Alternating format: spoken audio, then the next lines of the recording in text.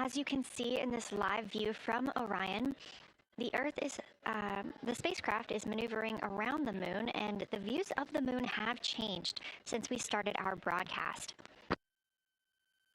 The near side is now very far to the right side of your screen. This is the side that we can see from Earth. That darkened portion are ancient lava flows.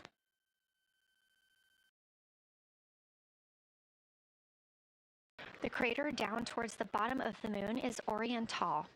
And this is a crater that was previously never seen before by human eyes until this mission.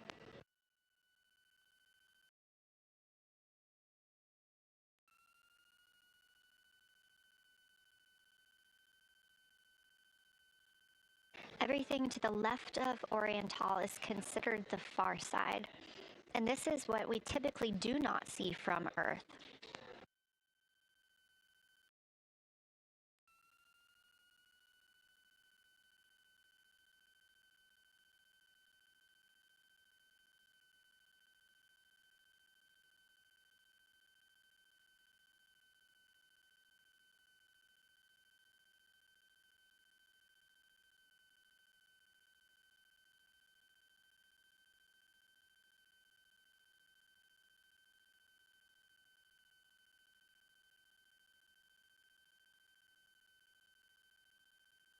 Just a reminder about this view. This is coming from a GoPro camera mounted on the tip of one of Orion's 4 solar arrays. Each solar array has a camera mounted on it, and the bandwidth is limited due to we have a crew on board, and this is our first flight of crew aboard the Orion spacecraft. So having a crew means we have to have an environmental control and life support system. There's a lot of data around, a lot of data to bring down for the crew members to keep us up to date on everything happening aboard the spacecraft. So we have to share our bandwidth when it comes to imagery and data.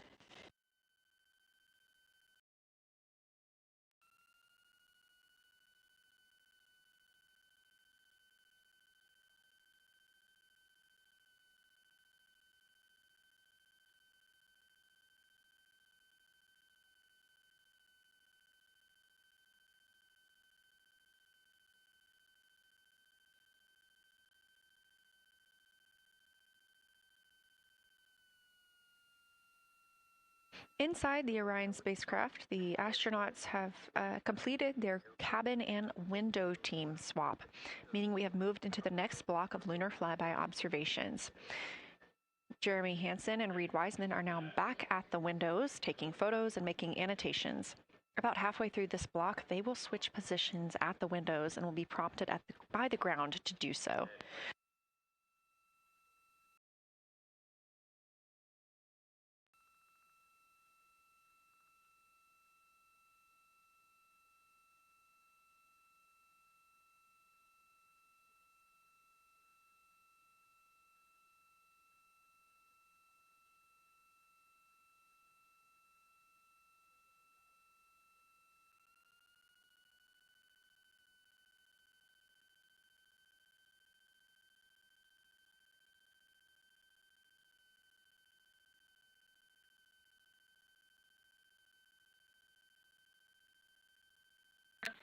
Houston integrity for SITREP. First of all, I'll just talk about the experience that I had during Victor and my observation time. It was an incredible experience. We definitely noted how much more you can see with the zoom lens.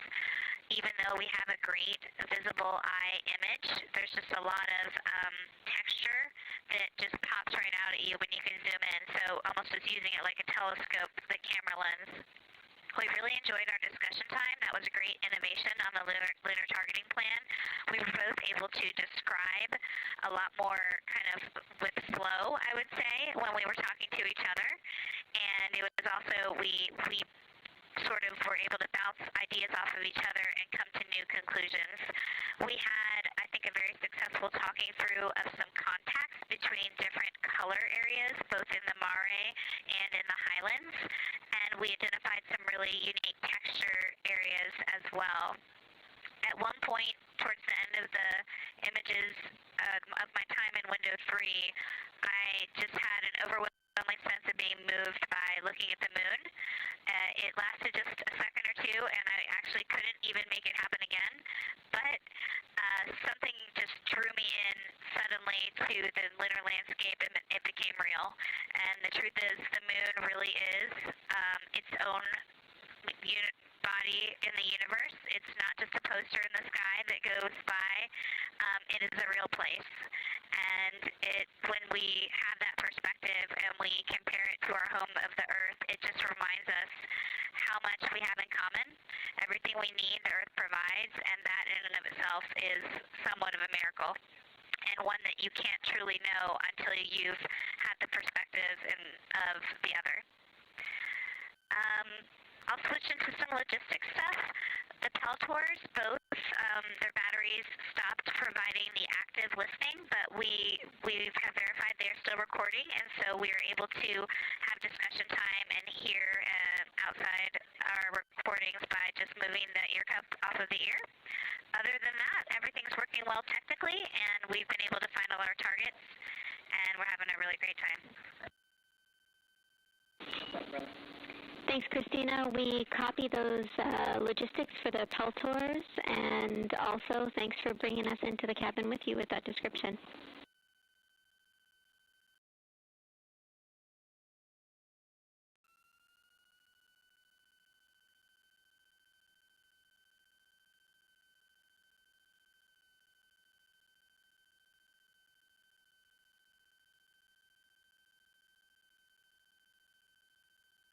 Right on time. NASA astronaut Christina Cook, a mission specialist for Artemis 2, calling down a science sit rep, a situation report. Good news, reporting that she and her teammates have been able to capture all targets that were listed.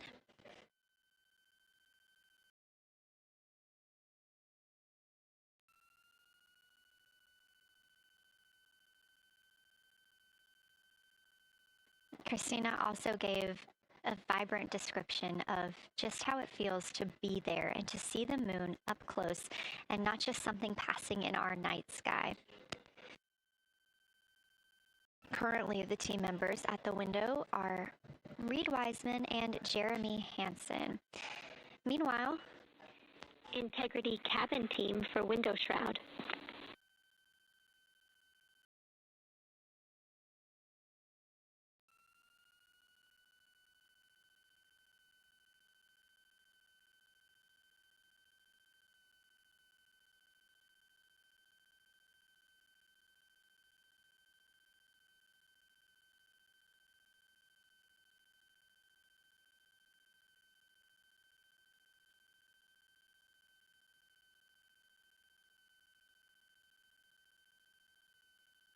We're listening. Go ahead, Jenny. Hey, Victor, we have a temperature constraint on the windows, and the shroud might be getting us close, so we just want to check on the state of window 4's shroud, whether you believe it's still necessary because maybe things have changed with our viewing, and if so, we would like to request to have the shroud removed.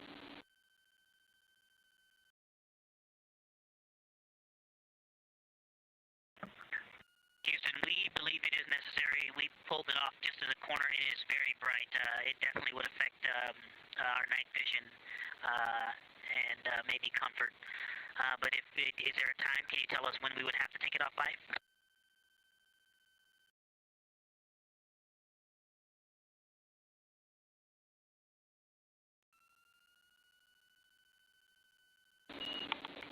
Unfortunately, since it's been on for a while, we are going to have to request that the shroud is removed, and we can recommend something that could block the light but just create a bit of distance between the window and whatever is covering it. Something like a t-shirt would do the trick and help.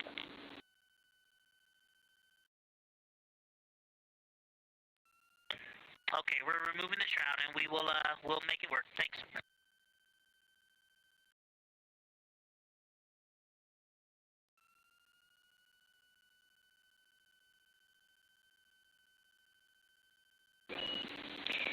Thank you, Victor.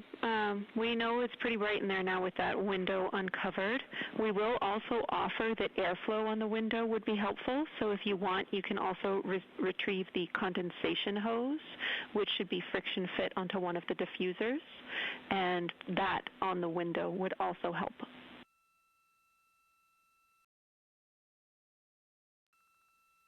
We can easily point a diffuser at the window, so we're going to start with that, and it's pointing at the window now.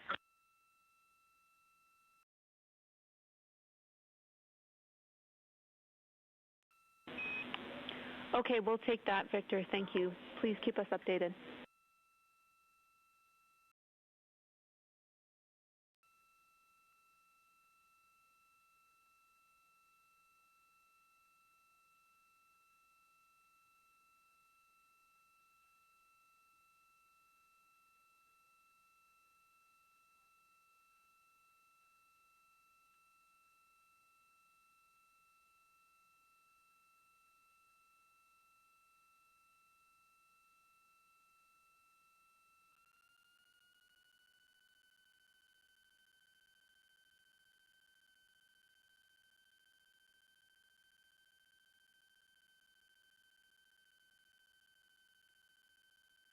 That call from Capcom, Jenny Gibbons, CSA astronaut and Artemis II crew back up to the crew aboard Orion, letting them know that they will need to remove the window shroud they had placed on window 4. They initially placed that shroud there to block out some of the light from the Earth. It was extremely bright coming in the cabin and interfering with some of their viewing opportunities out at the moon.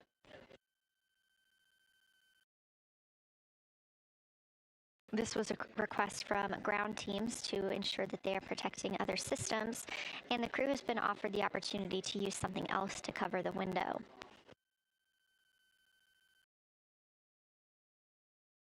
Meanwhile, Reed Wiseman and Jeremy Hansen continue with their lunar flyby observations. They have just looked at Glushko Crater. That's about when we heard that call down from Christina Cook with that description of everything she had been seeing during her observation period and what she was seeing at that time. The science team asked this crew to take centered images of the entire crater and their ray system in one frame. They're also interested in knowing the brightness, texture, and extent of Glushko's rays and how they differ in the mare, or that sea area, versus the highlands. Glushko is considered a young lunar crater, and these observations can help understand material properties of those craters.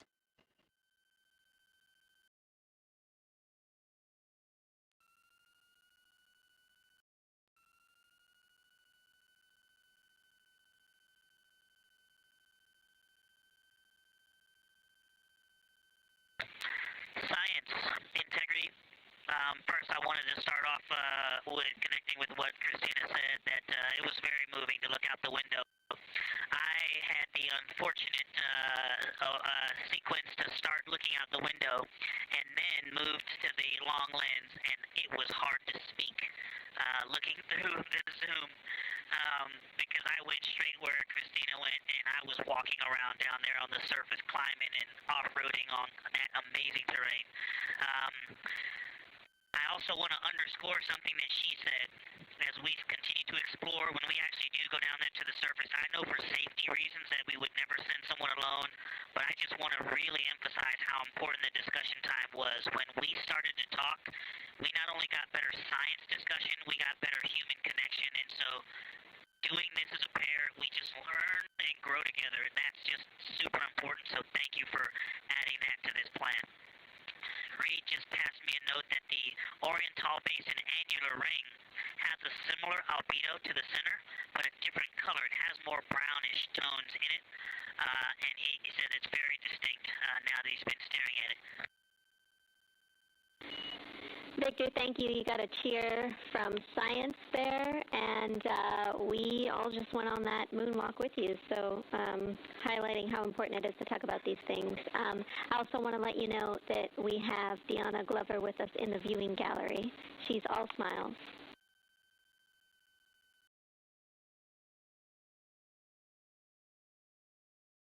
Well, you just got a bunch of cheers up here. Hey, babe. I love you from the moon. We love that we got a hey babe too, and we also have one of your lovely daughters here watching you guys work.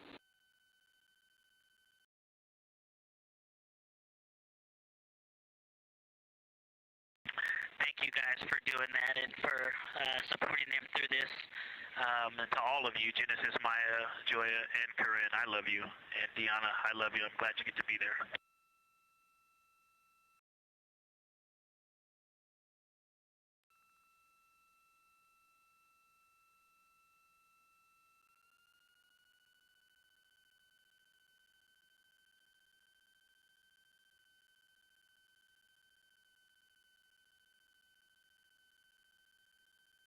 We've had some really sweet words from the crew members aboard Orion today, as their families have been able to filter in and out of the viewing room here at Artemis Mission Control at Johnson Space Center in Houston.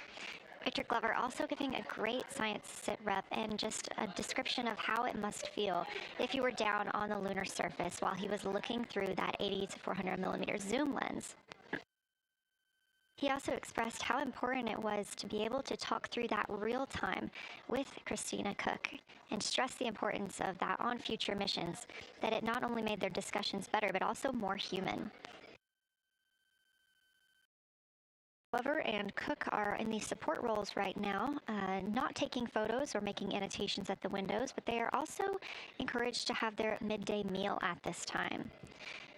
For lunch today, those two crew members have options of beef ravioli, salmon, butternut squash, sweet and savory kale, pickled beets, cherry blueberry cobbler, tuna noodle casserole, tomatoes and artichokes, broccoli, and chocolate peanut butter bar.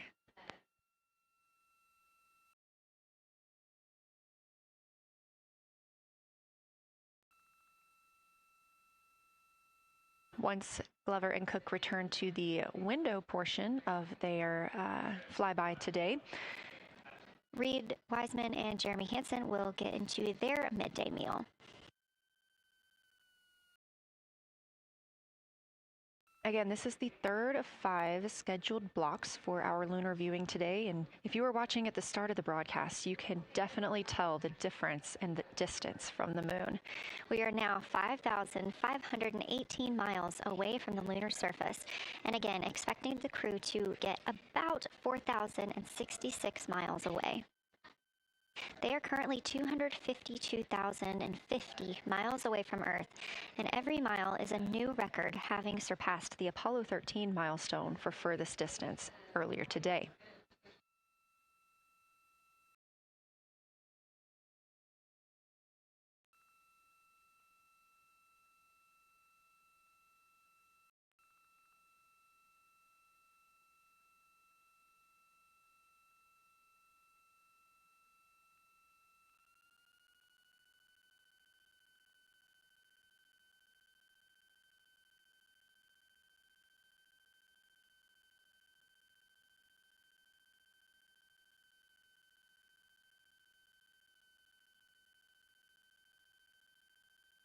If you look down to the bottom right of the moon in that darker looking area, that is Oriental Basin.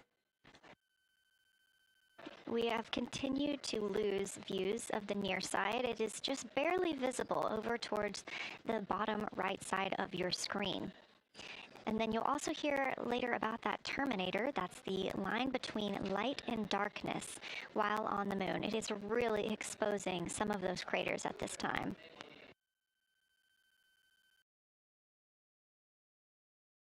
A couple of the other features in view right now are Hertzsprung Basin and Vavilov Crater. Hertzsprung Basin is nearer to the center of the moon, closer to that terminator line right now, and Vavilov Crater is just on the outskirts of it, closer again to the terminator.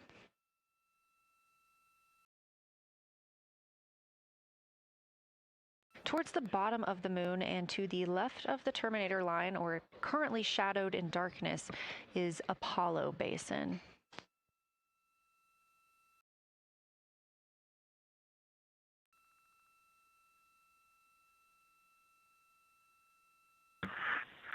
science from integrity. Let me find out how far we are from the moon right now. But our view is about a third of the moon is in eclipse. That beautiful Terminator is out there calling to me. We're 4,691 miles from the moon. And what looked like in the Terminator about a third of the way up from the southernmost part of the Terminator looked like a dinosaur print if one was running to the northwest. Now is clearly a crater with a bunch of craters around it. And that Terminator, I can only see about half of it. I'm looking through the docking hatch window right now because we have the Z9 in window 1. But that Terminator has moved. I guess I've been using Vavilov the whole time, so it's gone 2 more Vavilov craters to the west. And so a few more features are starting to peek out into the sunlight there with that low sun angle. And so you still have ridges and valleys showing up very clearly, a very jagged Terminator, and a few islands of light out there with some high elevation shining in the sunlight in that darkness. And on the eastern side of the moon, let's see, Grimaldi appears to be one of the farthest east features, and that is maybe 5 degrees from being right on the limb and going off over the horizon. It is interesting, just looking at Oriental, that my first impression of it is all of the dark areas appear lighter, which I think makes sense because it is now facing, well, it's still relatively the same to the sun, but my angle to it is different. So I'm looking at it from a little more, even further to the side as we pass it. But all the darker features appear to be just a little bit lighter from this vantage point. The darker ring structure in the outer and inner ring and the interior, as well as the annular ring portion, everything seems to be just a smidge lighter at this point. Thanks for that description, Ike. Any additional words you can provide on Oriental would be wonderful, as that is such a high priority target for us. And while I have you, as we get closer to target 15, which is the Terminator target, if you can find Zeeman crater again that you were looking at earlier, everything to your left of Zeeman would be getting into the South Pole Aiken area to help you orient yourself.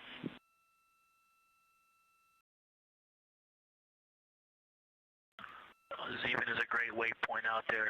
I definitely see it.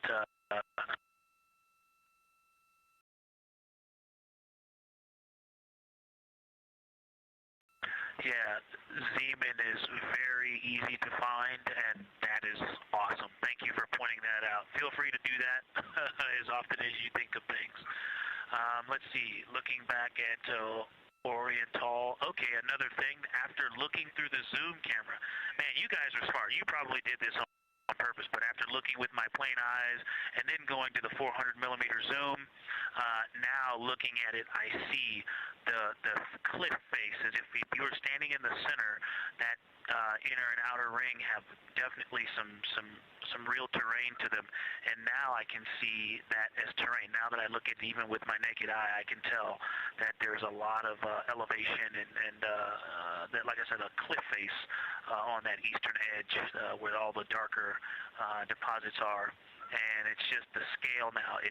Looking at it from far away, before it seemed like flat with color painted on it, but now that I look at it, I can definitely see that there is, different depositional characteristics, and so the darker is some other material, but there's also some shadowing going on because of the cliff face that is a part of that crater wall. Great description, Victor. Thanks, and really interesting to hear now the distinction between shadow and color. Before I let you go back to other observations, you mentioned that Reed saw a browner hue to the annular ring than the rest of Oriental. Are you seeing that from your vantage point?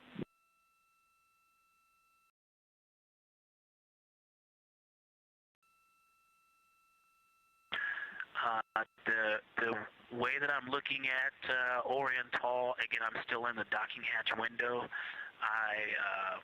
There's like a thermocouple right here in the center of the window, and it is the orange Kapton tape color, and so it is unfortunately, it's like trying to look at stars, you know, next to a metropolis. I think it's drowning out any color that I could pick up from the moon. I am not able to see that color, but I have not looked at it through one of the from one of the windows 1 through 4. I think when I get away from this Kapton tape strip that I would be able to see the variation that Reed's talking about. That is great feedback operationally. Thanks, Victor. I'll leave you to it.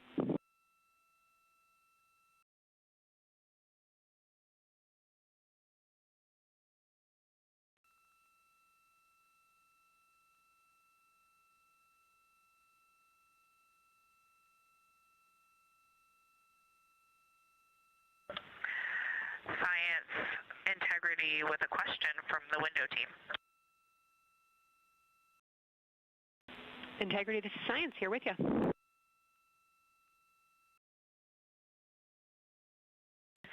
Yes, they have a question to help inform a theory that they're sort of tossing back and forth. What is older, the Mare seas of the near side or Oriental?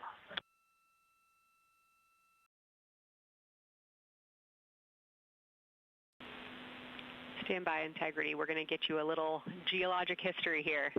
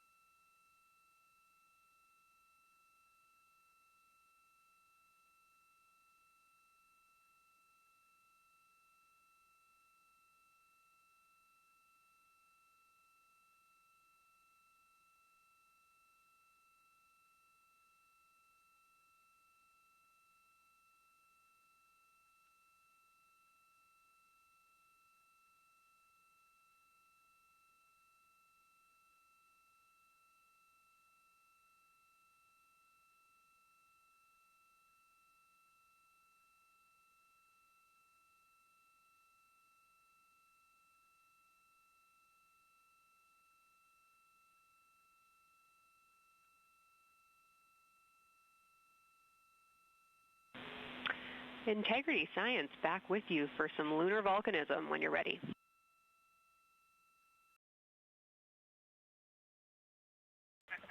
Go ahead. You're making our day down here getting to talk about lunar volcanoes. Oriental, as far as Mare go, which really pop out to you guys and really pop out to us here on Earth, that is younger. But other than that, Oriental is pretty young as far as Mare go.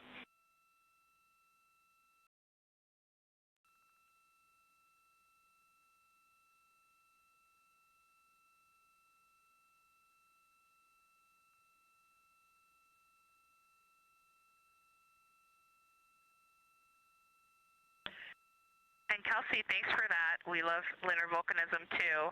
How about when the actual crater was formed?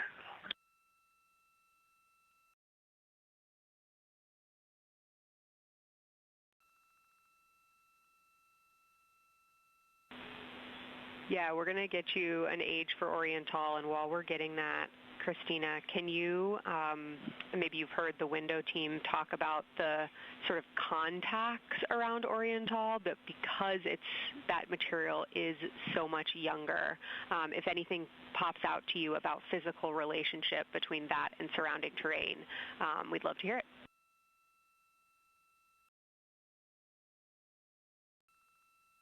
Yeah, definitely. They are discussing a contact relationship that could explain some of the color that they're seeing in certain areas. And so it was really about the ejecta of the creation of the basin and understanding the superposition of its ejecta and mare on the near side or other features. So thank you. We'll take the insight when you have it.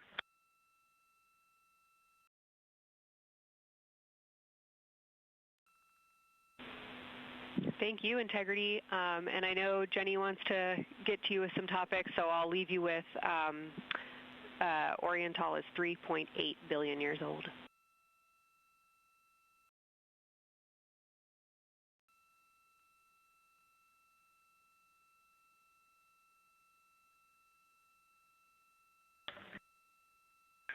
Copy that. So that's on the older side. The actual basin is very old.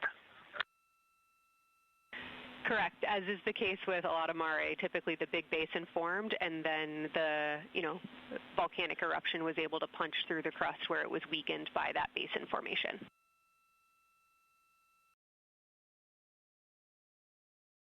Perfect. Tracking. Thank you.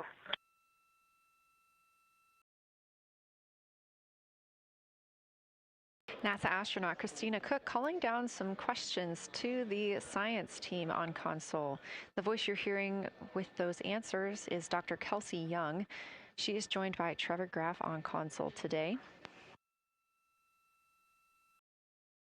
Christina asking about the age of Oriental, and specifically the mare regions. Those are those dark regions that you see. They are paved or filled by volcanic deposits.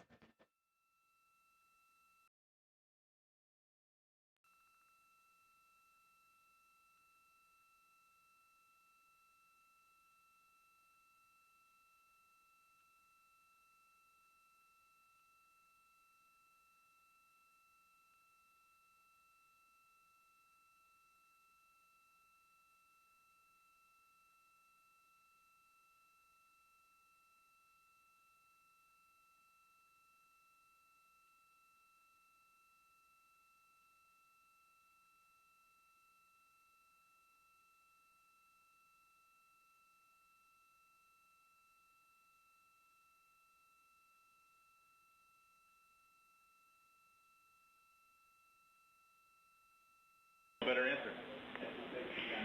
Integrity, it's about time for a position swap at the window. So we will ask Reed and Jeremy to swap positions, and I'll remind you again about your SD cards. And Victor or Christina, I have one window task for the cabin team when you're ready.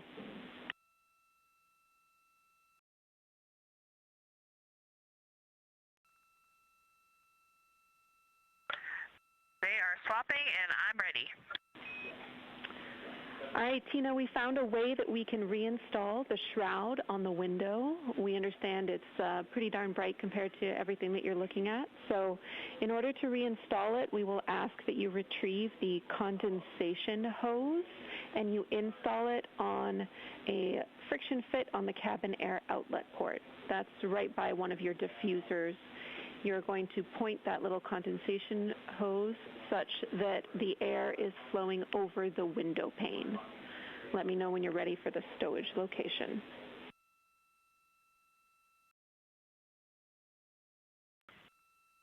Ready.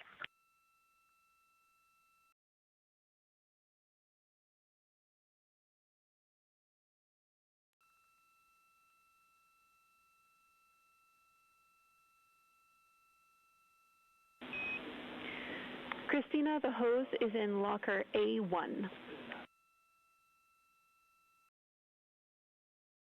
The crew has gotten a go to reinstall that window shroud they were using to block some of the earth shine.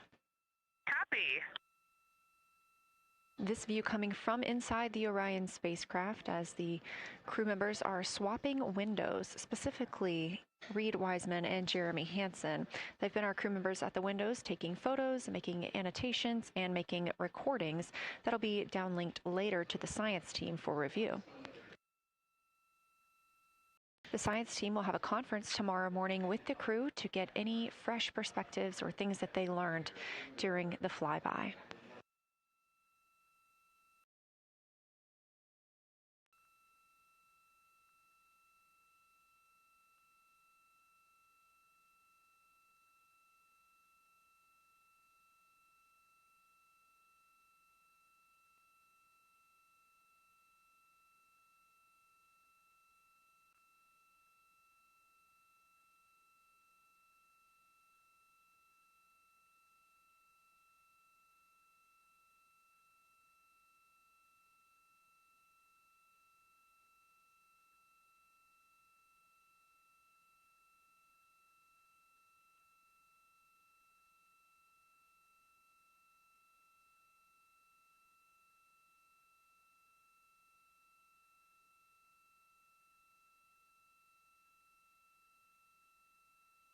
Again, we are now in the third of 5 observation blocks for the crew scheduled for today.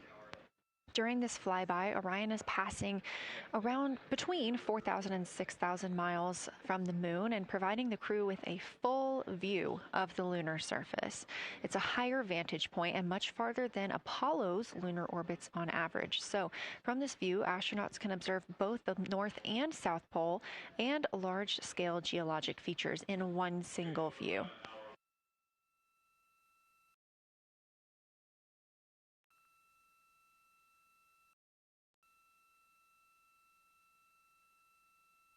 We are now just under an hour until Orion passes behind the moon, and we lose communication with the crew. They will be out of reach with any of our deep space network antennas. That loss of signal will last about 40 minutes, and we expect to regain communications with them once they fly behind the other side of the moon. While they are behind the moon, they will also reach their max Earth altitude as well as their closest approach to the lunar surface.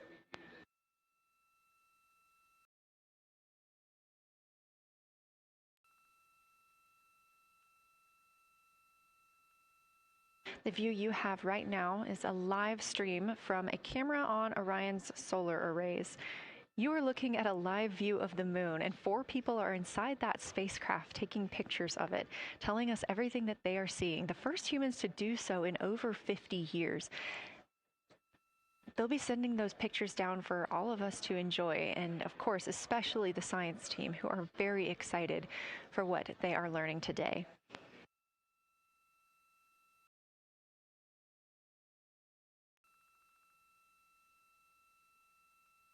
It appears the Artemis 2 spacecraft, Orion, is now under 5,000 miles away from the moon.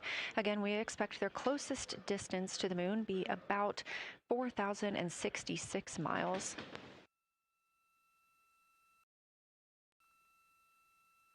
That is an estimate at this point, and we will make sure to share that closest approach distance once we receive it.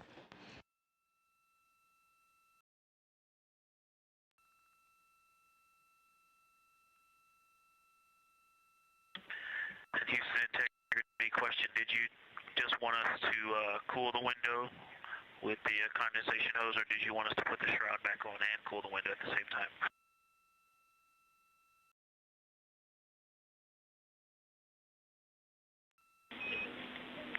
Victor, we definitely want you to cool down the window with the condensation hose. It's crew preference whether you put the shroud back on. The hose will allow you to do that if it helps with your lunar flyby.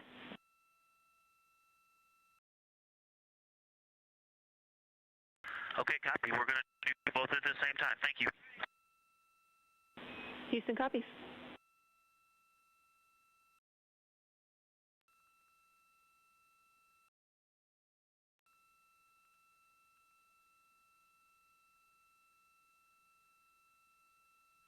Houston, thank you for that suggestion. The cabin is darkened again, and that makes a big difference for the imagery. And for science, we are now seeing a half moon.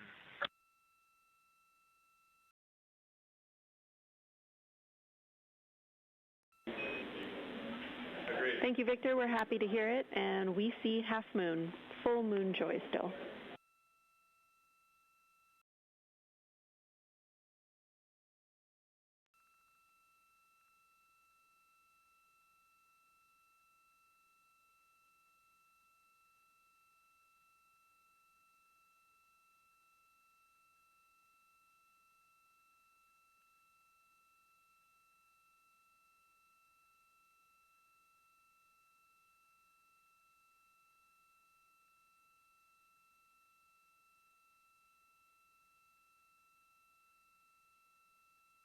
Crew reporting from Orion that they are seeing half the moon, which is about what it looks like here from this view from the spacecraft. However, what has become a little bit of a catchphrase for this mission, everyone is reporting full moon joy.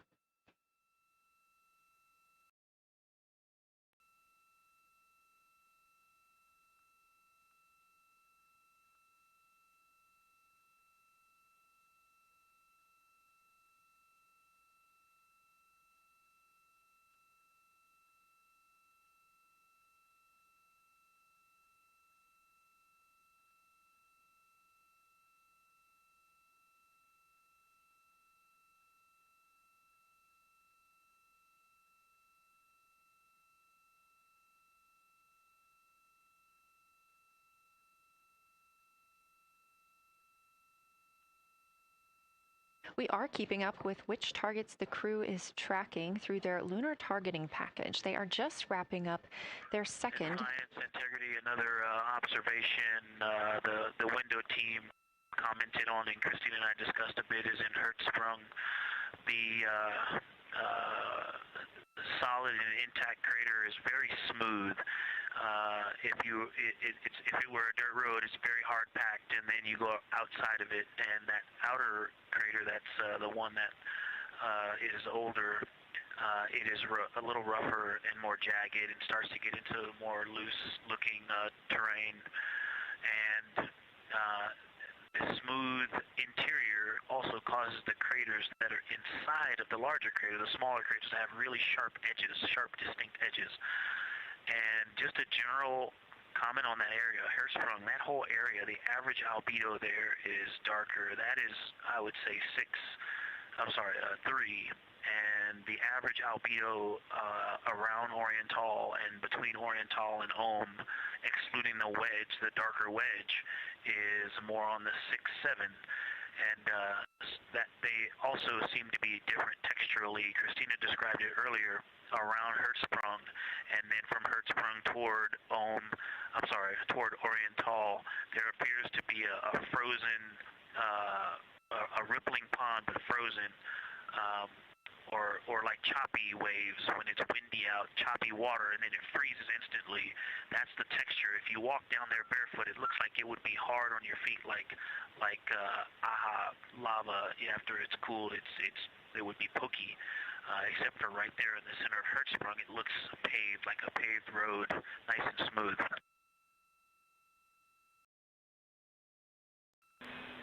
Victor, that's a wonderful description. Going from a paved road to lava reminds us of the Icelandic highlands. Thanks for that.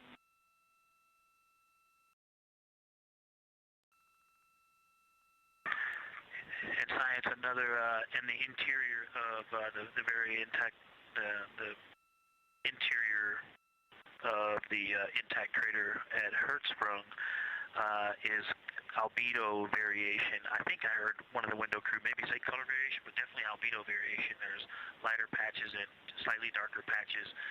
It's not swirling, it's just patchy. It just has spots that are lighter, and I would say a predominantly darker average area.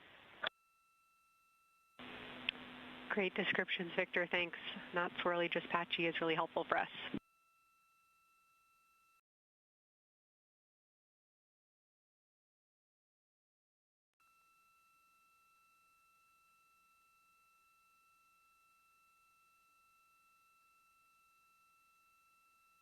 really great descriptions coming from Science, the window team is hitting all the targets. They are on plan and starting the discussion of the Terminator. And boy, I'm loving the Terminator. I think I know it's not purely a moon feature, but what it does to the features of the moon, to the terrain, I've probably spent the most time describing into my recordings and thinking about and looking at the Terminator. There's just so much magic in the Terminator. The islands of light, the valleys, what look like black holes, you'd fall straight to the center of the moon. If you stepped in some of those, it's just so visually captivating that the Terminator is the most striking thing that I've seen so far. We've been loving your evocative descriptions, Victor. You really are bringing us along with you, and we're following along with visualizations that pale in comparison to your descriptions. Thanks.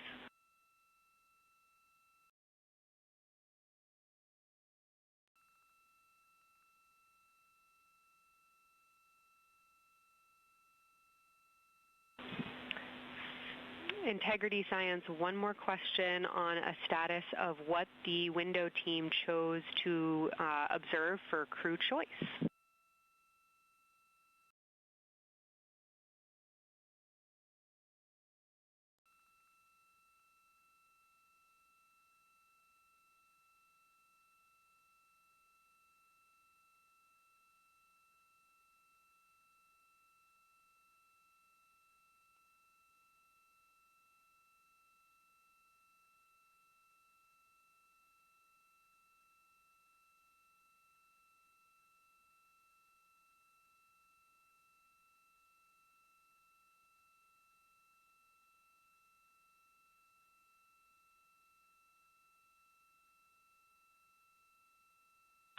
Window 2 talked about Vavilov, looked for suspended dust, and the Terminator. And window 3 about the experience and about the three-dimensionality of the moon this close. Wonderful. And another Thank you, observation about Oriental, I would say, is the features going off to the southwest, the two large, almost look like scratches in the surface. I don't know if they're rays or canyons or collapsed lava tubes, but two distinct features that are almost parallel going off southwest from Oriental Basin. They are the first things that made me notice parallax of our trajectory looking out at Oriental. That and in the inner walls of the east side of the crater rings, you really get a sense that we're flying over something with elevation and terrain, and they look different from this orientation. Love to hear it, Victor, and you had it that those chains are actually crater rays, secondary craters formed from the formation of Oriental.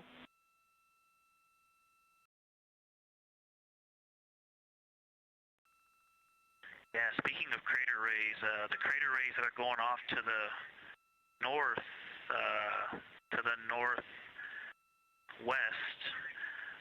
that run off toward Hertzsprung and I believe toward Vavilov. I'm not looking at it right now, but those crater rays are very interesting. They're all very small. I know you've imaged this, but they're all small and they look like, you know, a big impact launched rocks and things that made smaller impacts down the way. But something very interesting, and again, you can see this in imagery, but some of them are parallel, and then some of them converge toward the center of Oriental. And then I think I even saw some that maybe diverge, which not diverge, but that are convergent, which indicate multiple large impacts that created a lot of secondary impact crater rays. Fantastic, Victor. And I'll note that we can infer that you're looking down at your freshly named Integrity crater, which is near the end of one of those beautiful crater rays from Oriental. Thanks for the description.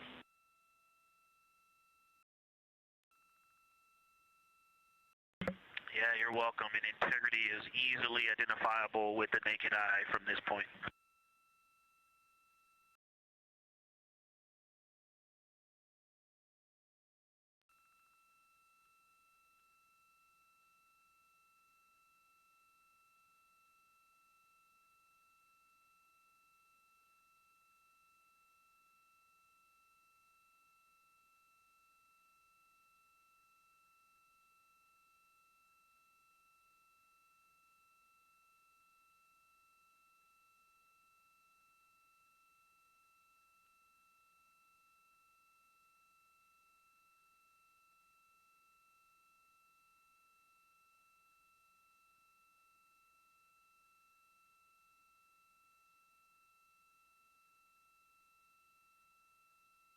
We've been hearing some great situation reports from Victor Glover, the pilot of the Artemis 2 mission, calling down to the science team, letting them know what he is seeing. And one of those things is Hertzsprung Basin.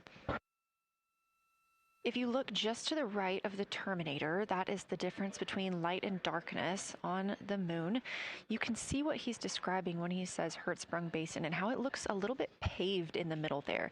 It's almost in the very center of the moon in this view, coming from the Orion spacecraft and a camera mounted on its solar array.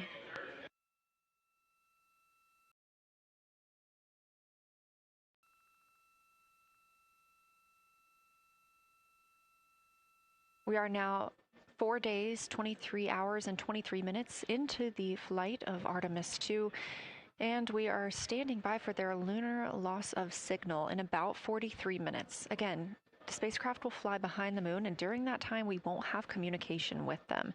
They will be out of reach of our deep space network. However, we will regain communication with them approximately 40 minutes later when they come around the other side of the moon.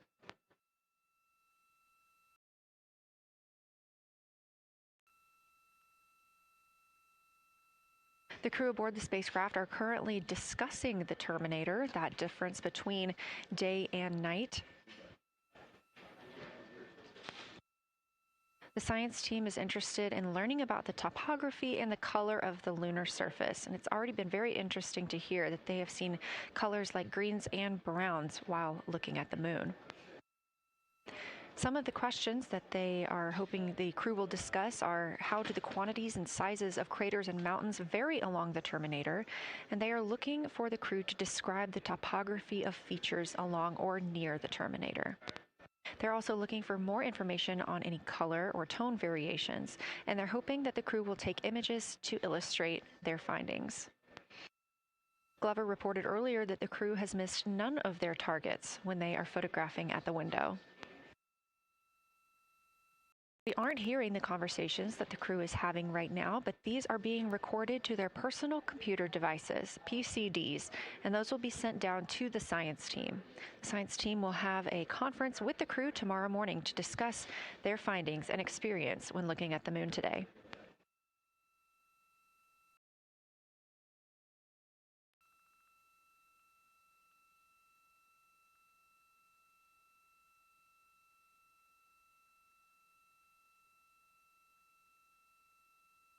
We have a few minutes left while the crew is discussing the Terminator. And if you're just joining us, you're looking at a live view of the moon, our moon, from the Orion spacecraft and a camera on its solar array. Inside that spacecraft, 4 astronauts, Reed Wiseman, Victor Glover, Christina Cook, and Jeremy Hansen, the first 4 people to fly around the moon in over 50 years.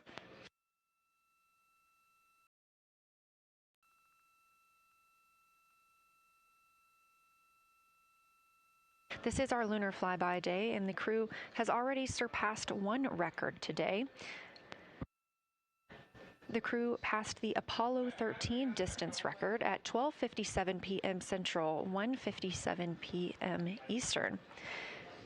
Canadian Space Agency astronaut Jeremy Hansen calling down that he hopes it's a record soon broken by other explorers.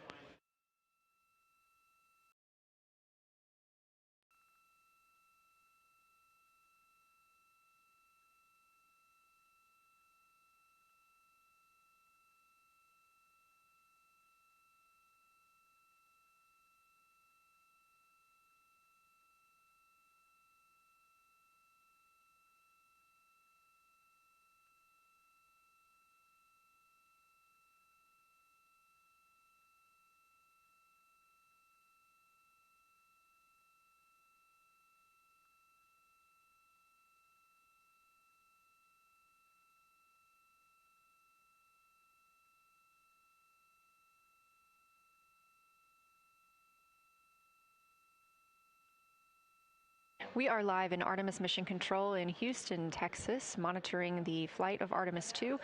All of the flight controllers here, each monitoring a different system aboard the Orion spacecraft. Integrity Houston, we are ready for our cabin and window teams to swap again. We have a 15-minute handover time here, and I have a couple of items I want to read up to you. They'll require you to write something down on your knee boards, so let me know when you're ready.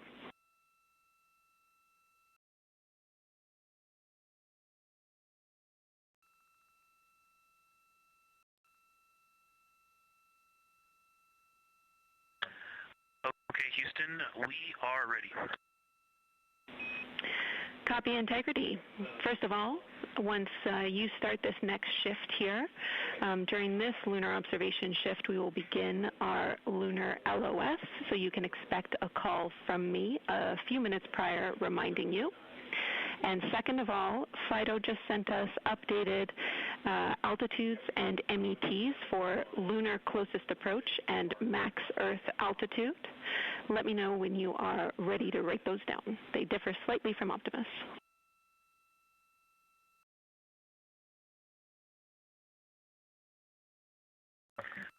Thanks, Jenny. We are ready to copy. Lunar closest approach will be at MET 5 days, 0 hours, 25 minutes, 34 seconds, and the altitude will be 4,067 statute miles. Maximum Earth altitude will be at MET 5 days, 0 hours, 27 minutes, 39 seconds, with an altitude of 252,756 statute miles.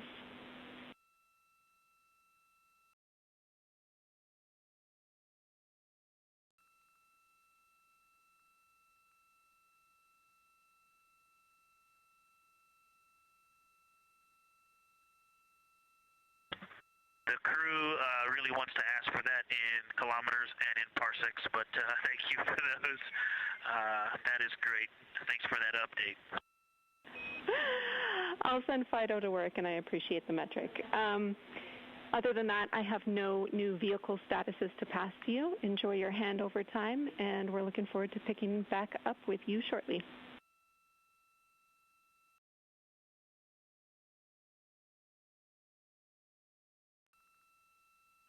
All right, we'll talk to you shortly.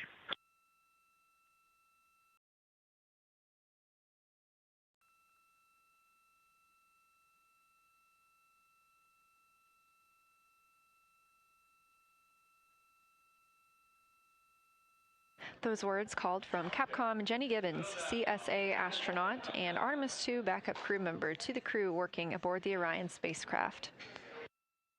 Had a little bit of a view inside the cabin. As you can see, it is very dark. The crew has turned off the lights, and the light that you were able to see is coming through the window, a reflection of Earthshine and from the moon.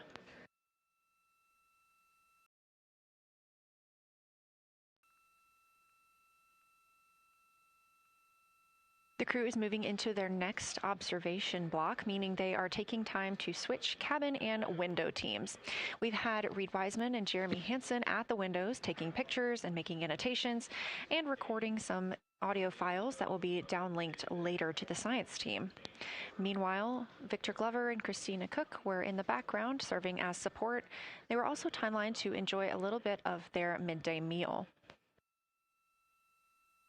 Now that we are swapping positions, the support team becomes Reed Wiseman and Jeremy Hansen.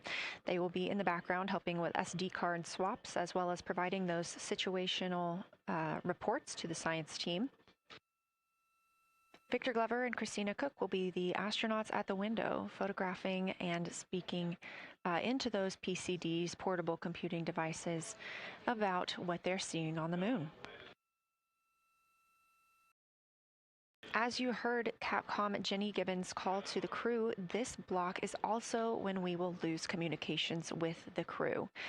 That LOS, or loss of signal, scheduled to be less than 35 minutes from now. We anticipate to be out of signal with them for about 40 minutes and will regain that communication once they've flown around the other side of the moon.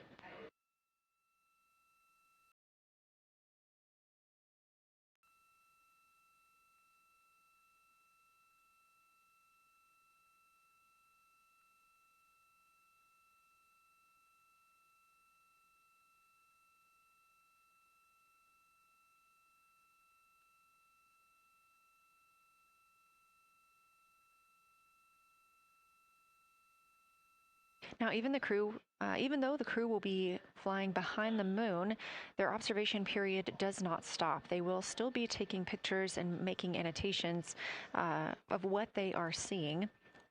They'll be looking for the limb of the moon, Earth set, and then Vavilov crater, which we have previously seen. They'll swap positions at the window before moving into a crew choice option. They will get to pick things that are interesting to them on the surface, take pictures, and explain why they find them that way. They'll also be looking for any impact flashes. These are short-lived flashes on the lunar surface caused by impact bombardment.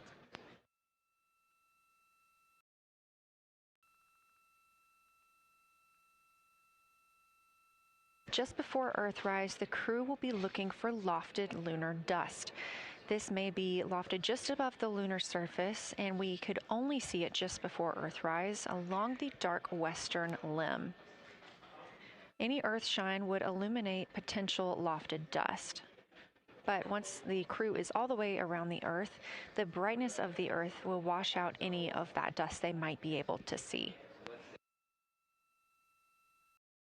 These were based on observations from Apollo missions and orbital spacecraft, and so we're very interested to see if the crew might be able to capture some of that lunar dust today.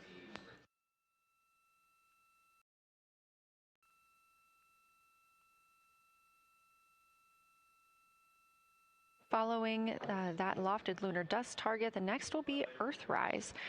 We will regain communications with the crew shortly after Earthrise.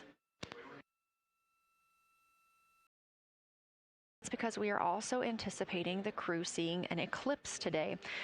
The moon won't be in view because the team here in Mission Control Houston will need to change the attitude of the spacecraft and ensure that its solar arrays are gathering light from the sun heading into that eclipse period.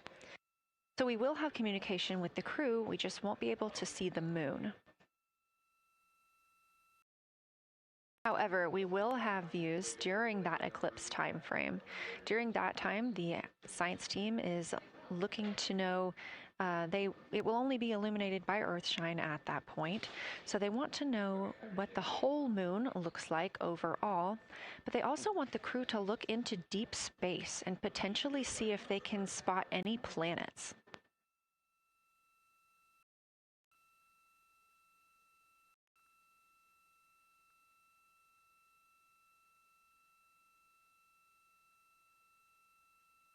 Once the eclipse is over, the lunar flyby period will have ended. We are live through the whole thing, and even once flyby is over today, we remain live 24/7 on NASA's YouTube.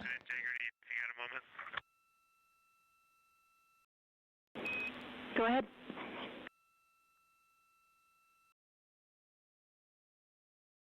I don't know if Catherine and Devin are still there, but if they are, just wanted to just let them know how much fun we're having out here. It's extraordinary to be on the far side of the moon right now, just see it hanging out there and looking back at the Earth. And Ashley and Kaylin, I know you're back in Canada, but if you happen to be watching too, just wanted to say hi to all you guys. Love you guys, and we'll be heading back your way shortly. Thanks, Jeremy. I hear they are watching, and your family is still here. So thanks for passing that along.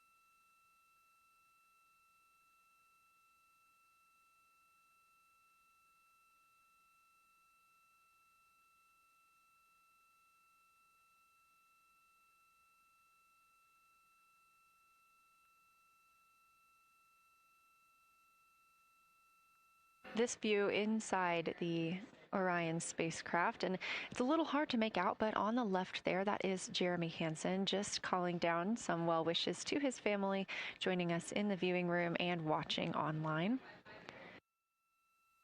Currently in the window are Victor Glover and Christina Cook. They are taking pictures outside of the window as they are now in their flyby observation block.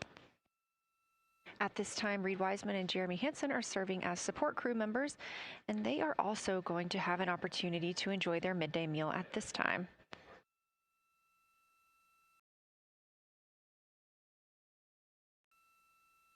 On the lunch menu today for Reed Wiseman and Jeremy Hansen, we have vegetarian chili, salmon croquettes, chicken with peanut sauce, sweet and savory kale, pickled beets, chocolate pudding, barbecued beef brisket, spaghetti and meat sauce, Italian vegetables, butternut squash, candy-coated chocolates, and maybe even a little bit of coffee.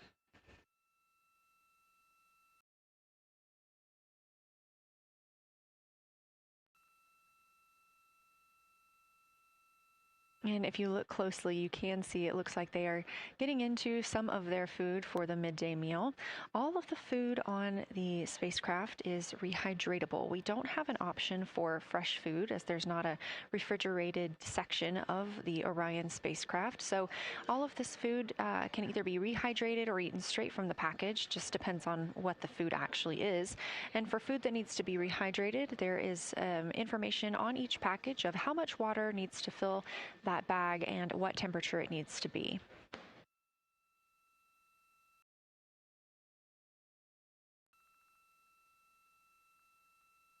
We are now 4 days, 23 hours, and 39 minutes, 40 minutes actually, into the flight of Artemis 2, the spacecraft.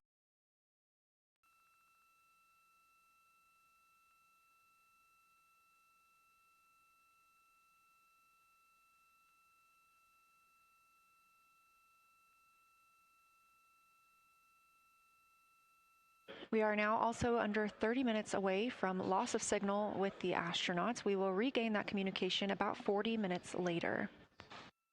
They will still be photographing the moon and documenting what they're seeing while they're behind the moon. And we especially look forward to potential Earthset and Earthrise views.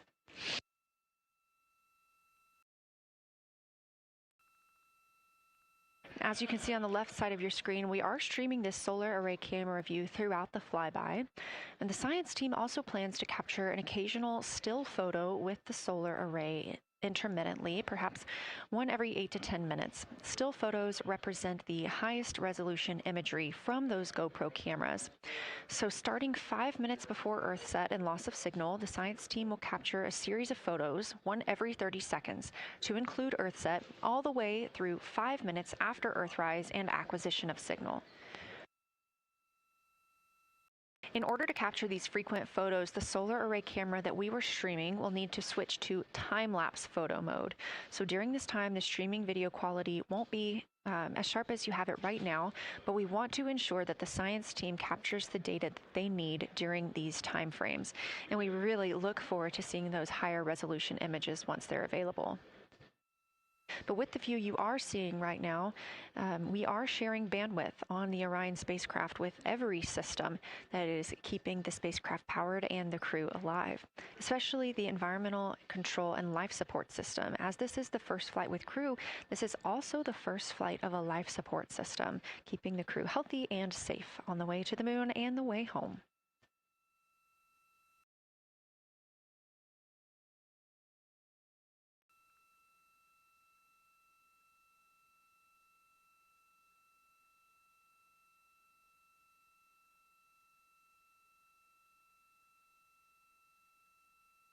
On the timeline, we're getting towards the end of the cabin and window team swap period, but it looks like our astronauts, Victor Glover and Christina Cook, are already photographing the moon outside of those windows.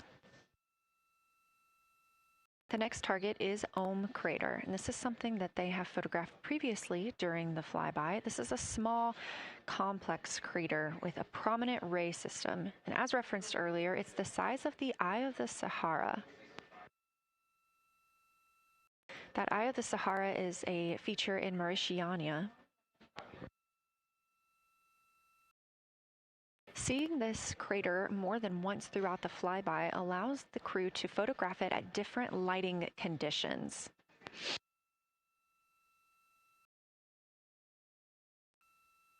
Those different lighting conditions help expose different portions of the target and can help the science team learn a little bit more about how it formed and what it is today.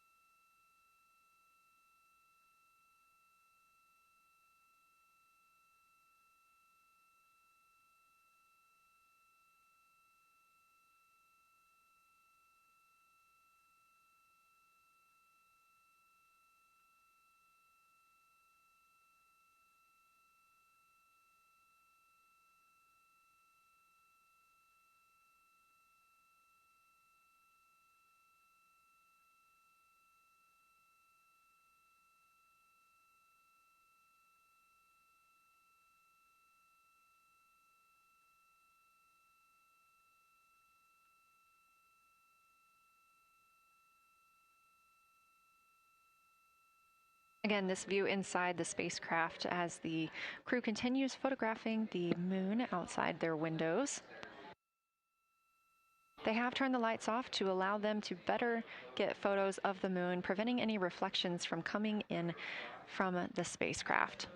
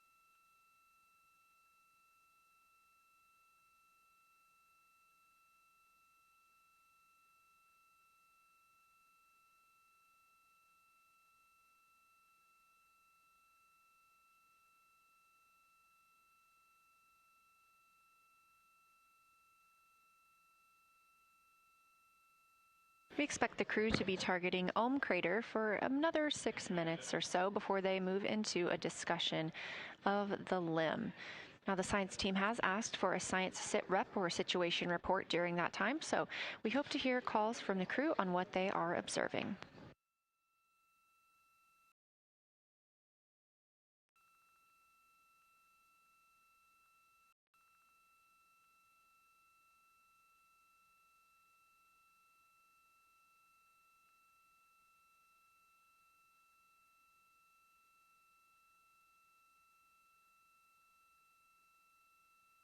If you've been following along, at the start of the day, we did have much more of the moon visible.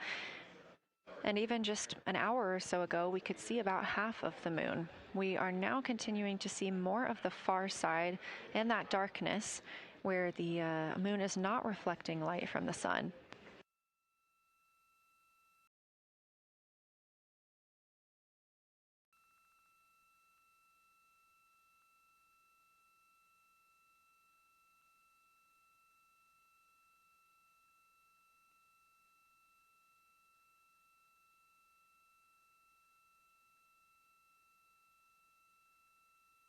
Earlier, we were also able to see some of those darker portions, that old lava flow that we often see on the near side of the moon and that we can all see from Earth. That has mostly gone away. We are now just seeing very little of Oriental. That's down to the bottom right of the moon. You can see just a small dark portion near the limb.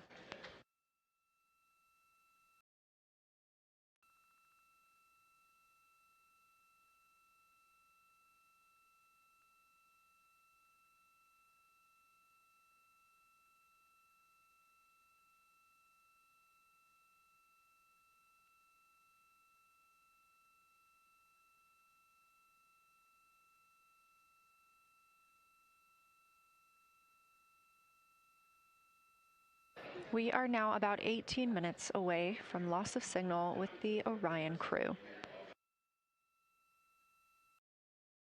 Again, we use the Deep Space Network to communicate with the crew members when they are this far from Earth. This is the first mission since Apollo when we have had humans on the Deep Space Network.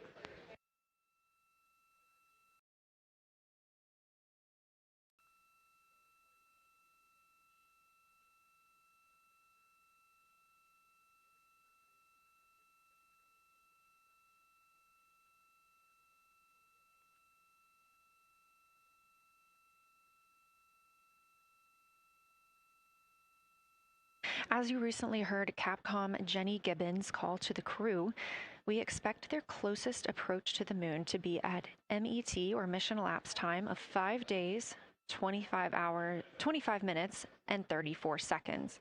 At that time, their altitude would be 4,067 statute miles above the Earth's surface. Just over 2 minutes later, they will reach their maximum distance from Earth at mission elapsed time 5 minutes, 5 days, 27 minutes, and 39 seconds. The altitude at that time would be 252,756 statute miles. These are our latest numbers, and we'll make sure to verify and confirm those once those milestones have been achieved. Obviously, we will be without communication to the spacecraft at that time, so once we regain communication, we will make sure to find out those numbers and report those to you.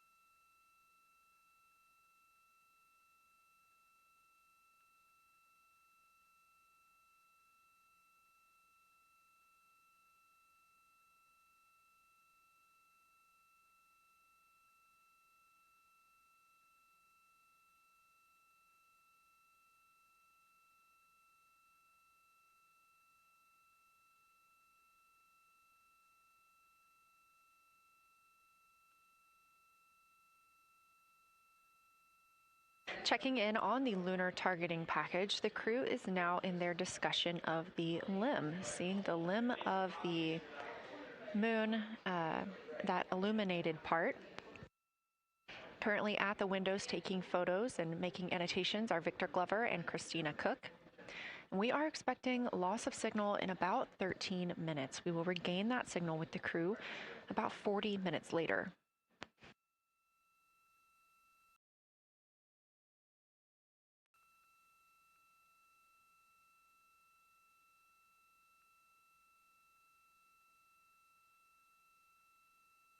A milestone worth mentioning that this day marks the first time in more than 50 years that humans will observe the moon directly, a critical opportunity to practice how lunar science will be conducted during future Artemis missions.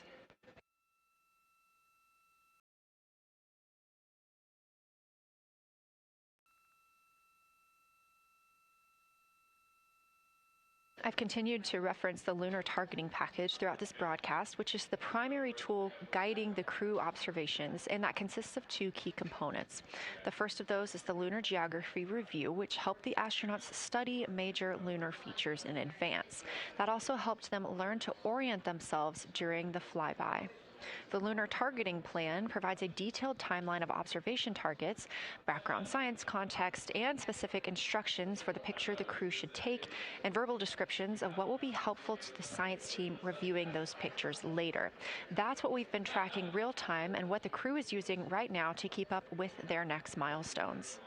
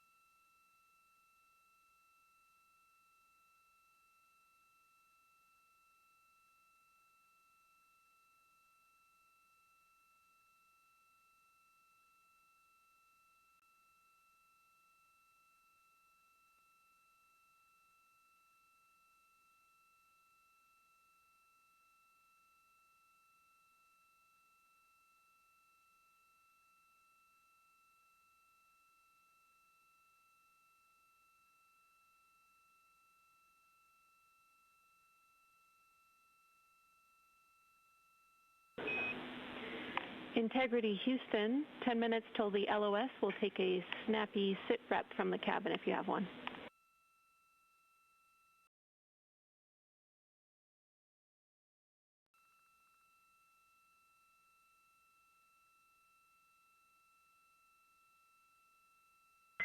Okay, Jenny, that came, we missed most of that, but just a 10-minute warning, is that what you're saying? 10-minute warning for the LOS, and I'll take a quick sit rep from the cabin, please.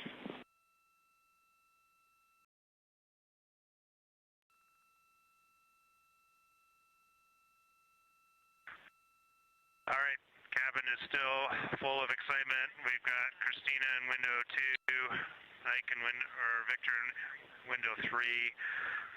Reed's actually been trying to get some images out of the docking tunnel. We can see the Earth and the Moon and part of the Moon out of the docking tunnel, which is pretty good.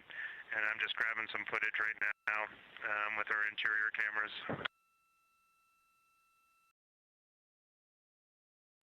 Copy, Jeremy. We'd like to know what camera Reed is using and also the status of window 1. Looks like there might be a shroud removed.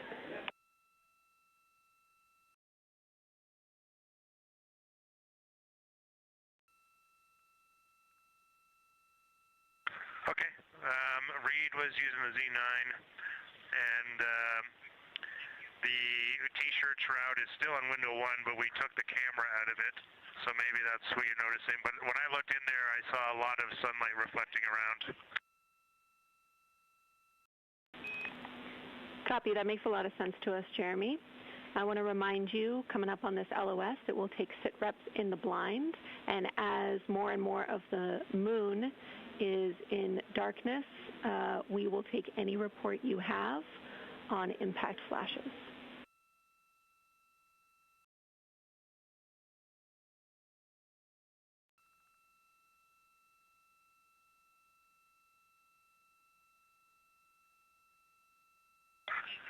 All right, Jenny, you have to say again your last. There's a lot of conversation here, and I was on the other side of the cabin, so I missed all of it.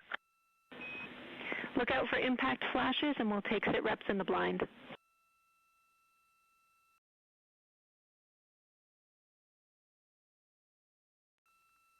Okay, impact flashes, sit reps in the blind. We got it.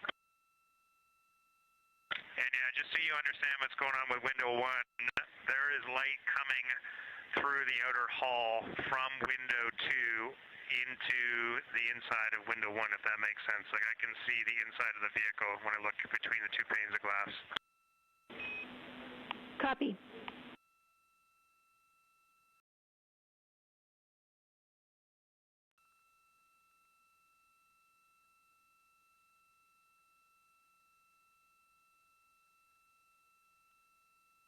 You're getting your first live look at Orion, the moon, and the Earth.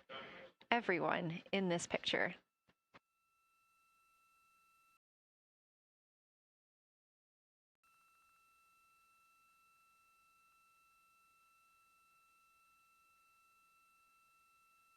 This is a live view from the Orion spacecraft.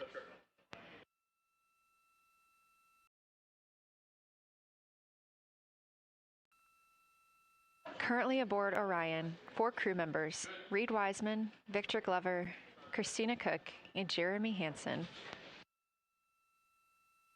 And on the Earth, all of us, all of humanity.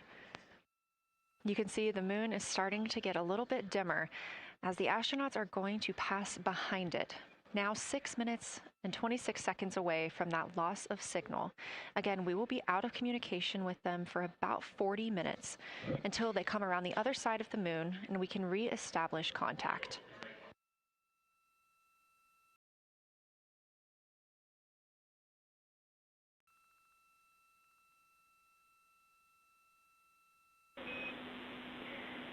Integrity Houston, you are 6 minutes from your 40-minute lunar flyby LOS. From all of us, it's a privilege to witness you carrying the fire past our farthest reach. Thank you. Godspeed.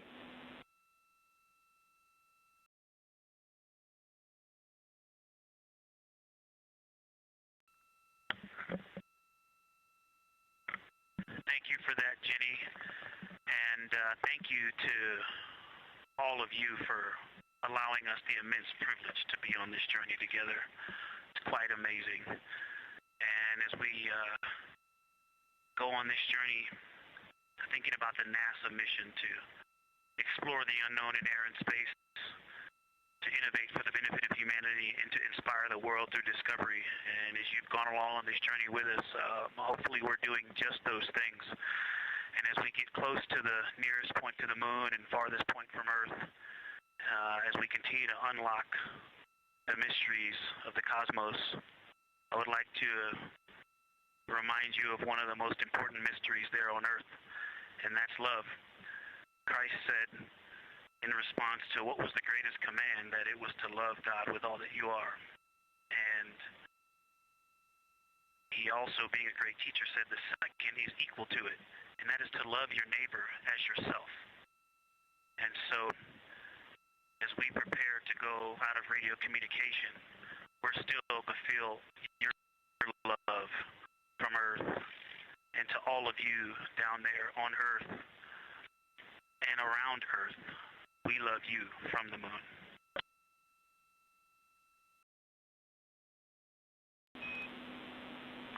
Houston copies. We'll see you on the other side.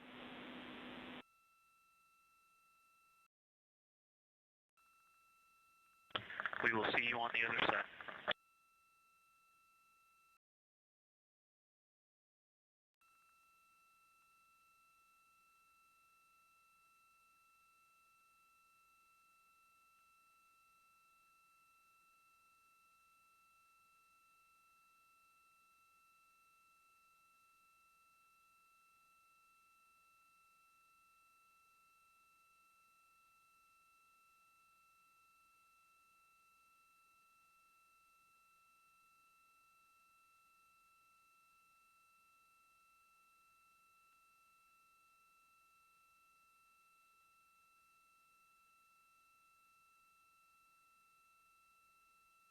Poignant words from NASA astronaut Victor Glover, and a little bit of a love letter from the other side of the moon all the way to Earth.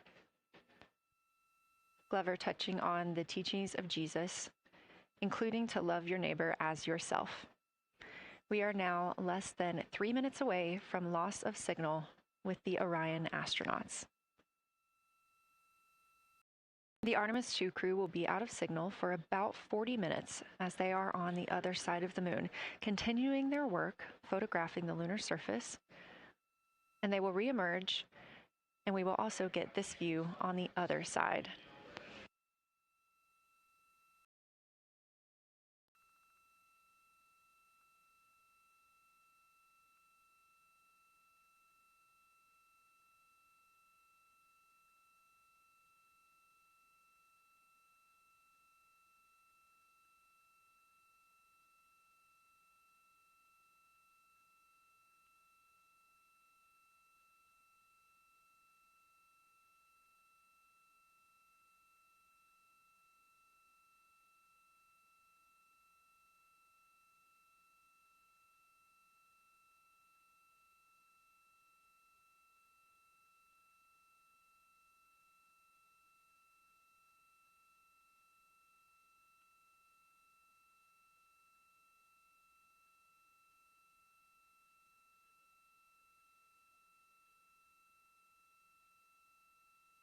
Just about a minute and a half now until we lose communication with the astronauts aboard Orion on the Artemis 2 mission.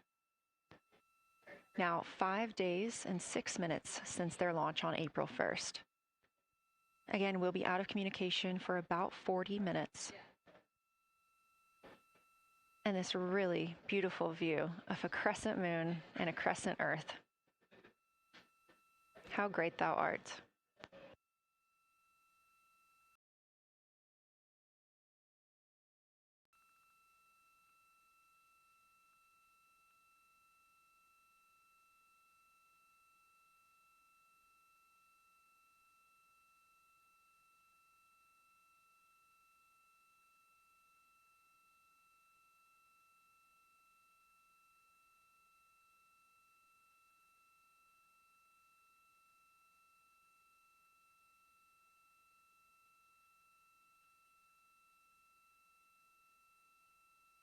"30 seconds now until we expect loss of signal.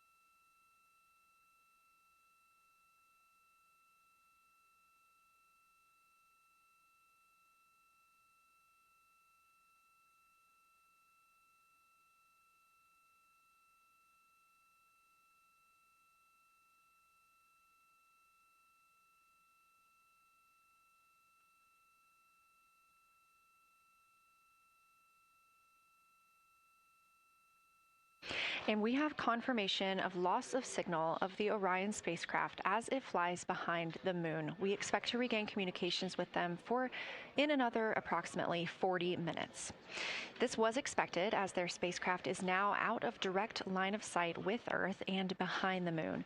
And this is a poignant moment as it's the first time in over 50 years that we have humans completely unreachable by anyone else on Earth.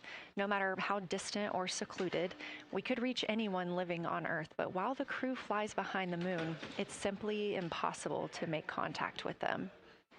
This is a live view inside the Science Evaluation Room here at Johnson Space Center and just down the hall from Mission Control. This team has been monitoring the flyby all day as the team has continued capturing targets on the lunar surface.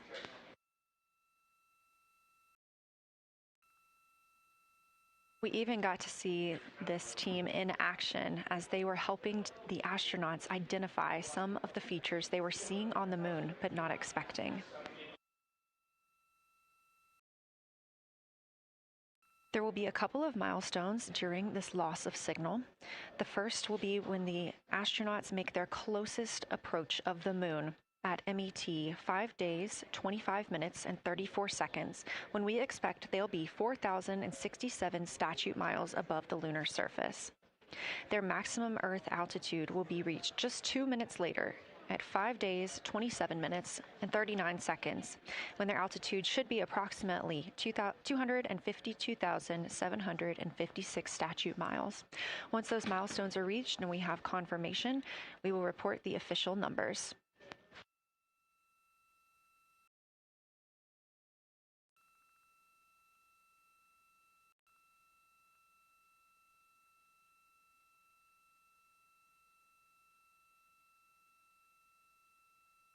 Throughout the Artemis II mission, astronaut voice, images, video, and vital mission data must traverse thousands of miles, carried on signals from NASA's powerful communications systems, the Near Space Network and the Deep Space Network. Let's learn a little bit more.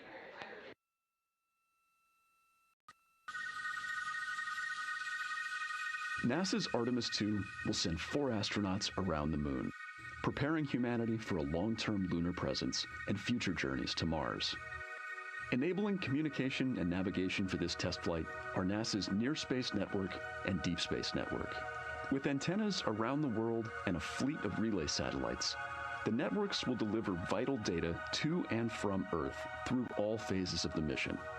The networks are seamlessly integrated at NASA's Johnson Space Center in Houston, Texas, where Mission Control coordinates the network handovers.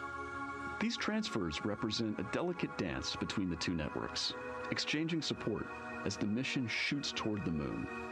On the launch pad and during their early orbit phases, NASA's Orion spacecraft and Space Launch System rocket will rely on communications and tracking services from the Near Space Network. After its translunar injection burn, the Deep Space Network's global array of antennas will serve as Orion's primary communication support during lunar orbit. As the mission journeys farther into space and away from Earth, signal strength weakens and bandwidth is conserved for crew communications. The astronauts will have a near constant connection to Earth, ensuring their safety on a journey farther into space than ever before. We say near constant because as Orion goes behind the moon, a planned loss in communications will occur.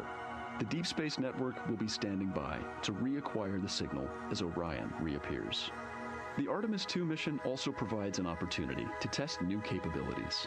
Using laser links, NASA will periodically transmit Orion data to showcase the benefits laser communications could have for future human spaceflight missions. The data from Orion, sent by radio signals or laser links, is massive. The mission is gathering images, data, and video, while also generating details about mission health and crew voice files. All of that data gets processed here on Earth, where systems compress it for efficiency. In the future, we'll upgrade these systems on Earth so that image and video clarity improve with each moon mission. With the Artemis II test flight, we're evaluating the communications infrastructure that will help carry us into the future as we explore the moon and journey forward to Mars.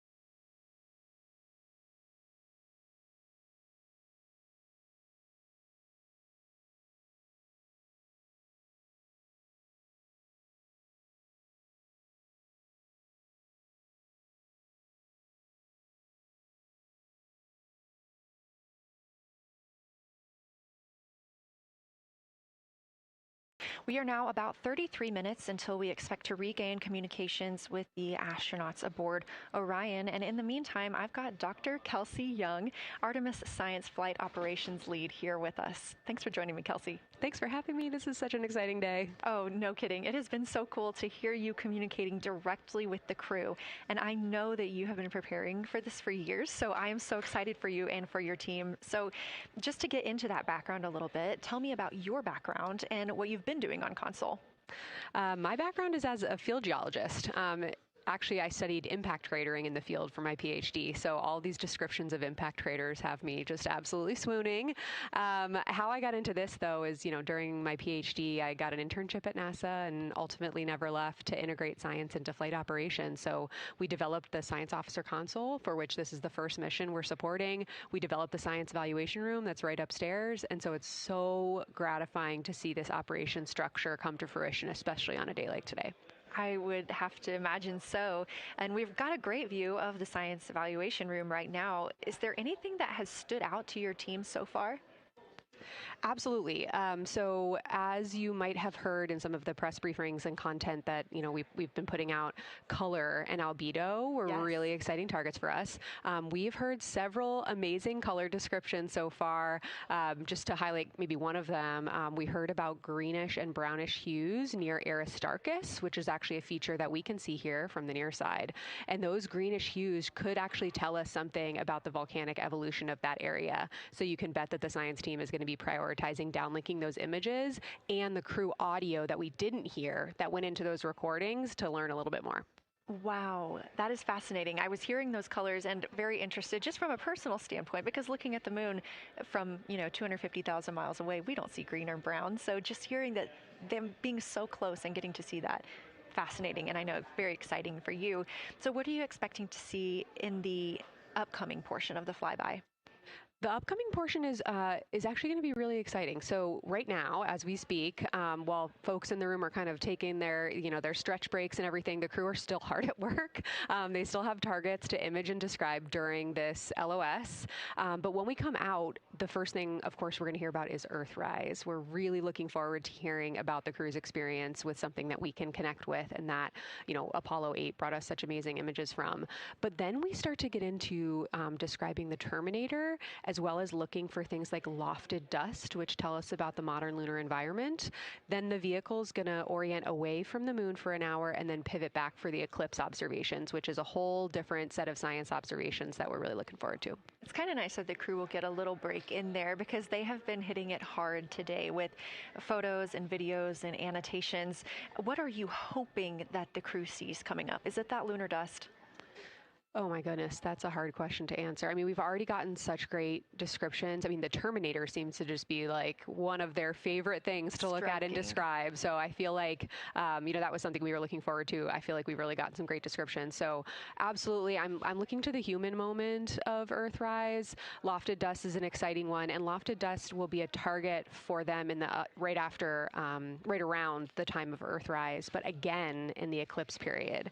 So I'm really looking forward to seeing. I mean, they've already highlighted just in the course of their flyby so far how the moon has changed, and this is going to be even more dramatic change to go from their end of this kind of lunar illuminated piece of the flyby into the eclipse time frame. And I can tell you they're going to be experiencing a very different moon during that time, and I can't wait to hear what their observations are. Yeah, that's absolutely fascinating, and what an privilege that we get to do that on this mission, because that's not always the case. If we had launched on a different day other than April 1st or 2nd, we wouldn't have gotten to see that eclipse. Is that right? That's correct. April 1st and 2nd. I will say, I was asked a lot in the weeks leading up to the launch, well, what's your favorite day? And my answer truly was, there is no bad day to launch to the moon. We were going to get great science out of it no matter what, but it's a really neat opportunity to, bring the sun into the picture, bring different planetary bodies into the picture while still literally keeping the moon in center stage. Fascinating. So what differences are we looking for at each site? We're hearing a lot of different terms. We're looking at craters. We're looking at mare. What are the differences that you're hoping to see? We do have, as you highlight, kind of different prompts for each target. That's what they're looking at in their lunar targeting plan, which I know you've been showing. And we have even different prompts for the person with the really long lens on the camera versus the people with the unaided eye. And you've heard the crew talk about, oh my goodness, when I go from one to the other, I can really detect different nuances. And that's something that we experienced in simulations, but hearing them actually, see it for real has been really gratifying. But we're looking for different things based on the target. Sometimes we're looking for color. Sometimes we're looking for texture. For the Terminator, we're looking at kind of what texture and morphologies pop out to you and what kind of diversity you see along the Terminator. You've heard, Victor especially make some comments about future impacts for exploration. So already I think that their descriptions in this first part of the flyby have told us something scientifically, but also about future surface missions. Well, it was so interesting to hear Victor talking about he was imagining in his mind's eye being down on the surface and walking around. That was very cool to hear. And when we're thinking about targets, I know some of them are determined based on the launch day because that determines the lunar illumination. So the ones that we're looking at today, how and why were these selected? Such a wonderful question. This really gets at at the heart of some of our really highest priority science questions. Illumination conditions is a big one, right? So of course we need the targets that we're interested on the lunar feature to be illuminated by the sun in order to view them, but the timing in which they see them during the flyby enables us to ask different questions. So you heard in the pre-flyby crew conference talking about, well, the same pair, Reed and Jeremy, will get to actually look at Glushko crater twice, and that looking at it from different illumination angles allows us to understand that feature better and connect color and albedo with topography and morphology.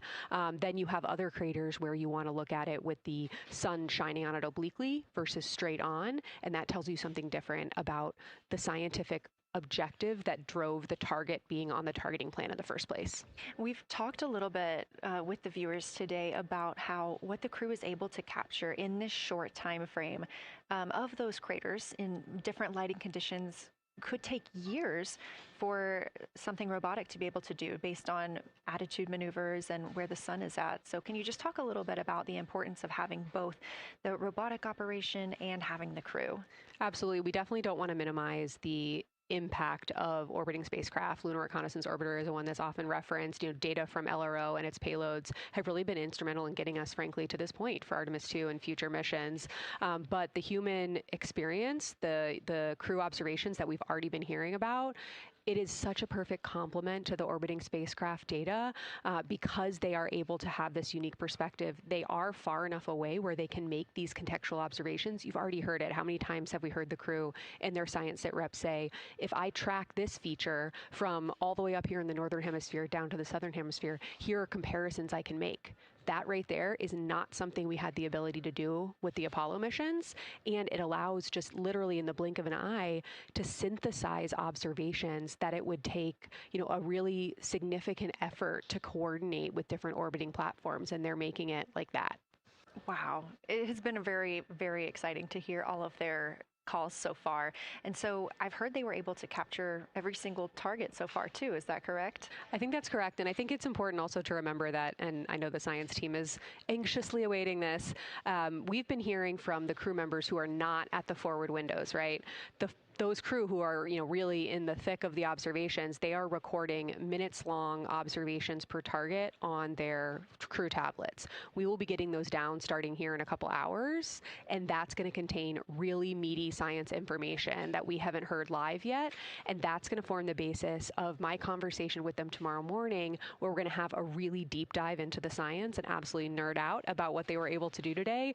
One of the most gratifying things for me today is hearing multiple crew members say, thank you for putting the discussion times in the targeting plan, because when we have had the ability to put multiple brains on a problem, we have elevated each other. And I'm looking forward to them, sleeping on it overnight and then us actually being able to really, truly have an elevated science discourse tomorrow. Well, we're looking forward to it too, and I cannot wait to hear everything that you guys get to learn overnight from some of those audio recordings and just everything that they'll be able to share tomorrow. So, Kelsey, I know you are very busy. You've done a great job today, and thank you so much for joining us for this interview. Thanks for having me. It's such an exciting day. We are now expecting acquisition of signal in about 24 minutes. As a reminder, the Orion spacecraft has flown around the other side of the moon, where they are out of contact with our deep space network.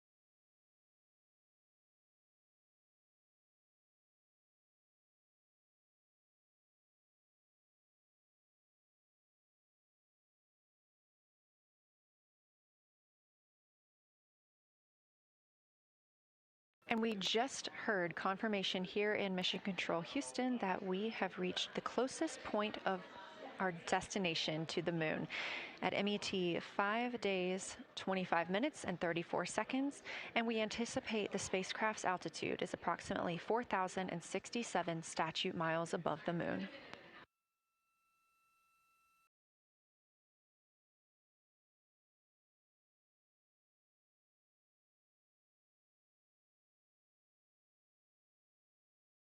We're continuing to track what the crew is doing while around the other side of the moon. They are continuing to take pictures of the of the moon, the Earth now out of sight. What they are in right now is a crew choice event. The science team has encouraged them to find interesting features on the surface, to take photos of those, and describe why they were interesting. Something else that they'll be looking toward next, just momentarily, will be impact flashes. They've got a few minutes allotted to look at the darkest portions of the moon. They're interested in short-lived flashes on the lunar surface because these would be caused by impact bombardment. After their impact flash targeting, the team is interested in if the crew can see lofted lunar dust. This would only be visible just before Earthrise. Now 20 minutes until we expect to regain communications with integrity and the astronauts for Artemis 2.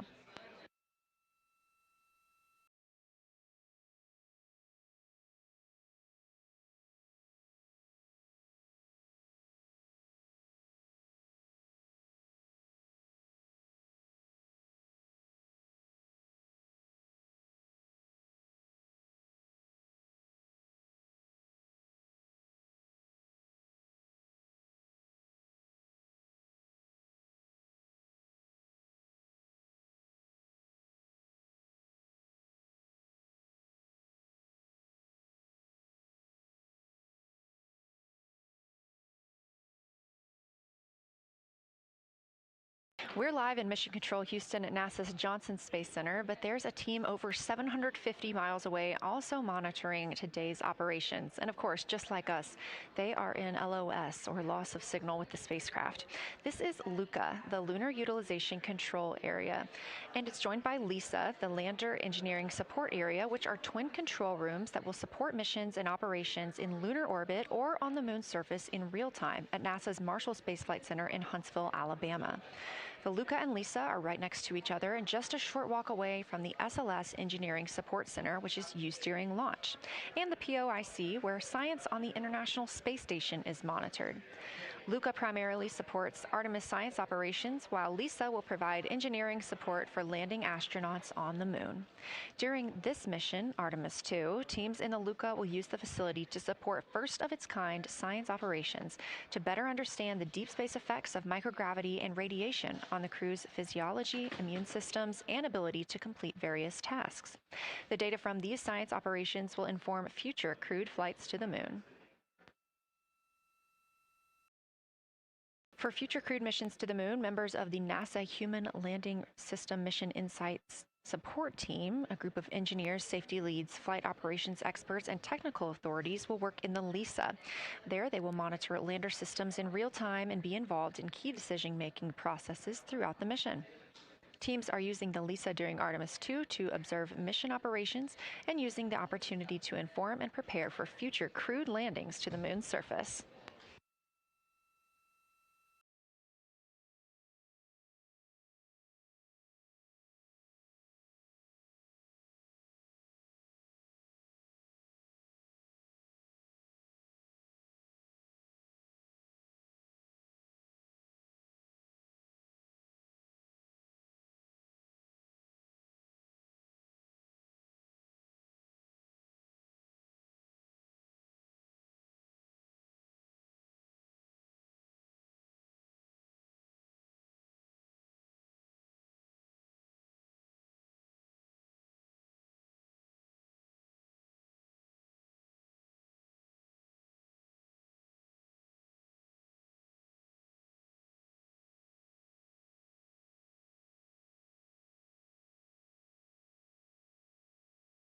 We now expect to regain communications with the astronauts aboard Orion in about 17 minutes.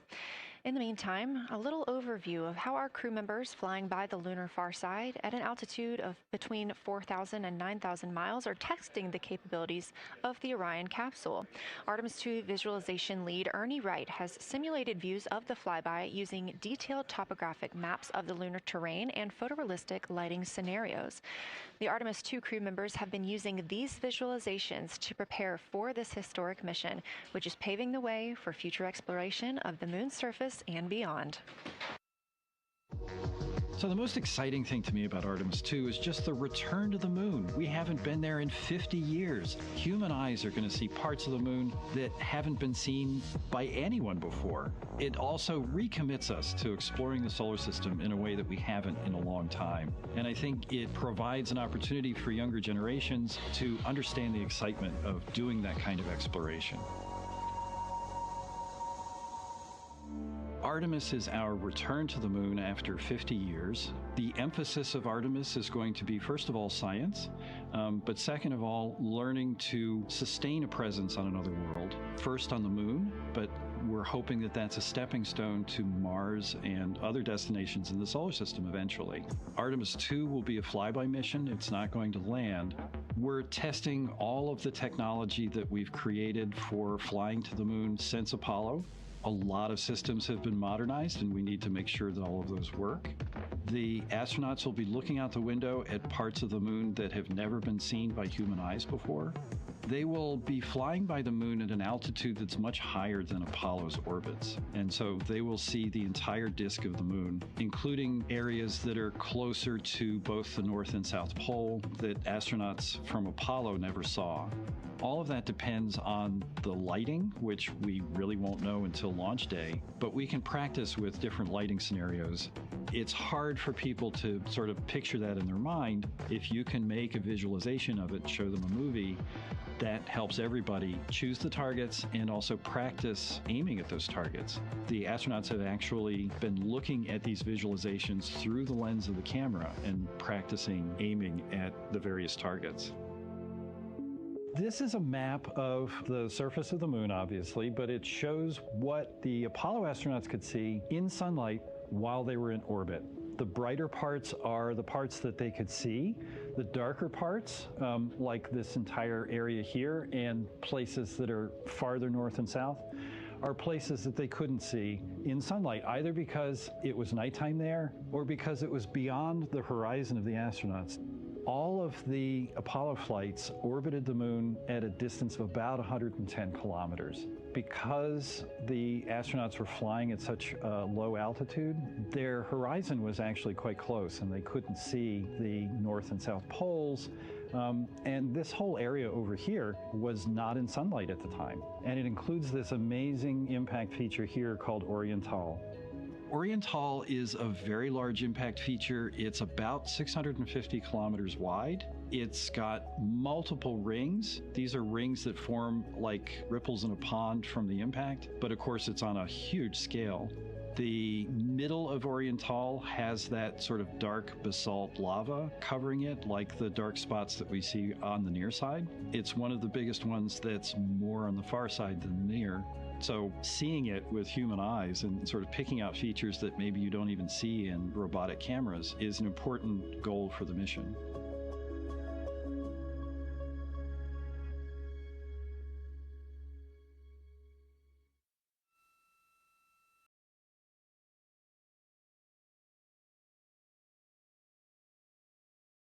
This live view in the Science Evaluation Room, or the SIR, here at Johnson Space Center in Houston, Texas, just down the hall from where we're at in the Artemis Mission Control Room. Teams continuing to monitor the flyby.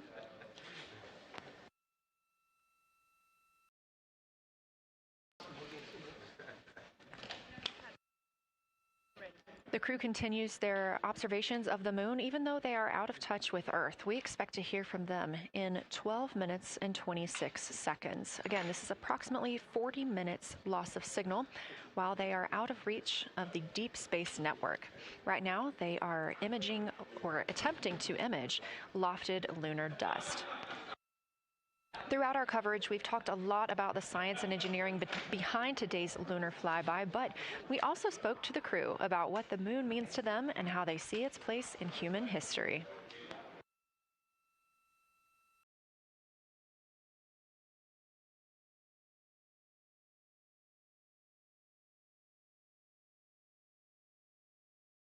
I remember being a little kid lying in bed at night and just looking out at the moon in whatever phase it was in, and I was thinking, man, my friends that live like 20 miles away, they can probably look out and see that same exact moon. And then when I was in the Navy and I would look out at the moon and I'd be halfway around the planet, and I would think, man, my brother can see that moon where he is, and he's halfway around the planet from where I am. And it's a connection of life on Earth. We can all look up and see that moon. It represents history. It is a witness plate. Everything that's ever happened to the moon is still written on the moon. There's no processes of wind or change in the Earth, geologic processes like we have here that change it. And something that's been telling and can read out the story of its own evolution, there's something beautiful about that. I've also learned from my indigenous mentors that they refer to the moon as Grandmother Moon. So you've probably heard of Mother Earth. They use Grandmother Moon because Grandmother Moon is responsible for the water in their community. The grandmothers, sort of protect the water source, just like the moon moves the water around the planet, affects the tides. It's something that represents something different for each individual culture around the planet. And that's really neat because we all share that same moon in the night sky.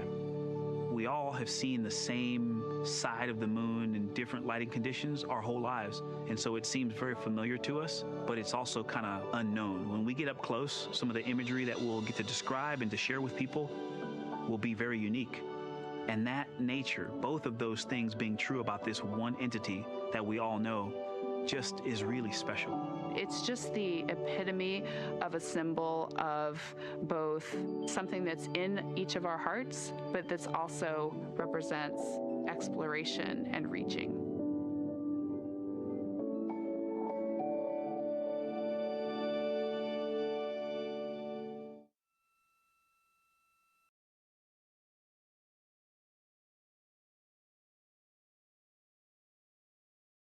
You're looking at a live view inside Artemis Mission Control here at Johnson Space Center in Houston, Texas. We are currently out of contact with the Artemis 2 crew. This was a planned, or not really a planned, but a tracked loss of signal that occurs when the crew flies behind the moon. We use the Deep Space Network to communicate with the crew, and when they are behind the moon, they are out of reach of that Deep Space Network. And when you consider our nonstop communications during the time in which we live, this is even more striking. For the Artemis 2 crew, they're only currently communicating with each other. Now, we expect to regain those communications in under 9 minutes from now, and we also are hopeful for a view of Earthrise. Despite being out of communication, the crew is continuously capturing imagery of their predetermined lunar targets.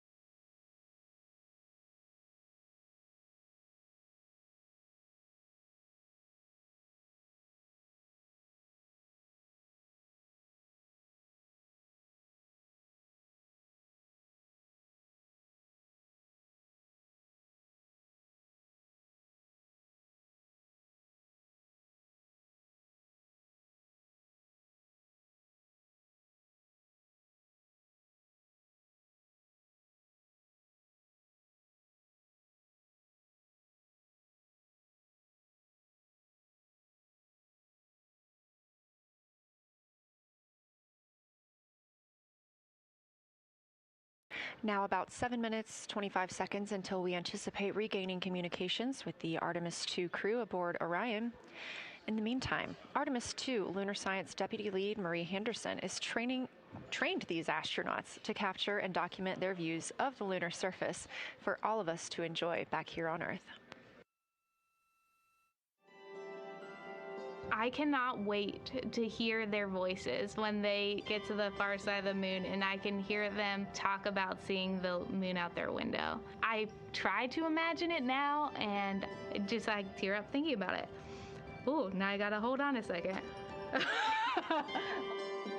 We have human eyeballs connected to wonderfully smart brains our astronaut friends have. They are going to be able to observe the moon in multiple different ways. They can use their eyes, they'll look through their camera and snap pictures, and just looking out the window getting that human experience. But during Apollo, the astronauts were so much closer to the lunar surface. Our astronauts are going to be doing a flyby at a higher altitude, so they're going to be able to see the whole moon as a lunar disk on the lunar far side. That's a brand new, unique perspective that humans haven't been able to look at before. We are doing a lot of lunar geography training with them.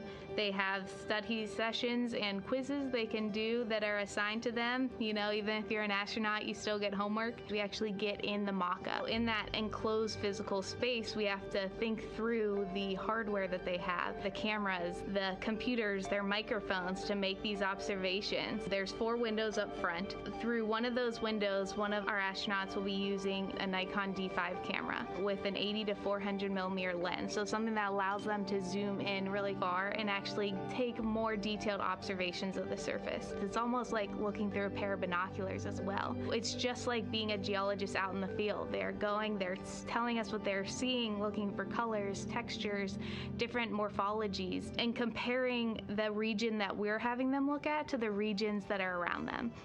We have a science team that is planning the targets that are going to be observed, putting them all on the timeline of how they're going to be observed, and then taking the first look at the data when it comes down. The Apollo astronauts were only on the moon for 300 hours total, and they only went to the equator. That's like going to places that were safer landing sites, and they only saw so little, 300 hours total. And so we have so much more to explore and so much more to learn, and we are the beginning of the next generation that gets to start being a part of these discoveries.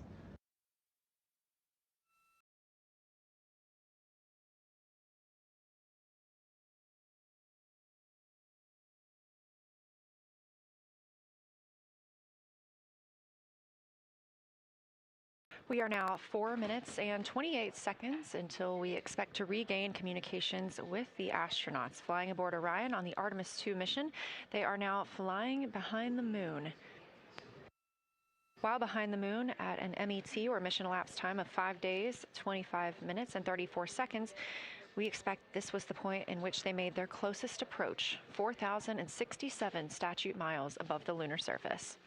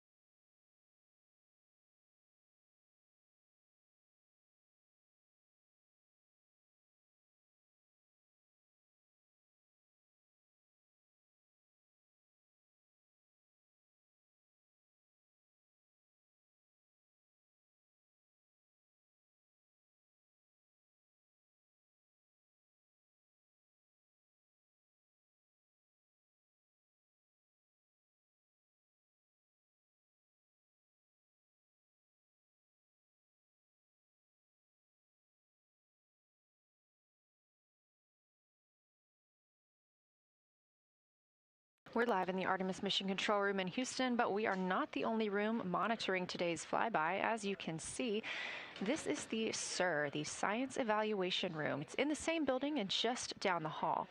It's a multidisciplinary science team supporting the Artemis II crew in real time, including experts in lunar geology, impact cratering, volcanism, polar science, imaging, and visualization. You can see the SIR here. That's the Science Evaluation Room. It's embedded within Mission Control to provide science input during live operations like what we see today. But additionally, the Science Mission Operations Room is a back room that processes data, evaluates imagery, and supports rapid analysis. We also have our science officer, Kelsey Young, here on console today. She's serving as the primary interface between the science team and the flight controllers, ensuring science priorities are represented during mission execution.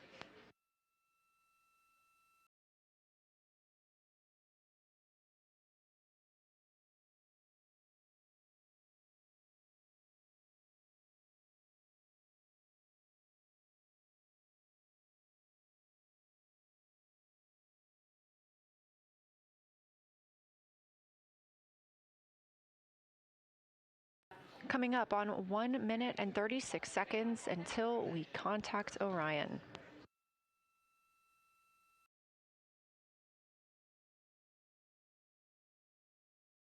Meanwhile, aboard the spacecraft, the crew has continued executing their lunar flyby tasks.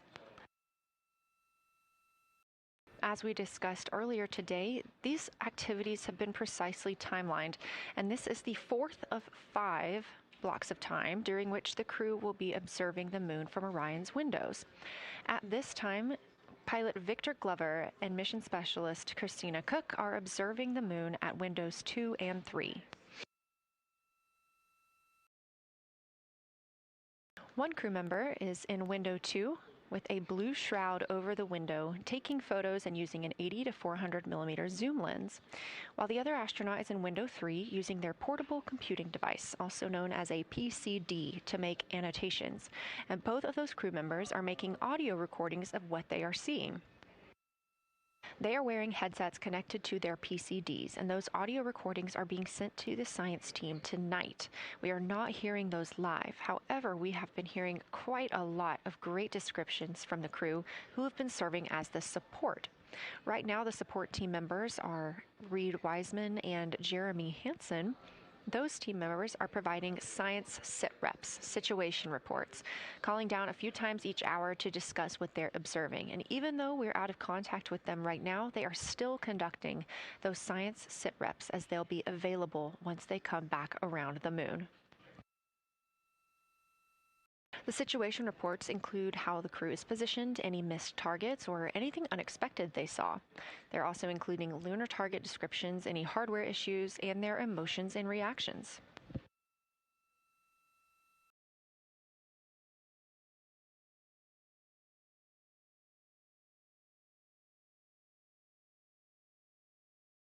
Again, we are standing by to acquire signal from the Orion spacecraft.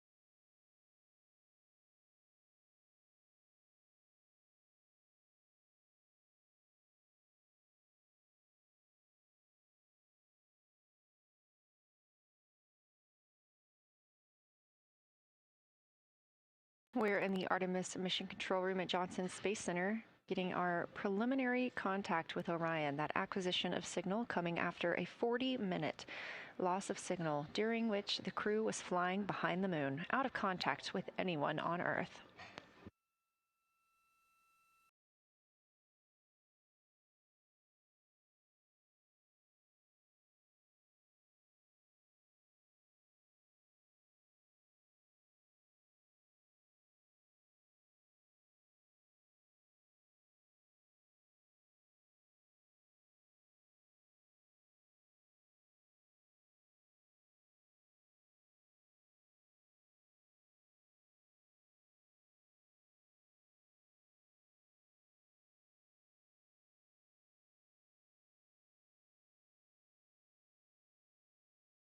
We are getting our first views from Orion after the loss of signal. Orion has come back around the other side of the moon, and that little crescent that you see is Earth, over 252,000 miles away.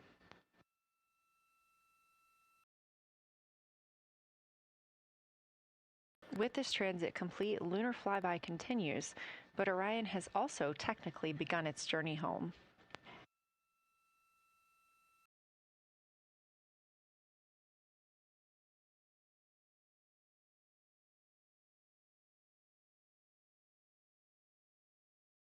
Right now, the crew are getting a few moments to enjoy and take photos of Earthrise for themselves, and we expect to contact them shortly. But we do have good signal coming from Orion.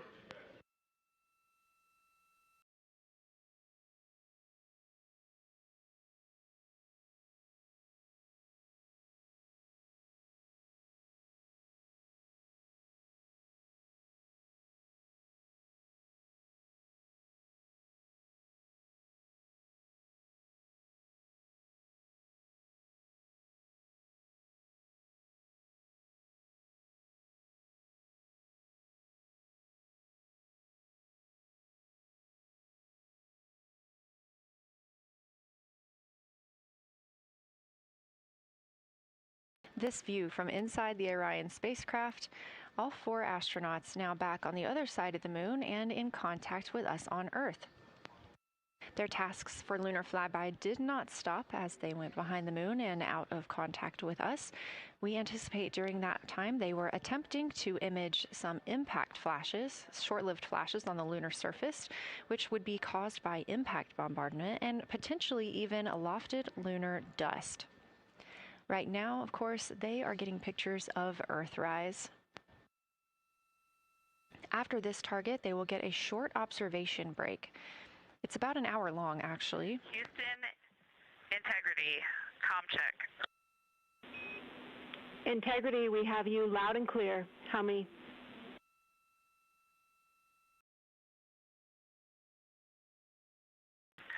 Houston, we have you the same, and it is so great to hear from Earth again.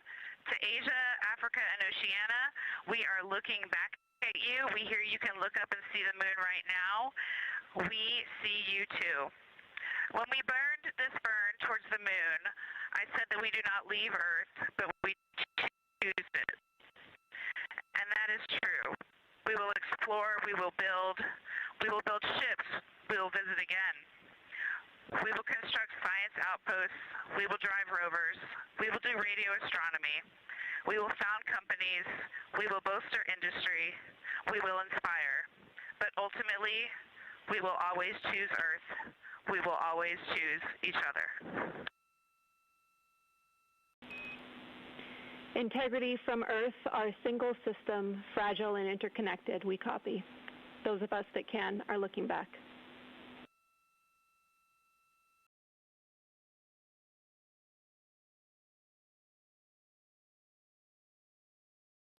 We are happy to say we copy.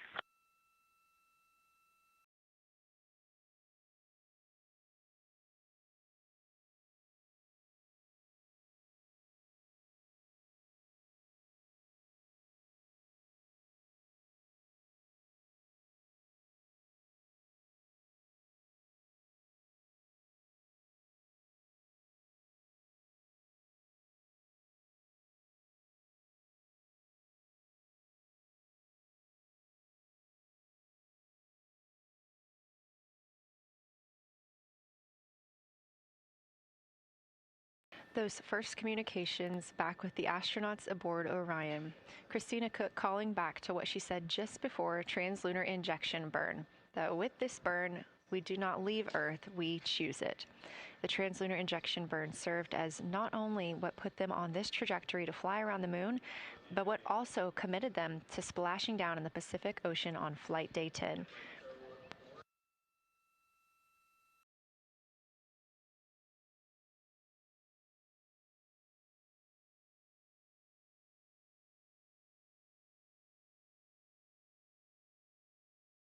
At this time, the crew is entering an observation break. We expect this to last about an hour, and it's probably a welcomed break following their very, very busy day taking pictures, making annotations, making audio recordings, and communicating all of the wonderful things that they are seeing on the moon. This observation break is also partially due to the fact that we will be entering an eclipse later. This will be the first solar eclipse that humans have seen from the moon. The astronauts will need to wear eclipse glasses for the first 2 minutes until the sun is completely covered by the moon, and then they have additional targets that the science team is hoping that they will photograph. We will have communications with them during that eclipse time frame. Because of that eclipse, Orion's attitude must be changed right now so that its solar arrays are in the sun. This will help it charge the batteries needed to power it through that eclipse time frame.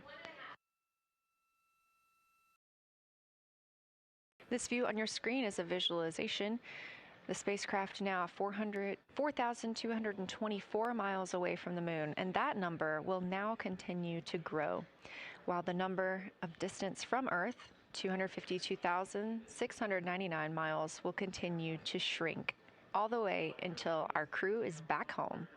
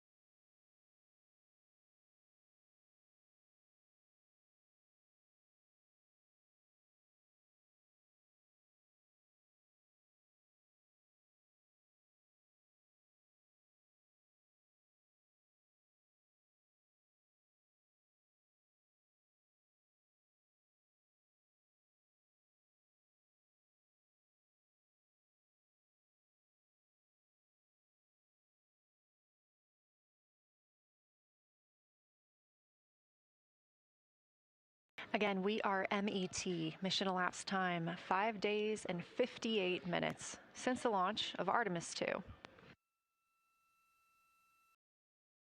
We have reestablished communications with the crew and the Orion spacecraft, now entering a little bit of a break while they are out of visibility, or the moon is out of their visibility. The spacecraft will be reoriented to view the moon ahead of an upcoming eclipse. This current attitude maneuver helps charge the solar arrays and batteries aboard Orion that will power them through the eclipse.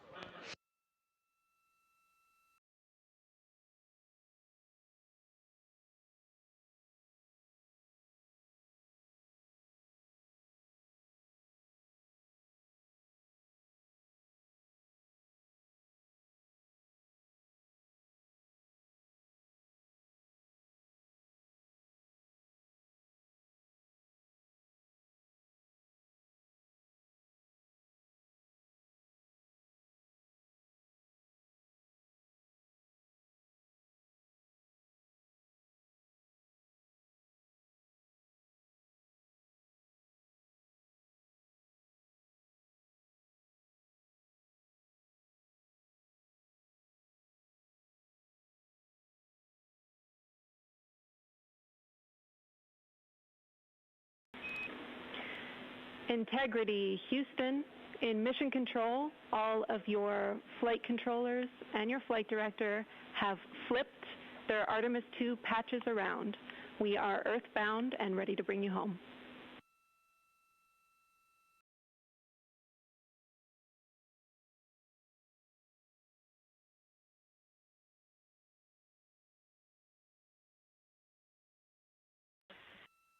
That's great.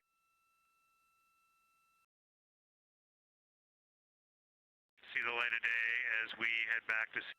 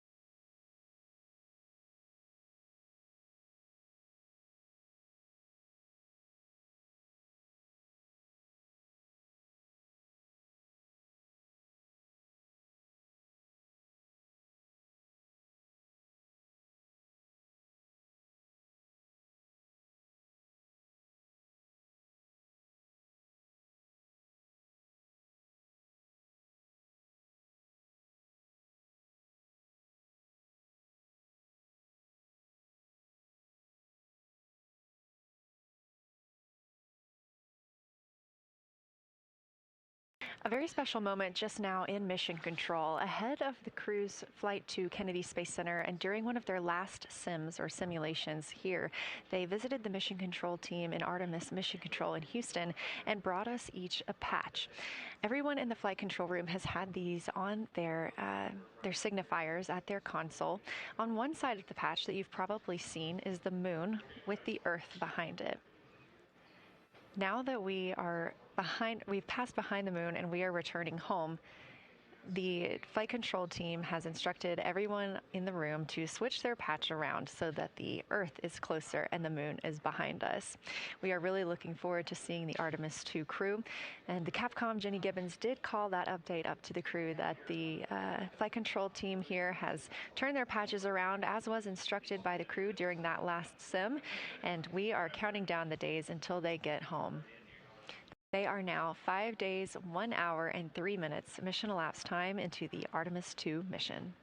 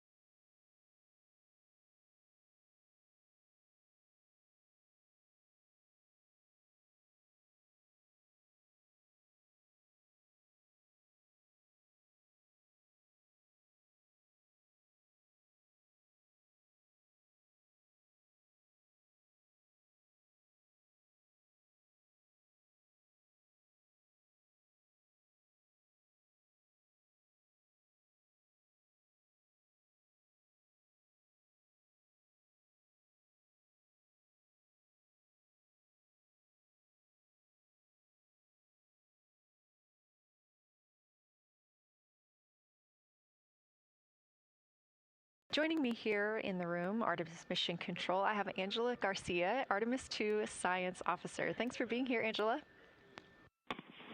It is an honor to be here. What a day. Everyone's been buzzing. I can't contain myself. So it's been a really awesome day. So you're sitting on console at the Science Console now. Have you been in the SIR earlier today? There's a lot going on. So I went here first, and then I'm going to go there after. Clear, Houston.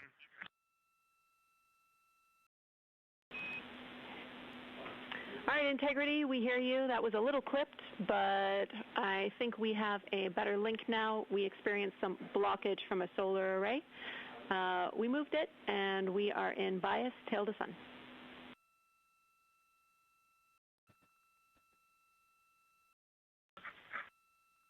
Okay, Houston, you're coming in loud and clear, and copy, we're in bias, tail to sun now.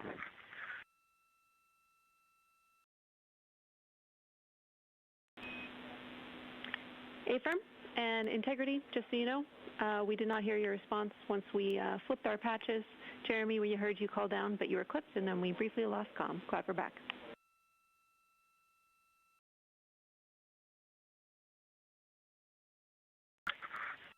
Okay, copy that.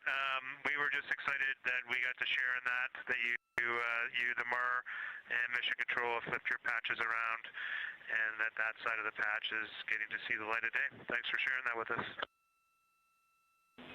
Our pleasure.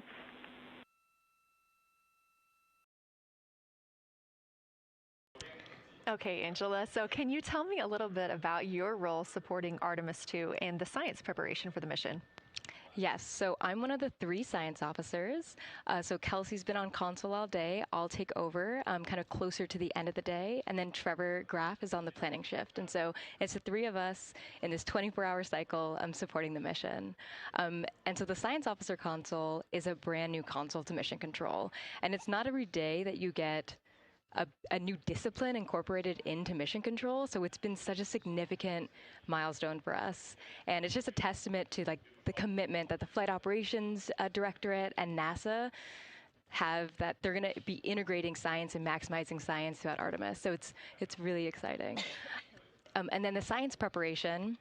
So I'm on the operations team, but I'm also on the training team. So all the incredible training and shout-outs that you've gotten today, it warms my heart. It warms everybody's heart in the science evaluation room. I promise you that. But so all the classroom training, the field training, the mission simulations, right? We were part of all of it, and that is what we did to get the crew to be. They are a part of the science team, and they are the forefront, that nice edge, and they're just been doing such a great job today. I know. I imagine that you have to be pretty proud of them. Their reports have been fantastic.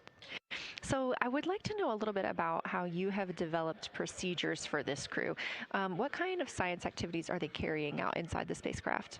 Yeah, so the procedure development has been a unique challenge. I would say the exploration science that we're doing is inherently pretty flexible, and operations is, I'd say, inherently has more structure and rigidity. And so to marry the two and to operationalize the science that we want to get done has been a challenge. But I think we've been able to go through these processes and create good products at the end and have a good plan. And yeah, it's been really great. What was the second part of your question? Just what kind of these science activities that they're performing, which of those have you really had a hand in? Yeah, so a lot of the procedures help organize what the crew is doing in the cabin. And I know we've talked a lot about what they've been doing, and they've been doing a lot, and it's been a little dark, so I can re-explain what some of those things that they're doing. So the observation blocks are about an hour long, and the crew is organized, the 4 crew members are organized into 2 pairs of 2, the window team and the cabin team.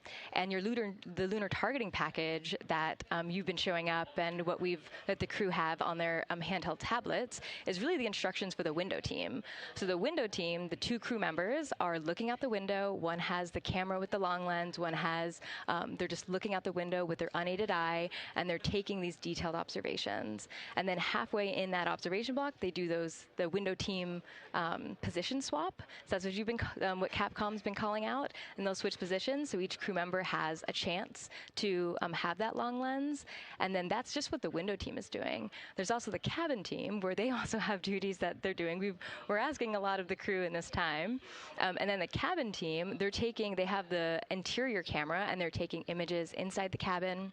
They're also supporting the window team, where, you've heard some call-outs where looking out at the bright moon and then looking inside the dark cabin and looking at their LED screen is a lot. So the cabin team is also helping support, target, and guide the window team into specific targets on their plan. They're also helping call out these science situational reps. So they're looking out a different window and listening in to what the crew who are really down and in the science on the window team are doing, and they're giving us insight. And those recordings that the window team is doing are going to be uplinked or downlinked overnight, and we're going to be able to chew on that data. But yeah, they're helping. They're doing a lot. And so making sure we have a plan that's flexible, but also make sure that we check off all those boxes was really important. So tell me a little bit more. You talked earlier about the analogs that the crew has done. What kind of analogs or environments were really useful for this? Yeah, so for procedure development, right, you have so many different environments that you can do. You have classroom, like we said, you have the Orion mock-up, you have simulations, and at least for developing the plan, we kind of did it in a tiered approach, because each of those different analog environments helps us answer a slightly different question and has a little bit of a higher fidelity. So we would start with the classroom. So we would we would just get into a classroom, we would put all the hardware on the table, and then we'd almost role play of like, you be Victor, you be Reed, you be Jeremy, and I'll be Christina, and like, let's just do the plan how we think we should do it. Write that down, and then just keep iterating on that, and then Integrity Houston for a tag up pre-forward link LOS in place of the Flight Director Conference.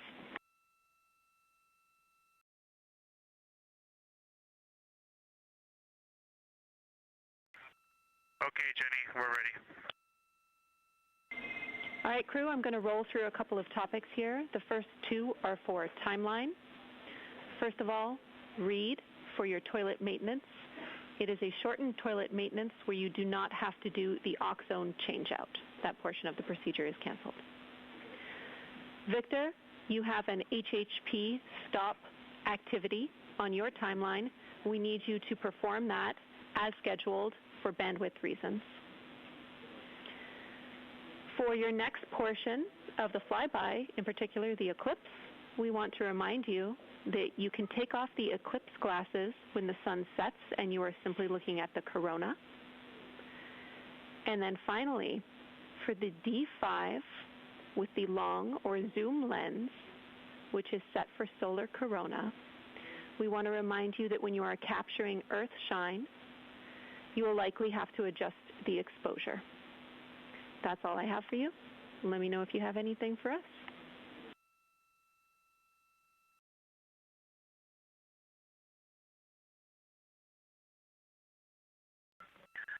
Okay, Houston, we copy all. Thanks for those words, Sydney.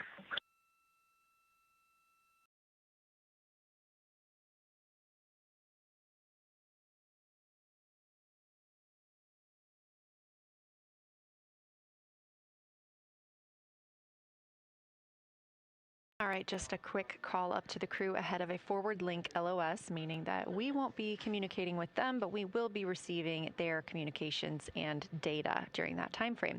So, Angela, we were talking about analog environments. You were telling me about the classroom and getting in there and pretending who's Victor, who's Reed. Tell me more about this. Yeah, it works pretty well. So you're going to do the plan how you expect it to be, and then once we finalize that plan, we'll give it to a completely new group of people and have them practice it, and then they'll be like, these steps don't make sense, and we'll reiterate on it over and over, then we'll take it to a higher fidelity environment like the Orion mock-up, and we'll do the same thing because that volume is smaller, the window placement, their seating, what things have we forgotten with this, addition of this this environment.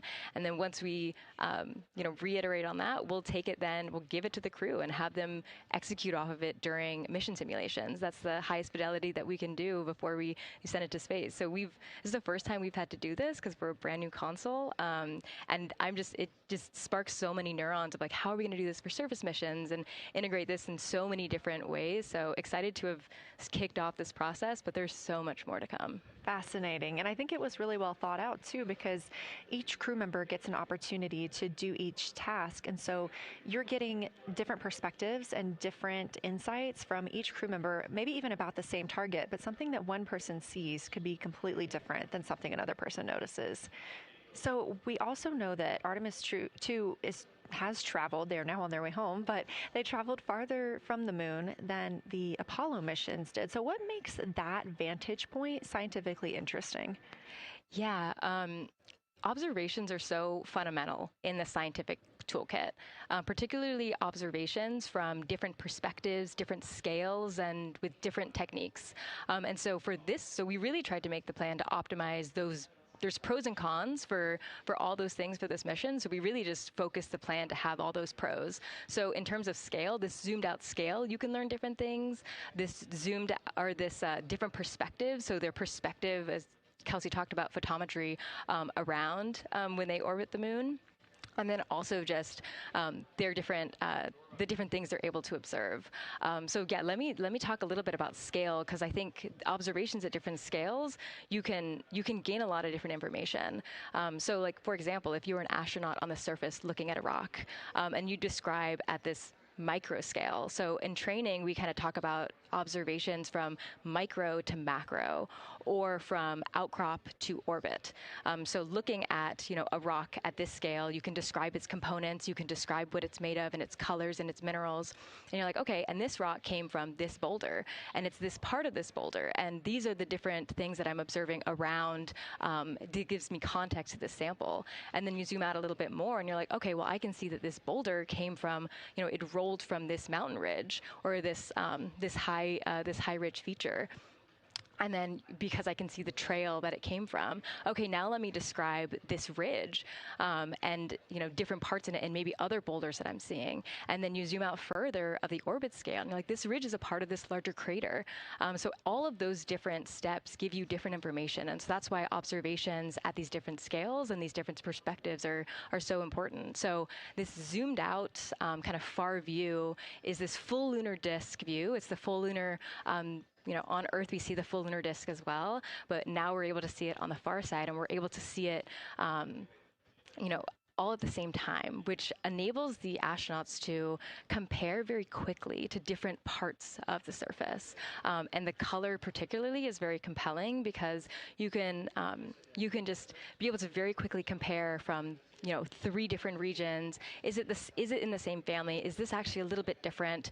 Compare that to what they see in their orbital data that they have access to on their portable computers, and really just be able to tease out that nuance and information.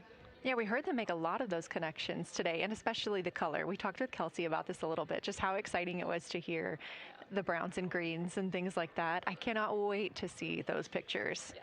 So one last question. We are coming up on the last lunar flyby observation block, and this is when we are going into a solar eclipse. So can you tell me what you're interested in the crew learning during that time frame? Yeah, so the data set. So yes, there's so many things. How to pick one. So I'd say the thing that I'm most interested in seeing is some of their annotations that they're taking.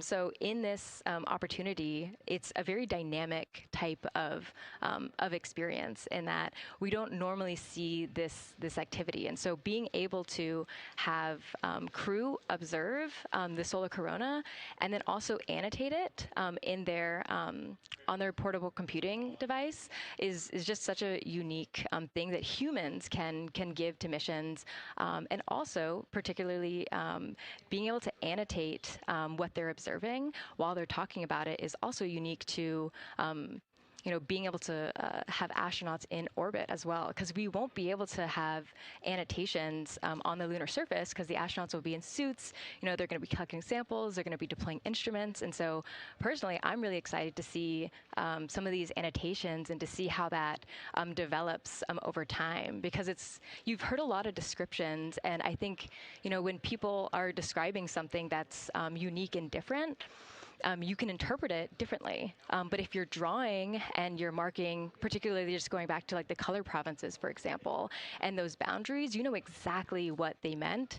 And really, I'm just very excited about those annotations. There's been some famous annotations that the Apollo crew have made, particularly about solar coronas and the structures that have, and lofted dust that have given a lot of debate within the scientific community of they're observing this phenomenon, and now it's our job to hypothesize of like why are they observing this, like what is going on. So I think that's just a really cool part of exploration and science, and this beautiful thing that we're about to do. Well, now you've got me excited about the annotations too. I mean, I've been excited about the pictures and the audio, but now don't sleep on the annotations. I am very excited to see these little sketches that they're able to draw out, and we have pictures that they can just draw right on. It's like this particular thing is different than what we've seen. So I'm excited about that. I'm excited too. Angela Garcia, thank you so much for joining us today, and have a great time tonight on Console. Thank you, and you've been doing a great job, and it's so excited to see where we go from here. Thank you so much.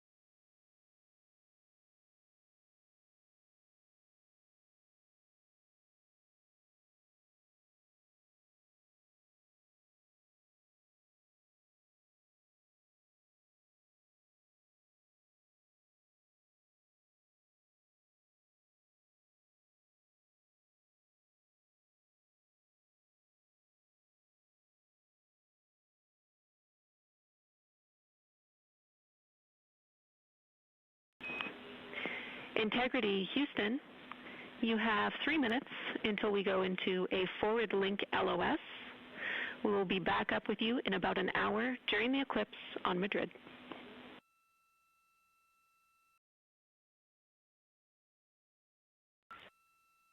Thanks for the heads up. Look forward to seeing you on the other side. Likewise.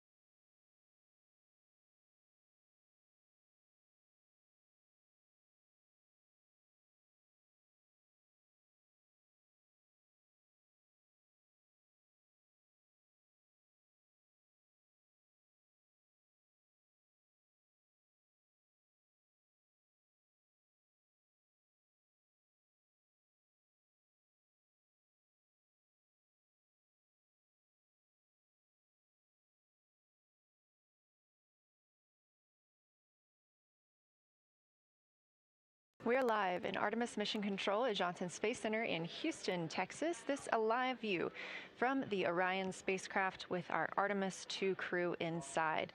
That's Reed Wiseman, Victor Glover, Christina Cook, and Jeremy Hansen. We are still live for our lunar flyby coverage. The crew is in a short break while the spacecraft is pivoted away from the moon. We are going to be going into a solar eclipse. This is the first time anyone has ever seen a solar eclipse from the moon. So it's going to be a unique vantage point for our crew. But ahead of heading into that solar eclipse, we will get back pointed at the moon just in time for that solar eclipse. We are also in a forward link LOS. What that means is essentially we cannot send calls or commands to the crew right now from the ground. However, we clearly get all of their data and communications. The spacecraft is now 4,632 miles away from the moon, and that number will only continue to grow as the distance from Earth shrinks, now 252,523 miles away. Our closest approach to the moon today was approximately 4,067 statute miles in altitude. Our maximum distance from the Earth is suspected to be 252,756 statute miles. Both of those moments came while Orion was flying in their loss of signal time frame behind the moon. The crew also set that new record today, beating the Apollo 13 record of distance from Earth. This is an animation or a visualization that you can track anytime, day or night, by visiting nasa.gov/track-Artemis. This shows you how the spacecraft is positioned as well as their distance and velocity, now traveling 930 miles per hour.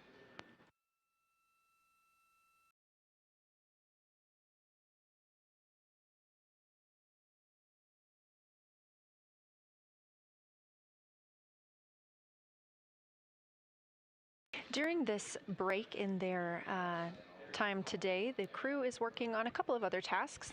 Some of those include their National Geographic timeline test. National Geographic was selected through a competitive process by NASA to help tell the story of Artemis 2. So you've seen the crew with some GoPros inside the cabin, taking videos and pictures, and with other cameras as well. National Geographic plans to leverage its portfolio of media assets, including magazines, social and digital content, and television programming for engagement opportunities. Throughout the flight, the crew has been timelined a little bit each day to film from a shot list provided by National Geographic, and that includes their morning routine, talking with their families, exercising, and just their overall thoughts about the mission. And I cannot wait to see that footage.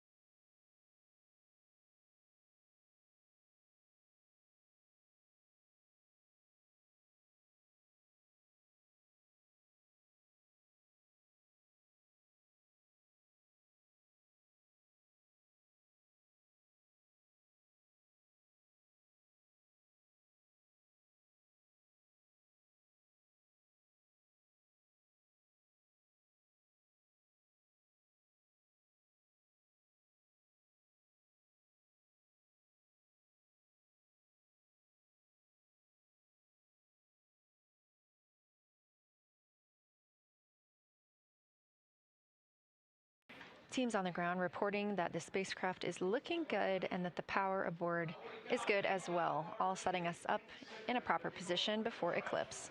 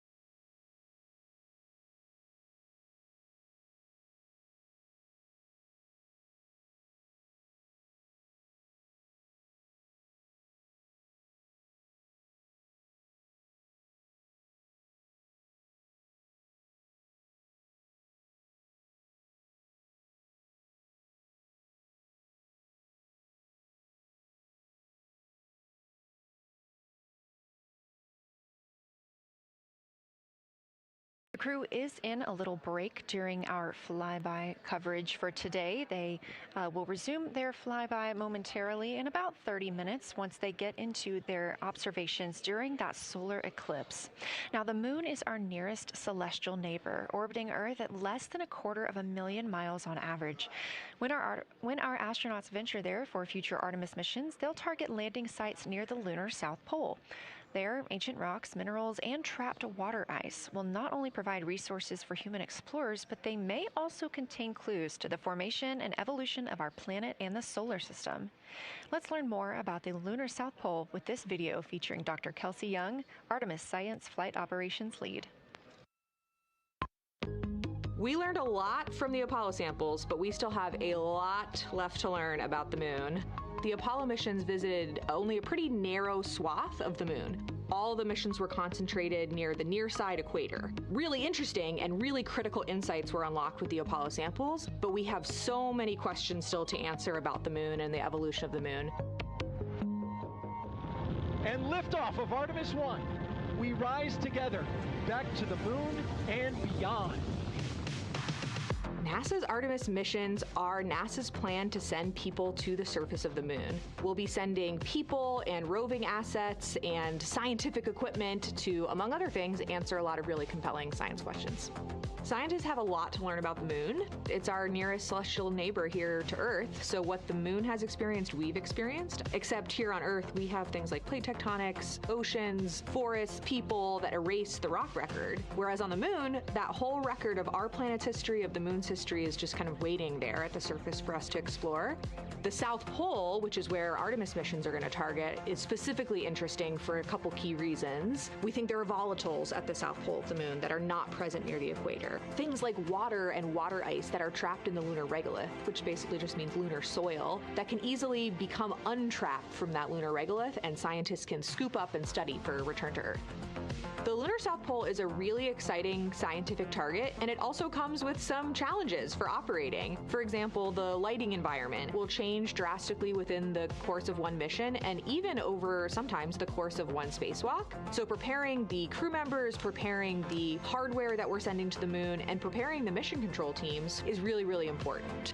The South Pole Aitken Basin is particularly exciting. We think it's one of the oldest and largest impact basins in the solar system. And if we can get the right rock from the South Pole Aitken Basin and bring it back to our labs here on Earth, we can use that sample to constrain the entire evolution of our solar system and really understand the timing of how the moon and our planet and the entire solar system evolved.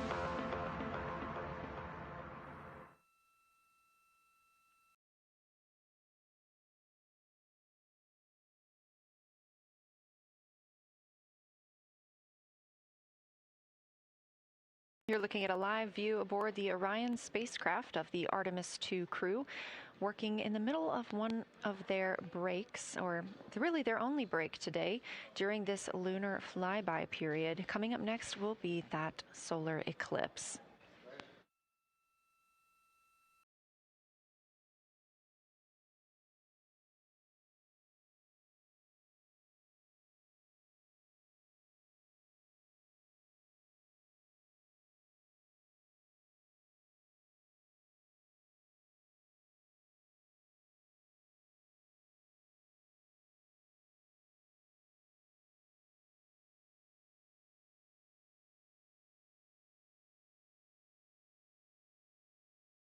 Throughout the Artemis II mission, and of course throughout today, you've likely heard the crew being called with the name Integrity.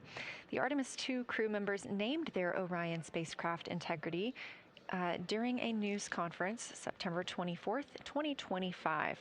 The name Integrity embodies the foundation of trust, respect, candor, and humility across the crew and the many engineers, technicians, scientists, planners, and dreamers required for mission success.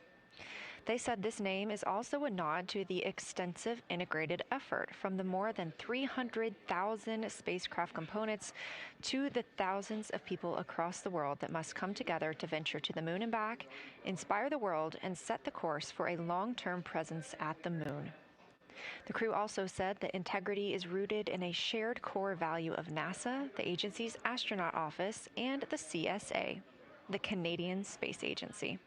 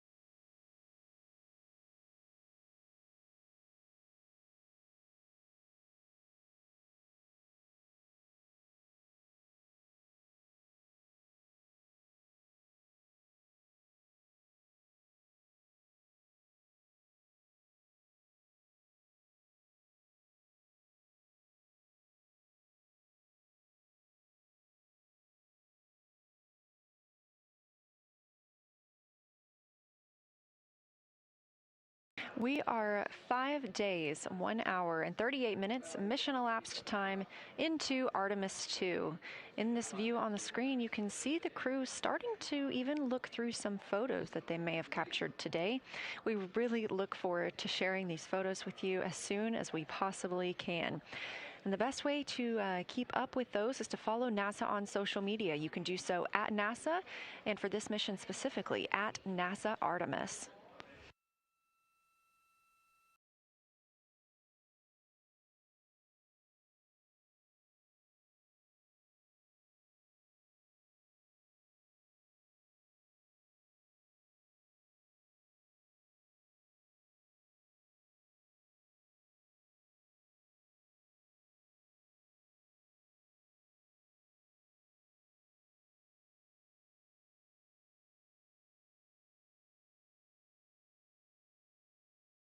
Again, we are in a forward link LOS, or a forward link loss of signal with the crew, meaning that we're not able to communicate or send any commands to them right now as they were. This is a tracked event that occurs at times, but they could still provide communications down here to us, and we are obviously still receiving their video and their data.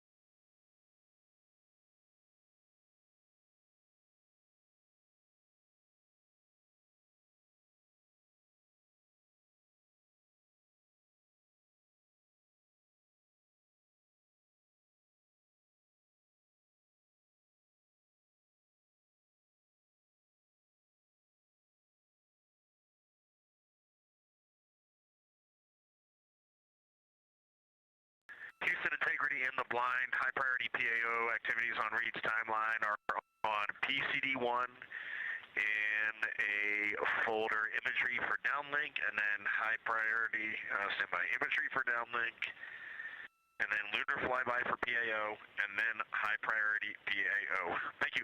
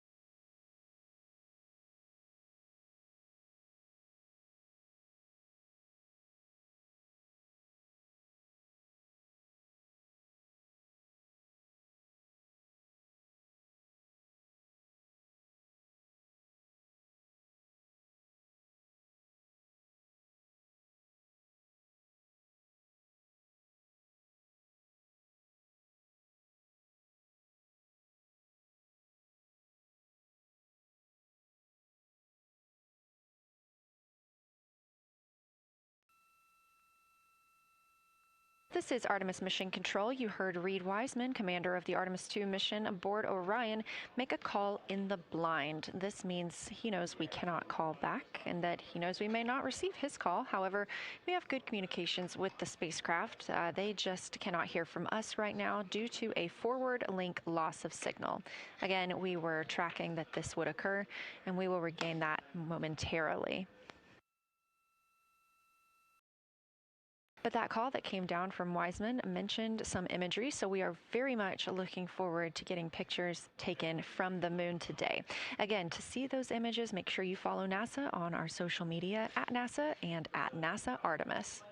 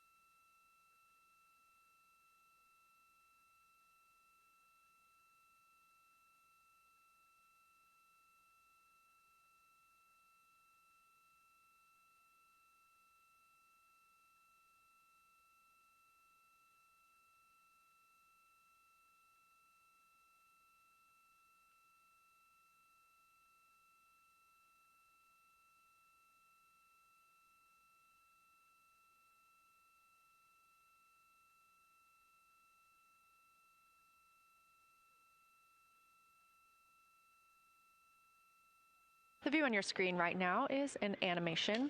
This is called Arrow, or Artemis Real-Time Orbit website. You can visit this for yourself at nasa.gov/trackartemis, and you can watch as we continue to grow closer to Earth and farther away from the moon. It's all seemed to happen so fast so far, and we're coming up on splashdown now in 3 days, 23 hours and 31 minutes.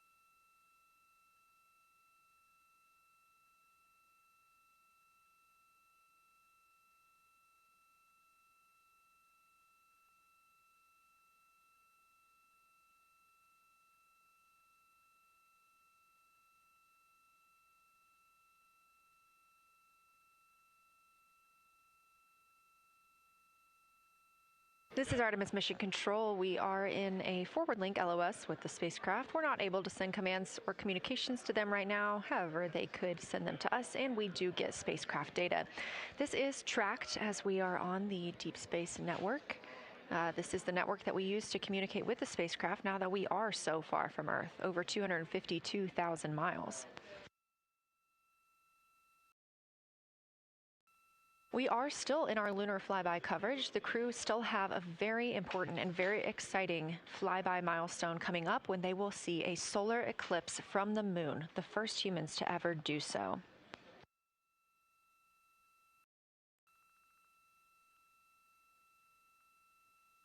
Something that we also have to consider when it comes to our missions and launches is space weather. So since the Apollo 16 and 17 missions, there were some solar eruptions near that time frame that could have been dangerous to our explorers. Over those 50 years since those storms, the data, technology, and resources available to NASA have improved, enabling advancements towards space weather forecasts and astronaut protection, which is key to NASA's Artemis program to return astronauts to the moon.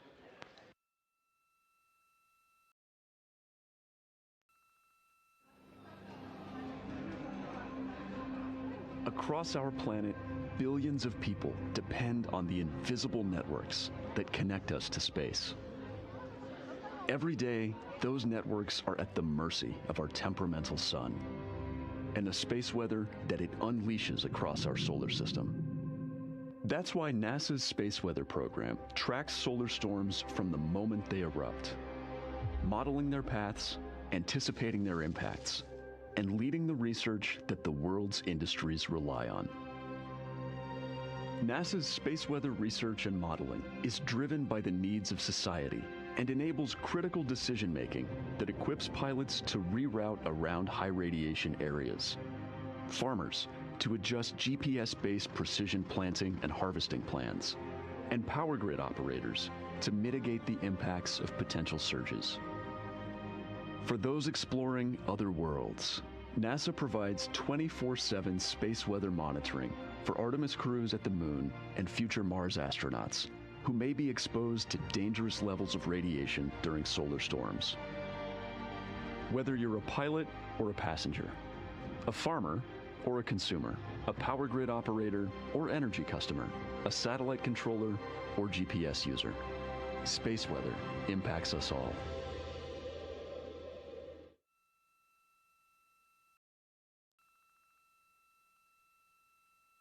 This is a live view from the Orion spacecraft on the Artemis 2 mission. It's now been 5 days, 1 hour, and 54 minutes since we launched.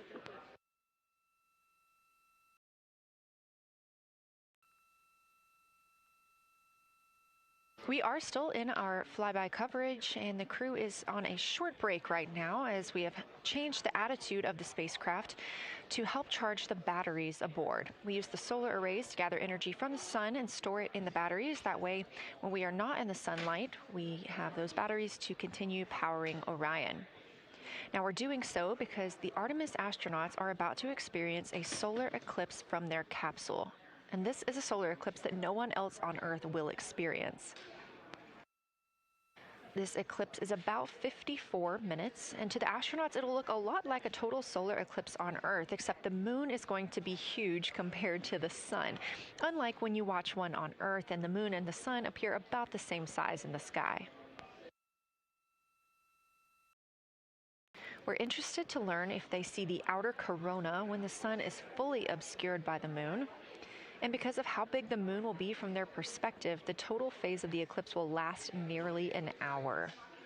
The astronauts will see a partial solar eclipse as the moon covers and uncovers the sun, which is before and after totality. So, much like us on Earth, they will have eclipse glasses so they can safely view that portion. The astronauts will also be using cameras to capture images of the corona during the eclipse.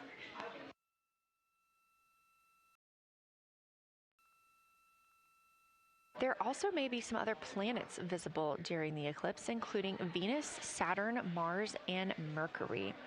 If they can identify what part of the sky they're looking at, this can help train future Artemis astronauts on what part of the sky they're seeing. This provides useful knowledge in challenging situations when they may need to rely on that information instead of instruments for navigation and orientation.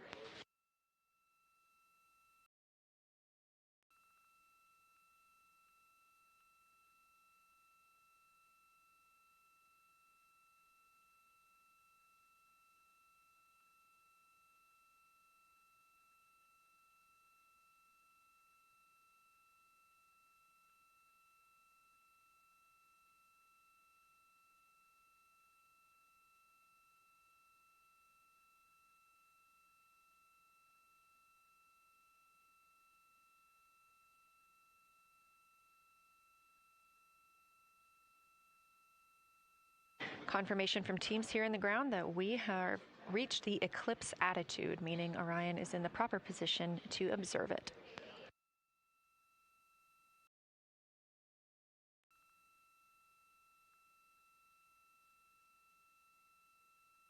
The astronauts' break during this observation period is now over, and we are resuming their lunar flyby observations.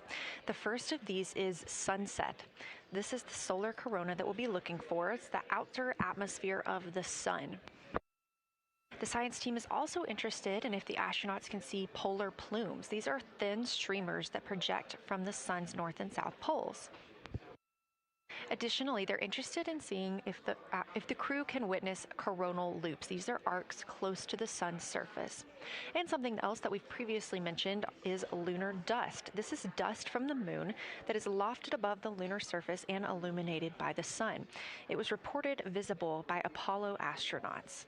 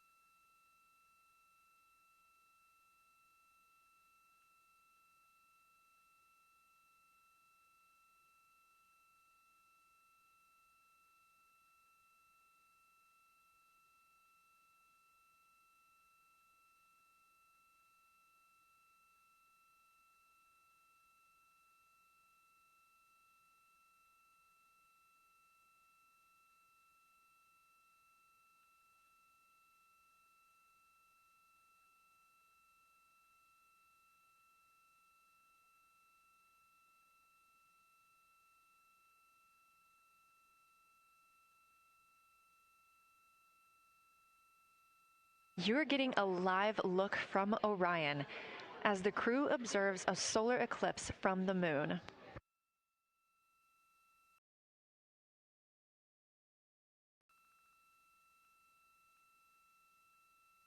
Again, this solar eclipse is only visible to the crew on the spacecraft. It's not visible to anybody on Earth. The science team is interested in several different targets for them during this time frame. And we're personally looking forward to getting those images as well. Again, during the beginning portion of this eclipse, the astronauts will need to use eclipse glasses, just like we do from Earth, to safely view it. Once the moon has completely covered the sun, they'll be able to take off those glasses for almost an hour. Totality on Earth during a solar eclipse lasts only a couple of minutes. So this opportunity gives them a chance to look out into deep space and to look into see if there are other planets nearby.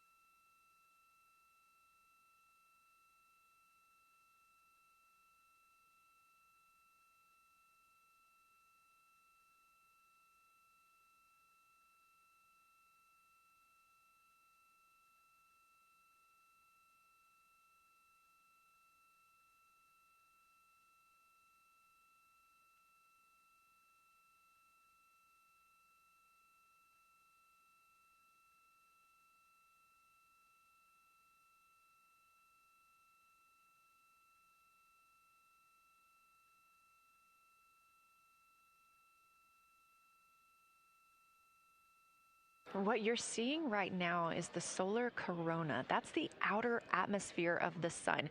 And the science team is very interested in any images that the crew can capture of this. They're hoping that they'll take pictures and describe the visibility, color, and shape of the solar corona as a whole and its substructures, those plumes and streamers.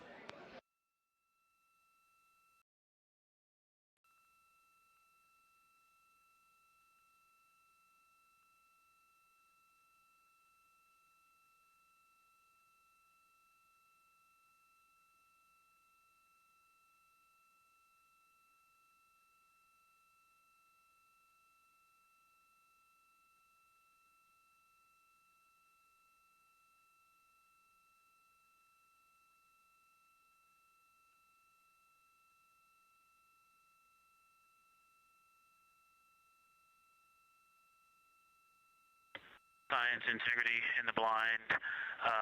This is continues to be unreal. The sun has gone behind the moon, and the corona is still visible, and it's bright, and it creates a halo almost around the entire moon.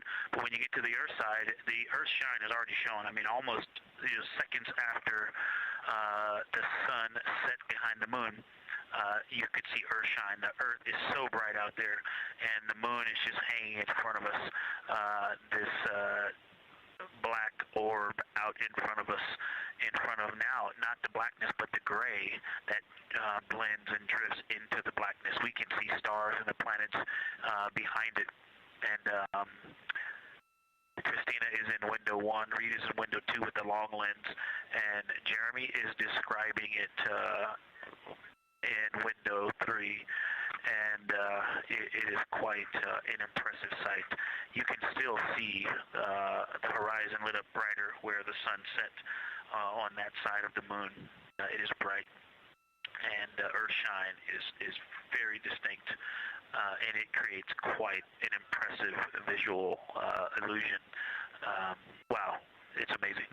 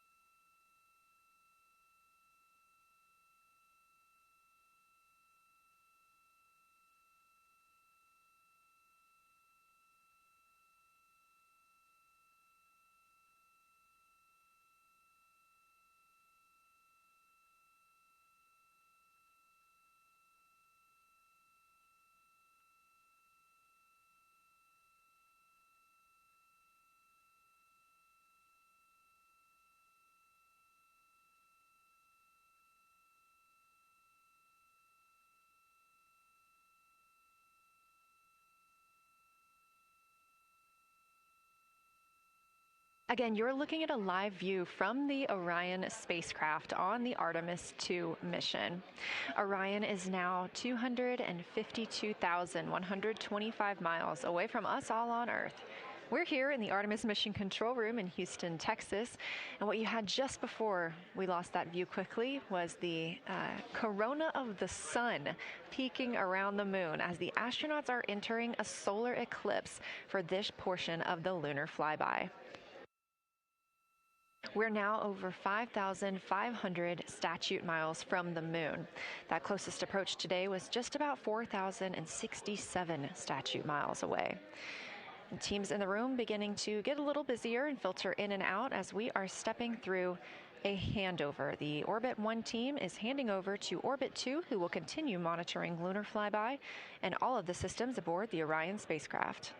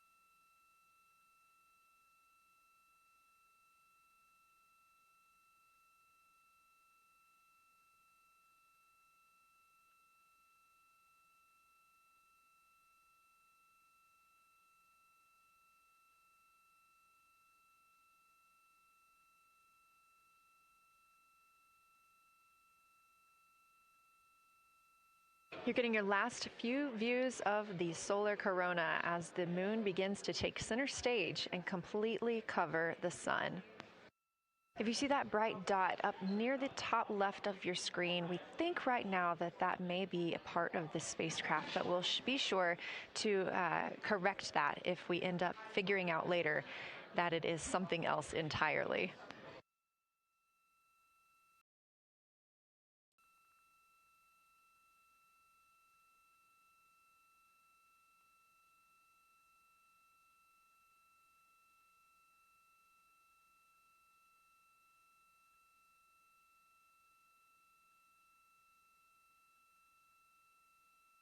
It has been an absolute honor to join you here today for the lunar flyby of Artemis 2, the first time humans have flown by the moon in over 50 years. I'm Leah Cheshire Mustachio, and I'm excited now to hand over the game is shifting around in the windows, and we are transferring settings on the camera to pick up Earth shine, and it is amazing. The brightness where the sunset is still bright. I think there may still be corona visible, but that part of the horizon is still lit brighter, and you still have a distinct Earth shine.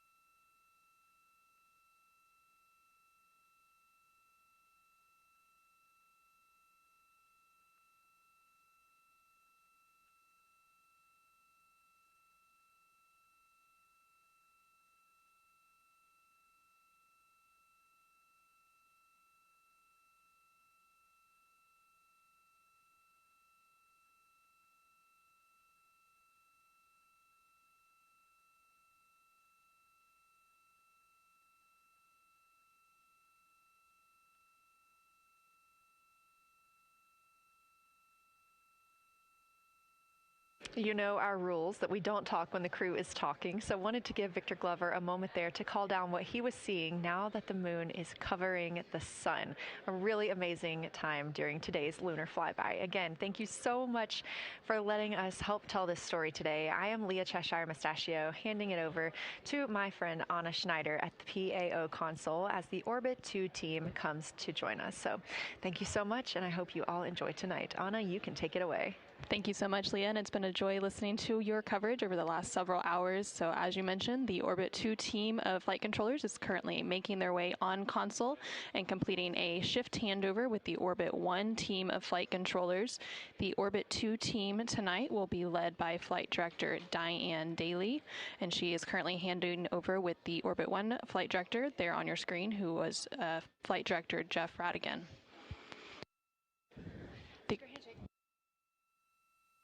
The Artemis 2 crew currently on board the Orion spacecraft. It continues to observe the eclipse that they are witnessing. There's about 43 minutes remaining in that eclipse period.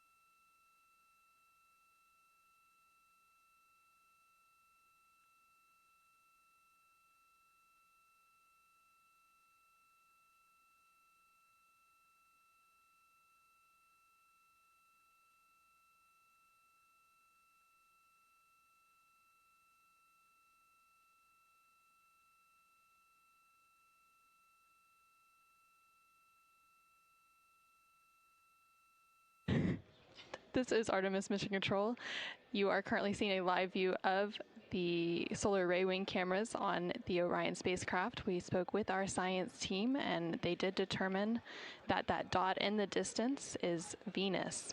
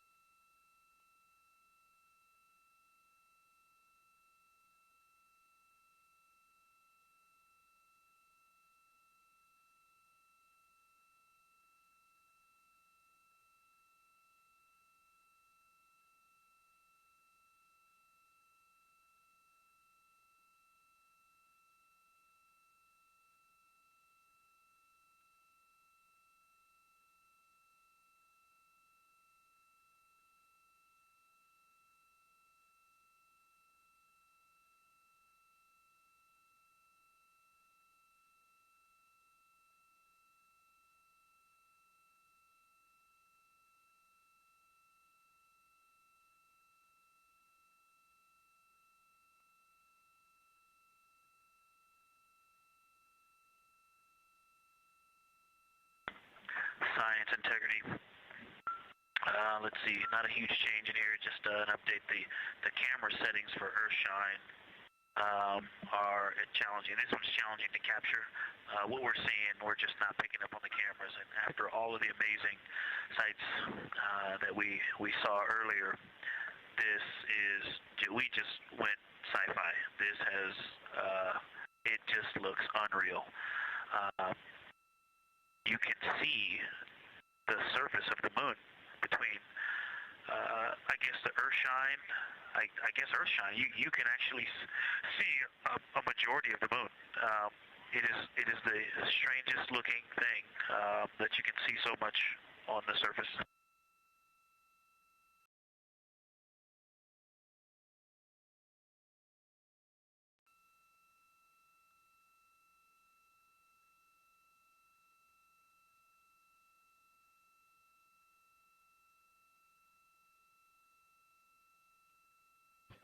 This is Artemis Mission Control. You were just hearing some communications called down from NASA astronaut Victor Glover, currently on board the Orion spacecraft. They are currently observing an eclipse. There's about 39 minutes remaining in that eclipse period. Currently, we are in a forward link LOS, or loss of signal, so the crew can communicate down with... He's seen 2 meteors, science.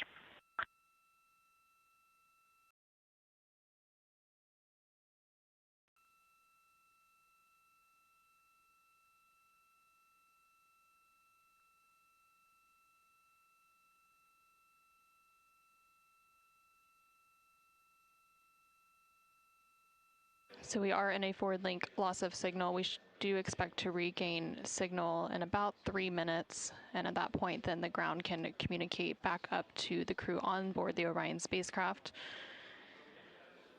In the meantime, the crew can continue to communicate down to the ground. The ground is just unable to respond, so they are continuing to provide some science observations during this eclipse period. They've made some comments about Earthshine, which is the sunlight reflected from Earth when they come around towards the moon's near side late in this flyby window.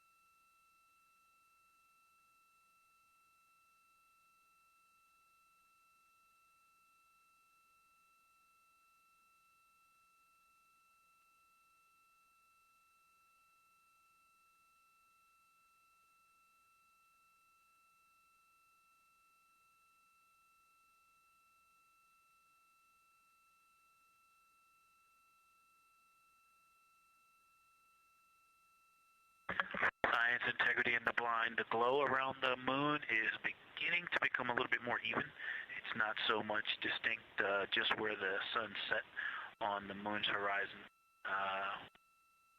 as we're flying through this trajectory, and then the sun's going to come up out of the other side. I think it's we're starting to see the glow around the moon get balanced out. I still see Earthshine, and the Earth is very bright out there. Still quite an unreal sight. Integrity Houston, we have that sit rep loud and clear, and we are back with you. How do you hear me?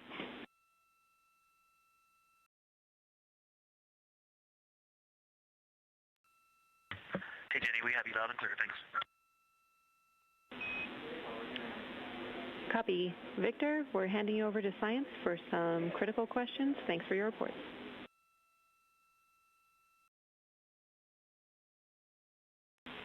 Integrity Science, we were loving your science sit reps in the blind, and it should come as no surprise that we have a number of follow-up questions. First, you mentioned Reed observing meteors. Can you speak to that? Were you referring to comets or impact flashes or something else?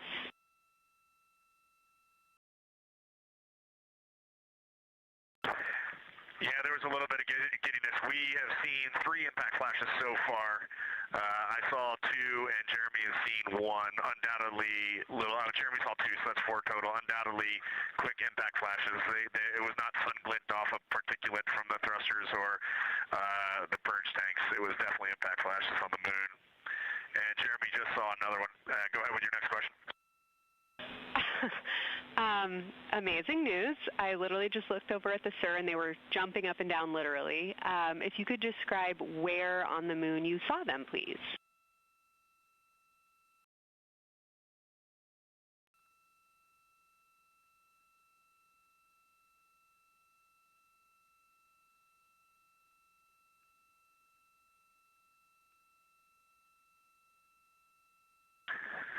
So they've all been either on or a bit south of the equator and on the Earth side of the moon.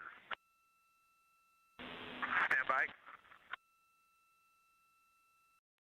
All right, so Jeremy has seen them kind of on and south of the equator, kind of spread across the moon, and mine were both south of the equator and just a little bit left of center of the moon. Incredible news, Reed, and reminder, we have citizen scientists here on Earth looking for impact flashes, so hearing you saw them on the near side means that people saw them too.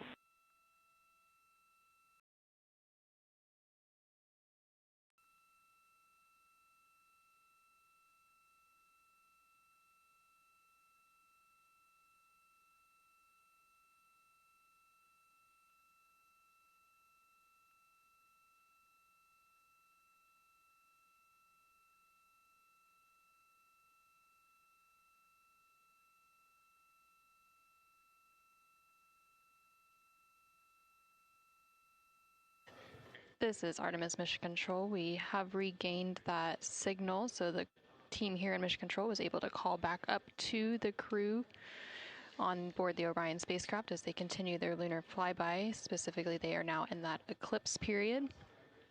So the science team here in Mission Control was able to ask some questions about some of the situational reports they were providing during that loss of signal. Specifically, they were interested in some of the meteors that they mentioned seeing and those impact flashes, and they did provide confirmation that they did see at least 4 impact flashes during that loss of signal. Are you still with us, Houston, or do we lose you? Integrity, I hear you loud and clear. How do you hear me?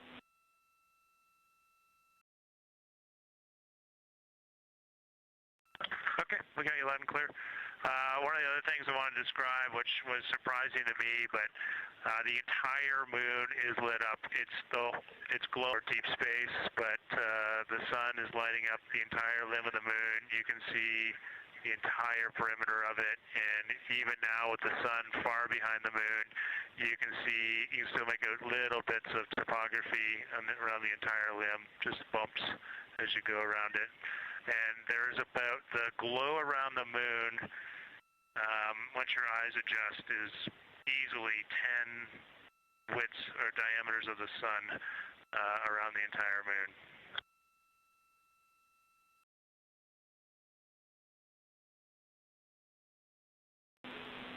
Incredible to hear, Jeremy.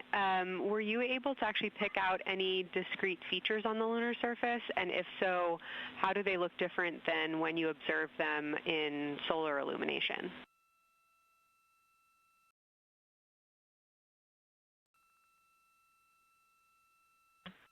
No, we really haven't been able to identify features on the lunar surface yet. We just see, the topography on the limb. For the Earth glow, we're about a quarter moon, waxing quarter moon, if you will, from the Earth glow perspective, and it's just at a very, just the sight angle. I'm just not able to tell what I'm looking at yet in the Earth glow. Understood. Thanks, Jeremy. One other question for you on the solar corona. Were you actually able to see any structure or color in the corona before most of it disappeared behind the moon?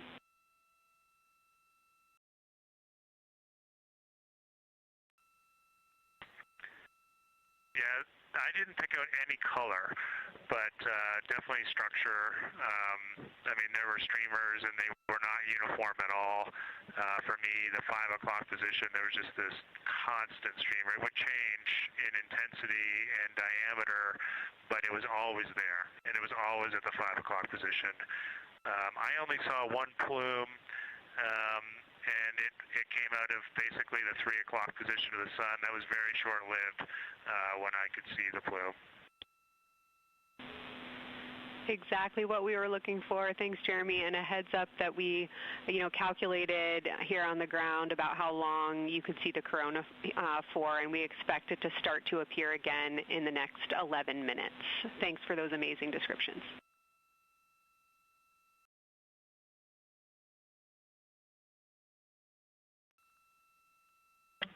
Okay, we're excited to see it all again. Integrity Houston, we're following along as well. That was outstanding. If you haven't already, just reminding you to swap positions at the windows. And that brief LOS we had previously was due to a data rate change expected.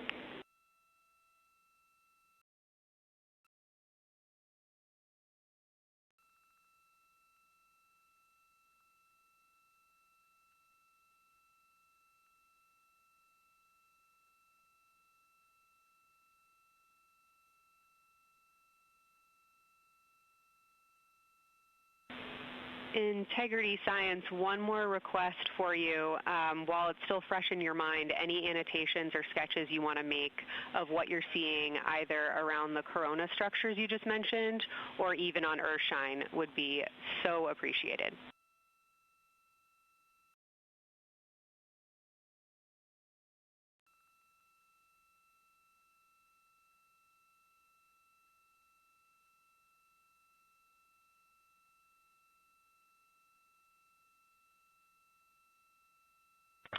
Okay, Kelsey, it's going to be pretty hard to go look at a PCD right now, but we'll definitely try and annotate what we saw.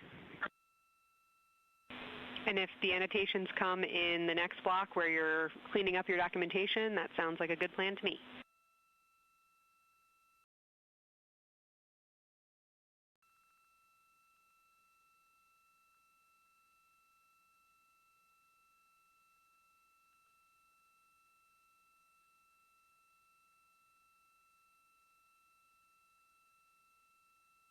This is Artemis Mission Control. On the bottom right corner of your screen, you can see a view of the Science Officer console here in Mission Control. And we've been hearing that communication between the Science Officer. The Orbit 1 Science Officer is Kelsey Young, and she's been asking questions to the crew, specifically CSA astronaut Jeremy Hansen, based on the observations they've been making during this eclipse period. And then in the upper left-hand corner of your screen, you can see a view of the Artemis Real-Time Orbit website, which provides updates on the velocity and the distance from Earth and the Moon of the Orion spacecraft as it continues to make its way back to Earth. The distance from The moon will continue to increase at this point. So right now, Orion and its crew are about 6,300 miles away from the moon and about 251,000 miles away from the Earth.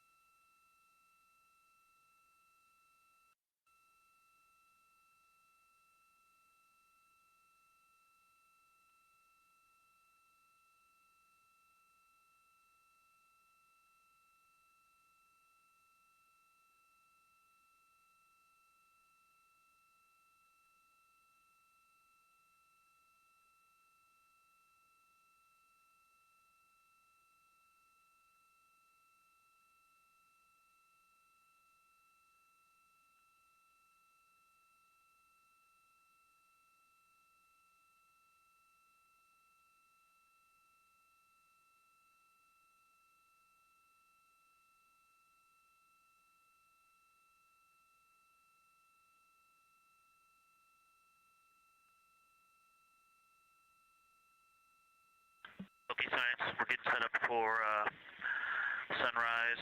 The window teams are, Christina is supporting, and also Xena in window 1. Jeremy's got the long lens in window 2, and the short lens in window 2. And Reed is in window 3, and he has started recordings and is set up to see Corona.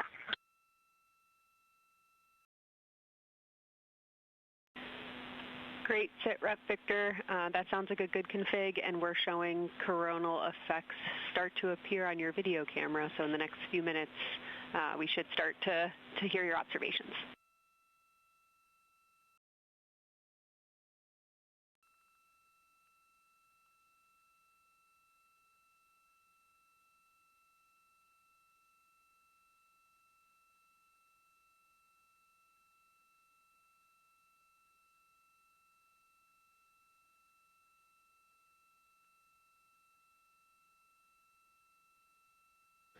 This is Artemis Mission Control. We just heard the crew call down to the team here in Houston, reporting that they have swapped out who is in the windows for the final portion of the lunar flyby. So Christina Cook is in window 1, with Jeremy Hansen in window 2 and Reed in window 3. Reed is focusing on observing corona, which is the solar corona, which is the sun's outermost atmosphere. There is about 18 minutes remaining in the eclipse period. Science and Houston integrity. I know this observation won't be of any scientific value, but I'm really glad we launched on April 1st, because humans probably have not evolved to see what we're seeing. It is truly hard to describe. It is amazing.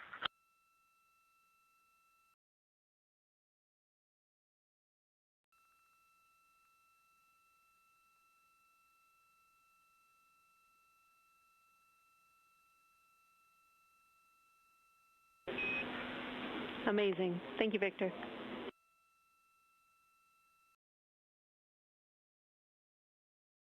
And just one more logistics note, we have gone as dark as we can in the cabin. We have turned the DUs all the way as dim as they can go, so you can't see anything on the screens.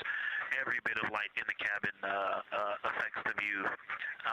You're definitely seeing the brightness go closer. It's definitely brighter on the Earthshine side, and so we're expecting to see some corona here soon. We copy all. Excited for what you see next.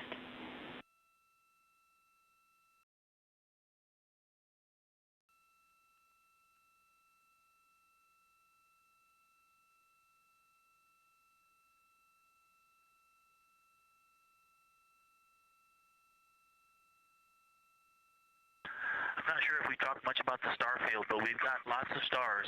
You've got the nice glow around the moon, but right off the well, we're upside down now, but from upside down 4 o'clock, right off the edge of the moon, looks like a planet. That line of planets, there's something a moon diameter to the left, and something right off the limb of the moon to the right, and then something orange.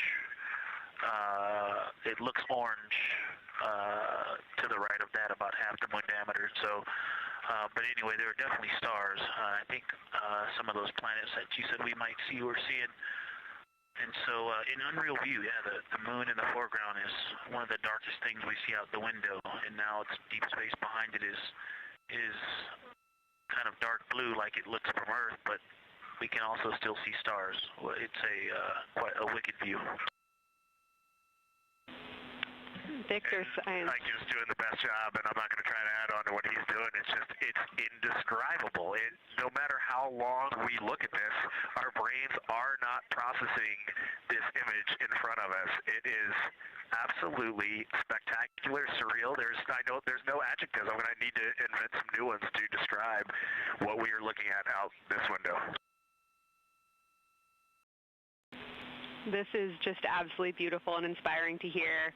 And Victor, we suspect what you're seeing is Saturn and Mars. That reddish object is likely Mars. Good opportunity to look to the future of where we're going.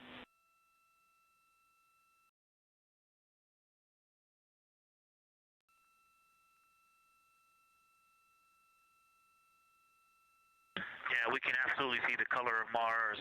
That's awesome.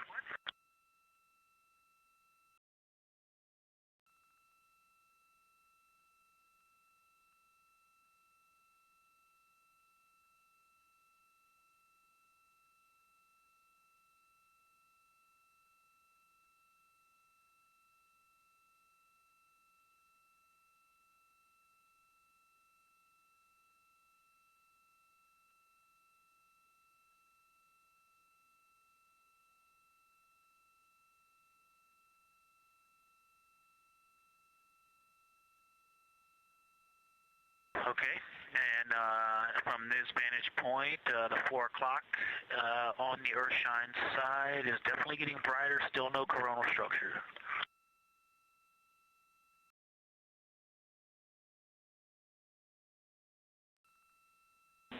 Houston copies.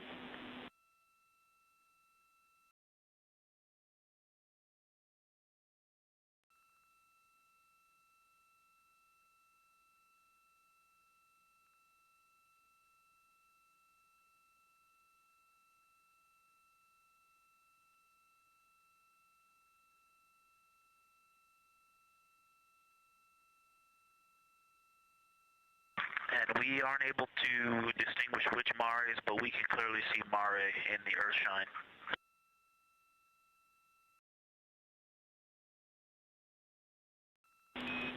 We copy.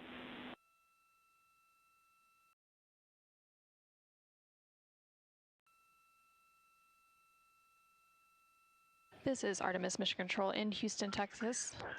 We have not seen an impact flash in the last 5 minutes. Sounds unlucky, but you had a pretty strong start, so we'll take it. And actually, right after I said that, right at the south pole, near the South Pole on the Terminator. Reed just saw one. Amazing.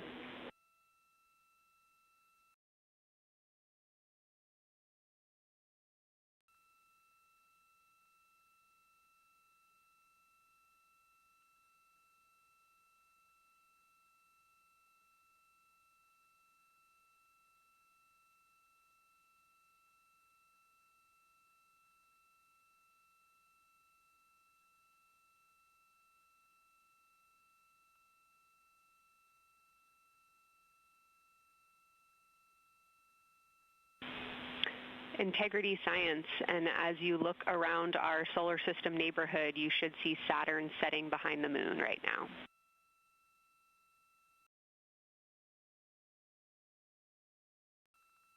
We do. We've been watching it track close to the horizon, and it's right tangential to the moon at this moment.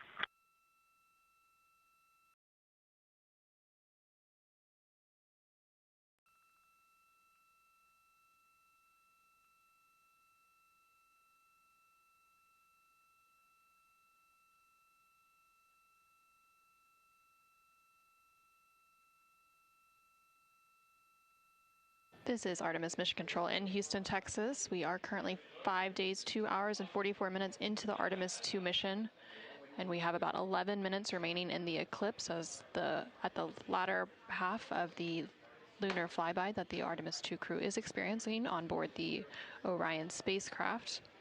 We've received several different call downs from the crew and questions up from the science officer here in Mission Control.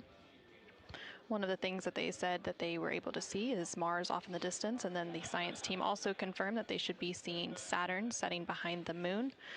They've also acknowledged seeing several different impact flashes, and these are flashes of lights from meteorites striking the surface of the moon. They've also mentioned the solar corona, which is the sun's outermost atmosphere. Here in Mission Control Houston, the Orbit 1 and Orbit 2 teams have officially completed their handover. So the Orbit 2 team is now leading here in Mission Control, and that is being led by Flight Director Diane Daly, and the Capcom here in Mission Control will be Tess Caswell.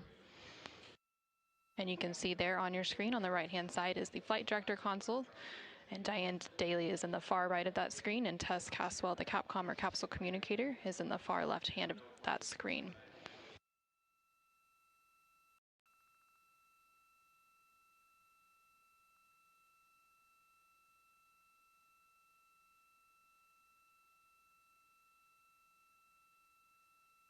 The light is continuing to grow in intensity. At about the 4 o'clock position on the about the 8 o'clock position on the Earth-shine side. Saturn has set. Mars is tracking towards the moon's horizon.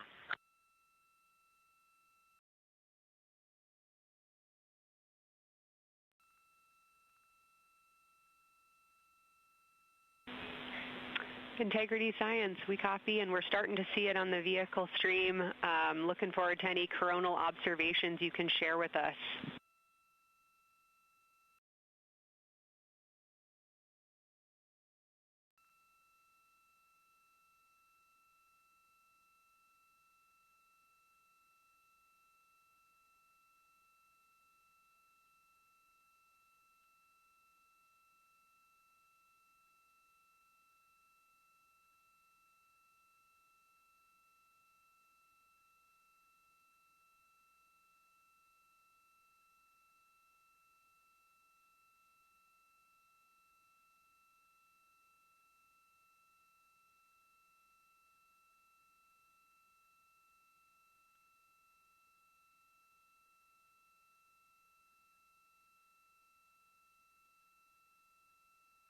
This is Artemis Mission Control. That view you're seeing on your screen is coming from the solar array wing cameras outside of the Orion spacecraft. And you can see the light starting to come into view as the solar eclipse period is starting to end. Integrity, still no coronal structure at this time, just continuing to grow in intensity.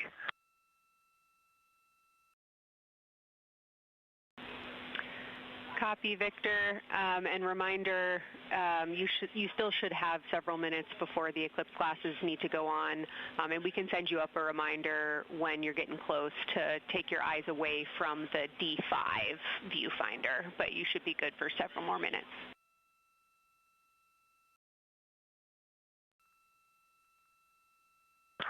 Copy. Thank you. And yes, please send up the reminder. Thank you.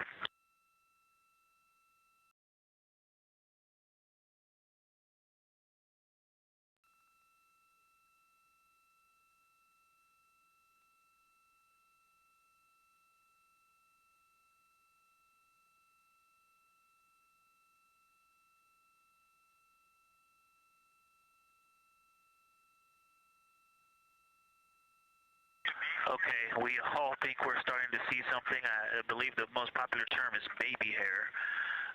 As the light grows in intensity and the horizon on this side becomes very distinct. You can still see Earth shine, even though the sun's brightness is definitely growing in intensity.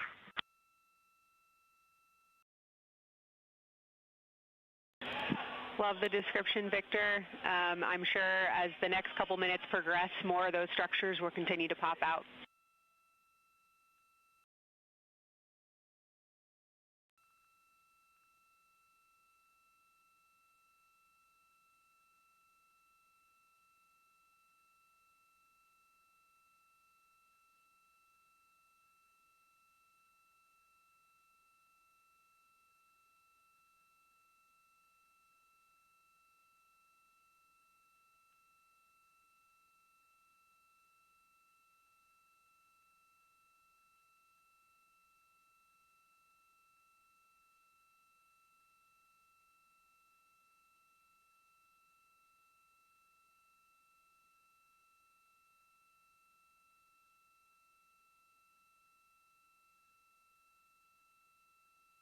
This is Artemis Mission Control in Houston, Texas. The Artemis 2 astronauts on board the Orion spacecraft are currently observing an eclipse. And to the crew on board the spacecraft, the eclipse looks much like a total solar eclipse here on Earth, except the moon is much larger compared to the sun, unlike a terrestrial solar eclipse where the moon and the sun appear the same size in the sky. We are definitely starting to see structure. That baby hair is rapidly growing out toward the 9 o'clock and the 8 o'clock.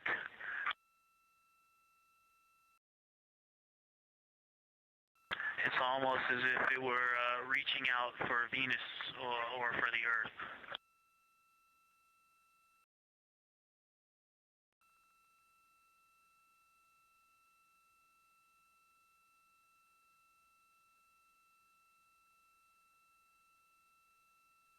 If you've ever seen the spotlight off the top of the Luxor at night in Las Vegas, this looks like what that wants to be when it grows up.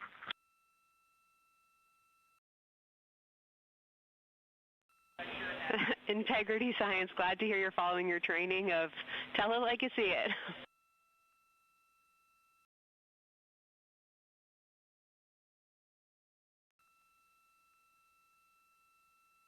So far, it's pretty symmetrical. There are 2 or 3 streamers that are growing in intensity and in magnitude, and it's slowly starting to widen, starting to spread out across the horizon. Pretty amazing view.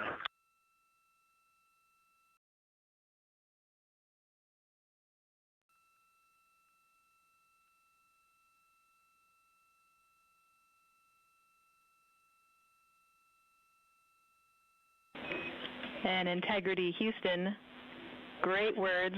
Reminder for you, we are approaching the brightness level at which you should no longer be using the viewfinder on the D5.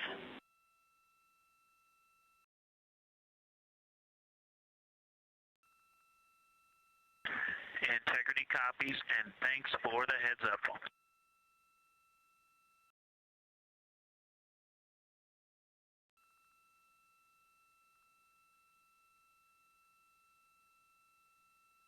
This is Artemis Mission Control. Oh, and I think we're seeing some directionality. Some of it is going in different directions because it appears to be moving and combining and recombining as it it's pointing in different directions, and some of it appears to be going like down toward the south pole of the moon, but it's and then coming back together and going out towards Venus and the Earth.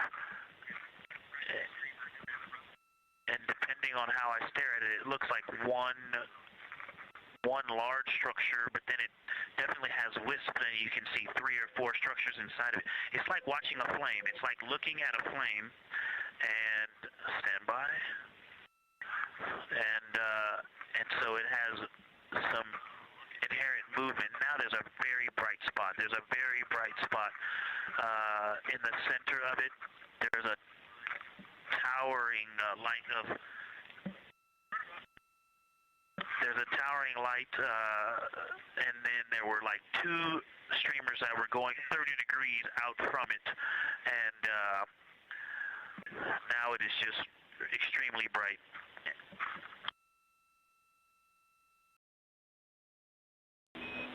Houston, copies all. To get a little warm.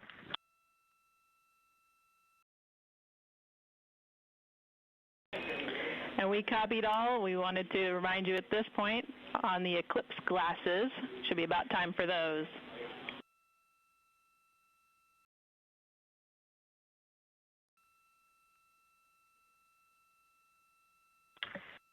Houston, we copy all. We are in eclipse glasses. That was an absolutely spectacular, magnificent experience.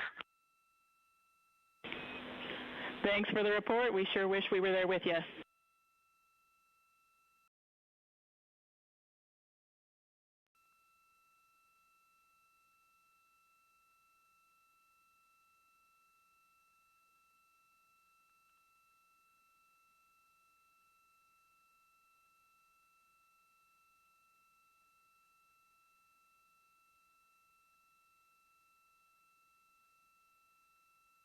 This is Artemis Mission Control.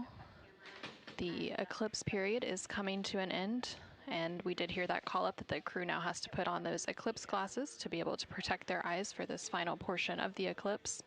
And these views coming to you from the solar array wing cameras on the Orion spacecraft. And Houston, if you could give me about 20 new superlatives in the mission summary for tomorrow, that'll help my vocabulary out a bit. Thank you. We will solicit input from the team.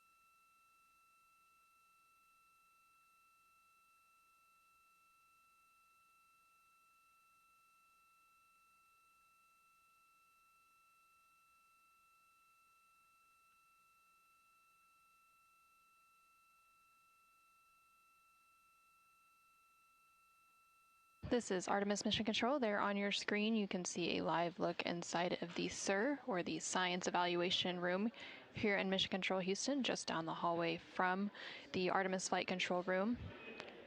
Integrity Houston, back with you after a data rate change.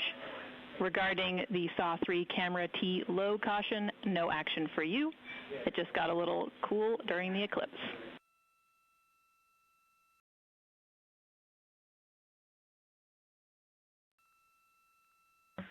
Okay, we copy, and if you didn't copy my request for the mission summary to add about 20 new superlatives to help my vocabulary, I would appreciate it. We copied it fantastically.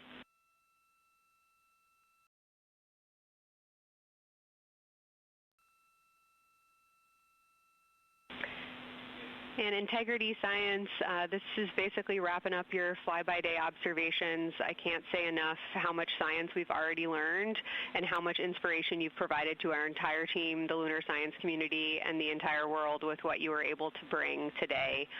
You really brought the moon closer for us today, and we cannot say thank you enough. And Science signing off, and can't wait to talk to you tomorrow morning.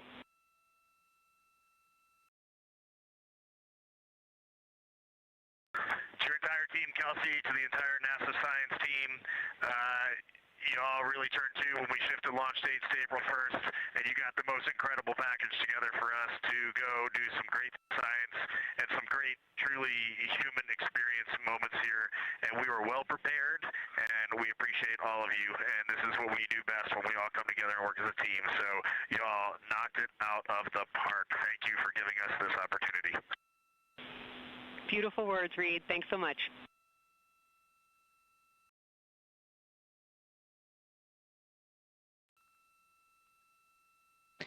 And this is Artemis Mission Control. The lunar flyby observation period is starting to come to a close following that eclipse. And there on your screen you can see a look into the Science Evaluation Room, or the SIR, which is embedded within Mission Control to provide science input. And they provided that input throughout the live flyby operations today. They also have a back room called the Science Mission Operations Room that processes data, evaluates imagery, and supports rapid analysis. And then, of course, we have the science officer on console here in the Artemis Flight Control Room, which you can see a view there on the bottom right-hand corner of your screen. The science officer throughout the flyby operations today has been Kelsey Young, who is the Artemis Science Flight Operations Lead. And then to her left is Angela Garcia, who will be the science officer taking over for Orbit 2.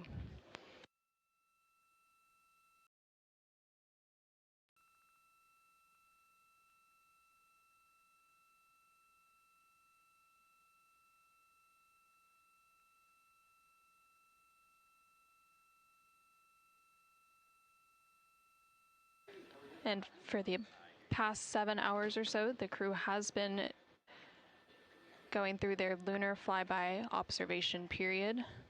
And now they will wrap up that period and complete some final tasks and begin downlinking some of the amazing imagery that they've captured throughout the day, as well as some of the observations that they've recorded. And now on your screen, you're seeing a live look from the Orion spacecraft from those solar array wing cameras.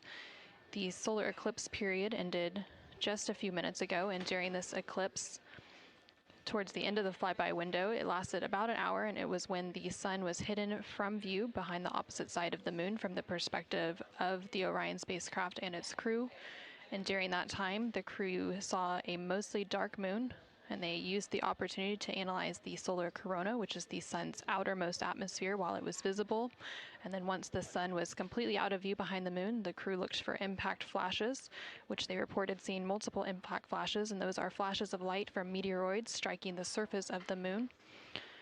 They also looked for dust lofting above the limb or the edge of the moon, along with some deep space targets, including planets, and they noticed Mars off to the distance, and we also saw Venus on one of the solar array wing cameras early on in the eclipse period.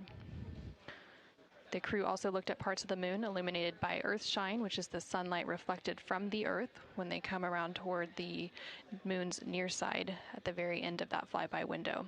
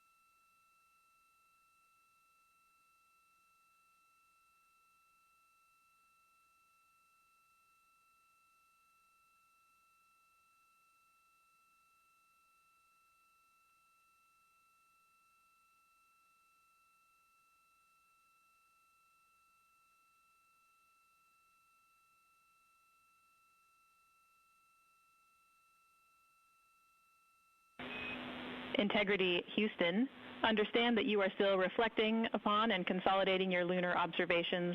At your convenience, I have 2 items related to the upcoming VIP event.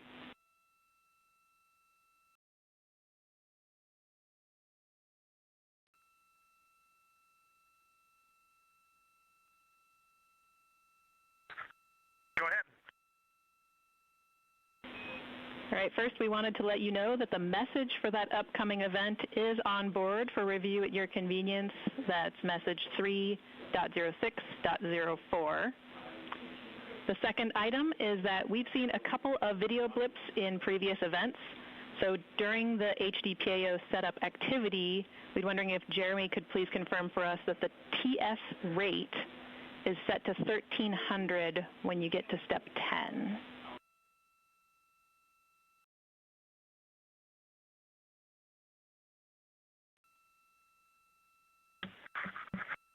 Okay, Jenny. Yeah, we're pretty sure we've been in 1300 for all the PAO events. We've been tracking that when we swap between the HHP and the D5. We copy, Jeremy. Thanks. And for the record, the phenomenal Jenny has gone on to her next appointment of the day, and you've now got Tess with you.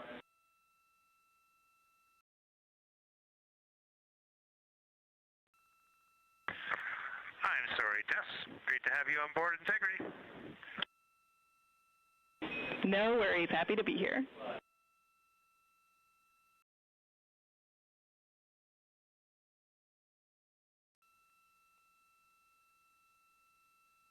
This is Artemis Mission Control. We heard some communication there between the Capcom or capsule communicator here in Mission Control, which for Orbit 2 is Tess Caswell, and the CSA or Canadian Space Agency astronaut on board the Orion spacecraft, Jeremy Hansen. They were discussing an upcoming public affairs event. And Integrity, 3-minute warning for the maneuver back to bias tail to sun.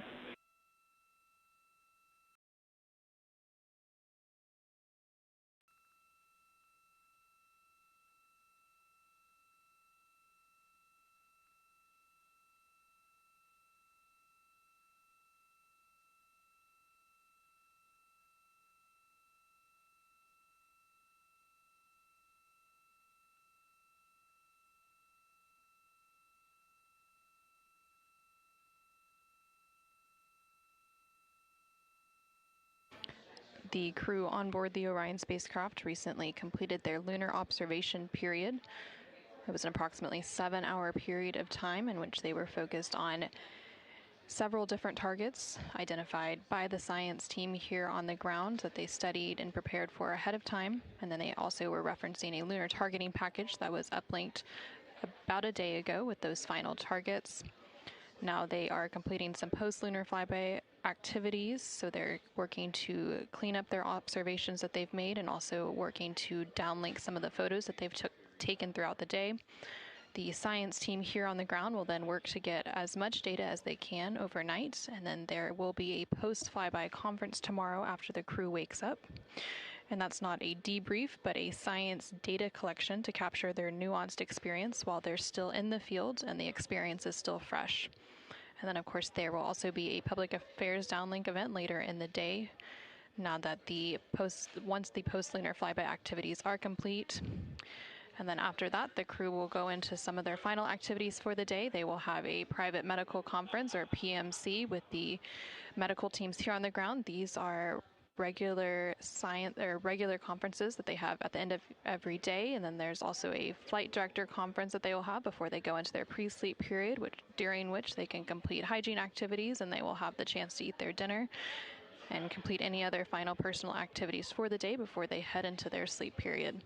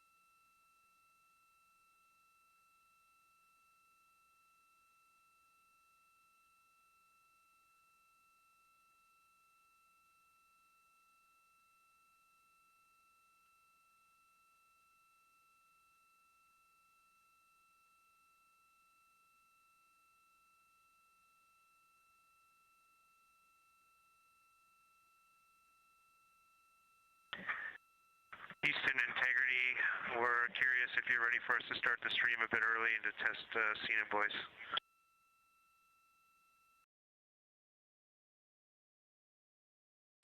Checking.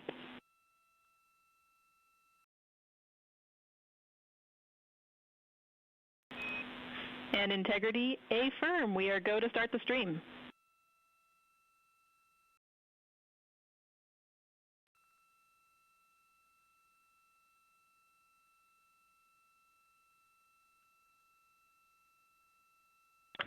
Okay, Houston, the stream has started. We checked the TS rates 1300 and audio is true. So I will give you a voice check now on the mic. We copy. Good settings, and we've got a good view.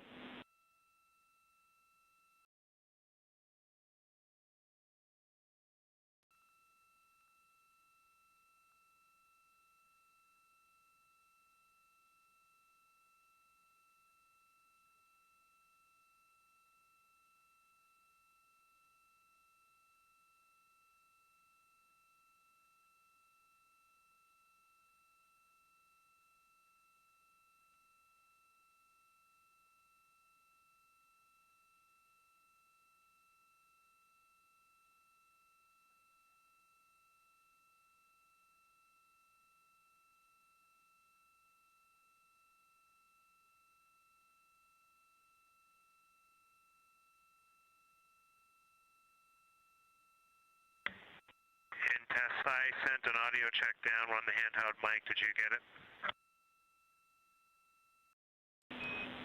Sorry for the delay, Jeremy. We were talking that a bit, but it was a bit broken, so please repeat for us.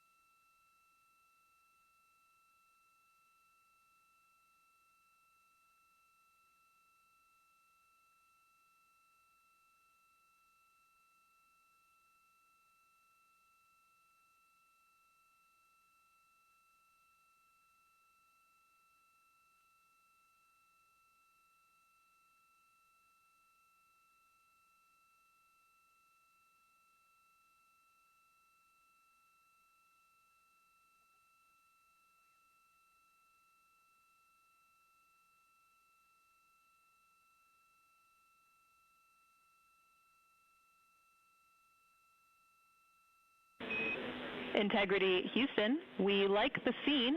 At your convenience, we'll take a 10 count with Jeremy in frame.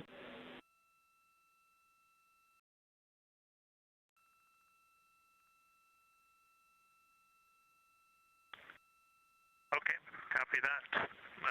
Give us 2 minutes, and or 1 minute, and we'll do that. Copy.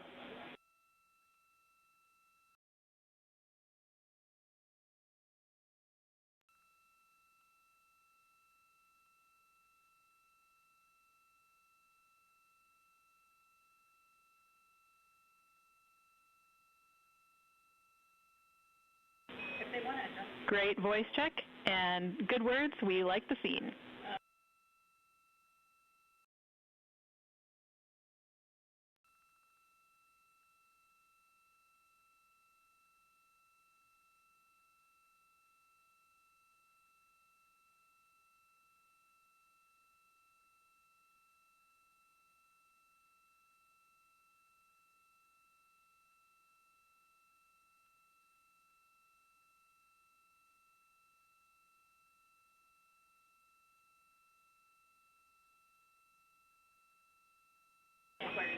And Integrity Houston, we are seeing a black cable going right through the middle of the scene. At your convenience, if you would please move that, PAO would appreciate it.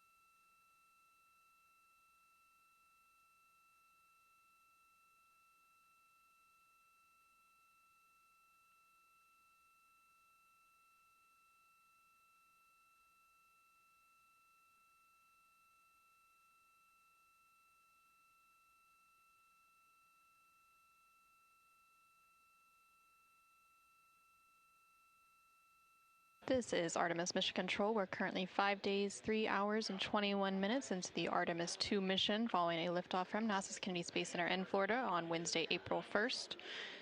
The crew on board the Orion spacecraft is currently wrapping up their lunar flyby cleanup activities. They're making final... Houston Integrity, high priority PAO images from the eclipse are on PCD-1 in a so-named folder. We copy, Christina. Thanks.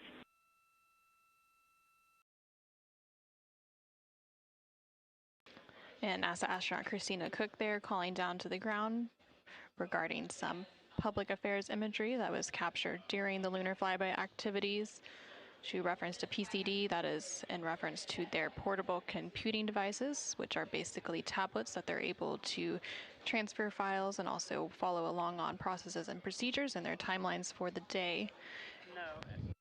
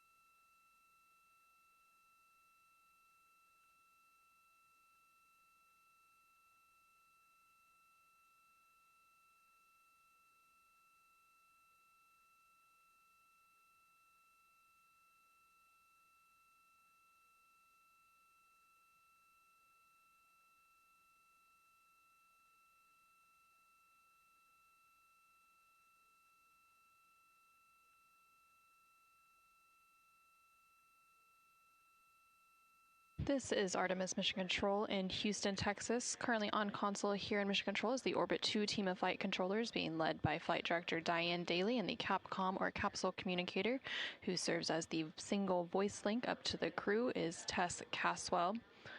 The crew on board the Orion spacecraft recently wrapped up their lunar flyby observation period, and now they are completing some cleanup activities and transferring some data and files down to the ground following that lunar flyby. Many of these files will be analyzed by the science team overnight in advance of a post-lunar flyby conference tomorrow once the crew wakes up. The crew is also preparing for an upcoming public affairs downlink event. And then following that downlink, they will have a few final activities for the day, including a private medical conference with their team here on the ground. These are standard conferences that happen at the end of every day.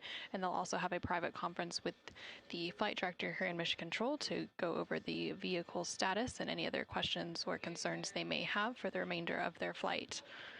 We are currently in flight day 6. And we have a splashdown expected on Friday, April 10th. That splashdown expected in about 3 days, 21 hours, and 49 minutes from now. During the lunar flyby, and as part of Artemis 2, it marked the first time in more than 50 years that humans were able to observe the moon directly and provided a critical opportunity to practice how lunar science will be conducted during future Artemis missions. The moon preserves a near-continuous record of solar system history that has been erased on Earth, and with no atmosphere, weather, or plate tectonics, the lunar surface retains evidence of ancient impacts, volcanism, and solar activity that scientists can study today.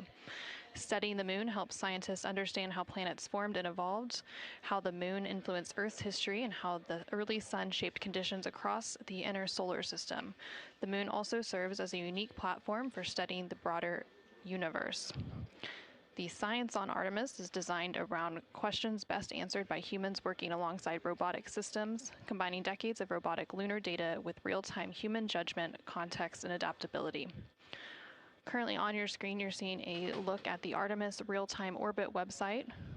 You can access this website at any time throughout the mission at nasa.gov/trackartemis. It provides updates on the velocity as well as the distance from Earth and the distance from the moon of the Orion spacecraft and its crew.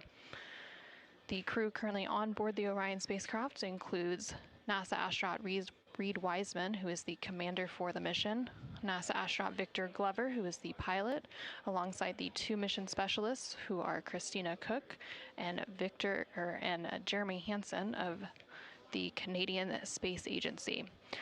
Currently, the Orion spacecraft is about 250,000 miles away from the Earth, and that distance now will continue to close down ahead of that splashdown on April 10th. And they are now about 8,100 miles away from the moon, and that distance will continue to increase as they are now in the return leg of their journey.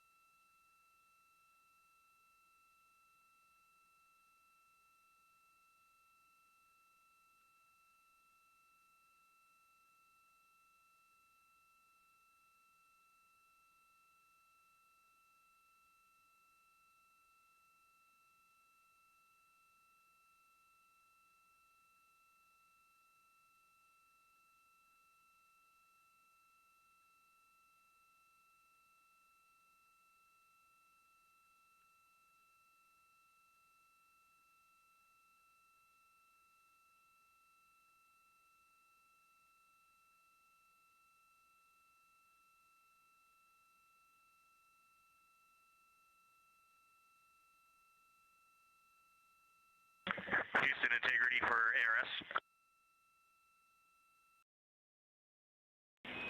Go ahead, Integrity.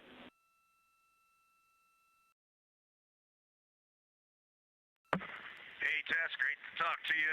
Any chance we could drop the fan speed down for this PAO event?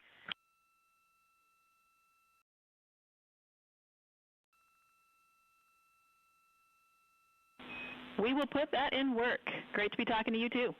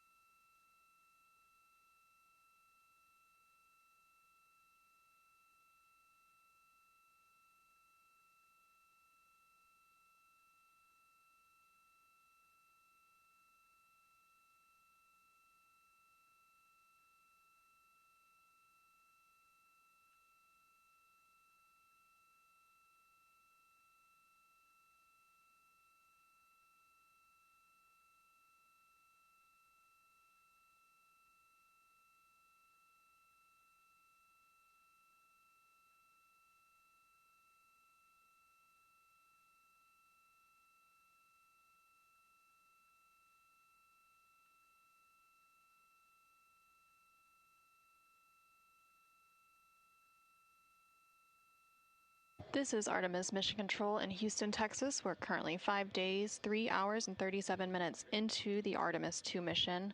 The crew on board the Orion spacecraft has recently concluded their lunar observation period during the lunar flyby. As part of that lunar flyby, the Orion spacecraft and its crew made the closest approach to the moon at a distance of 4,067 miles away from the surface at approximately 6 p.m. Central Time, 7 p.m. Eastern Time.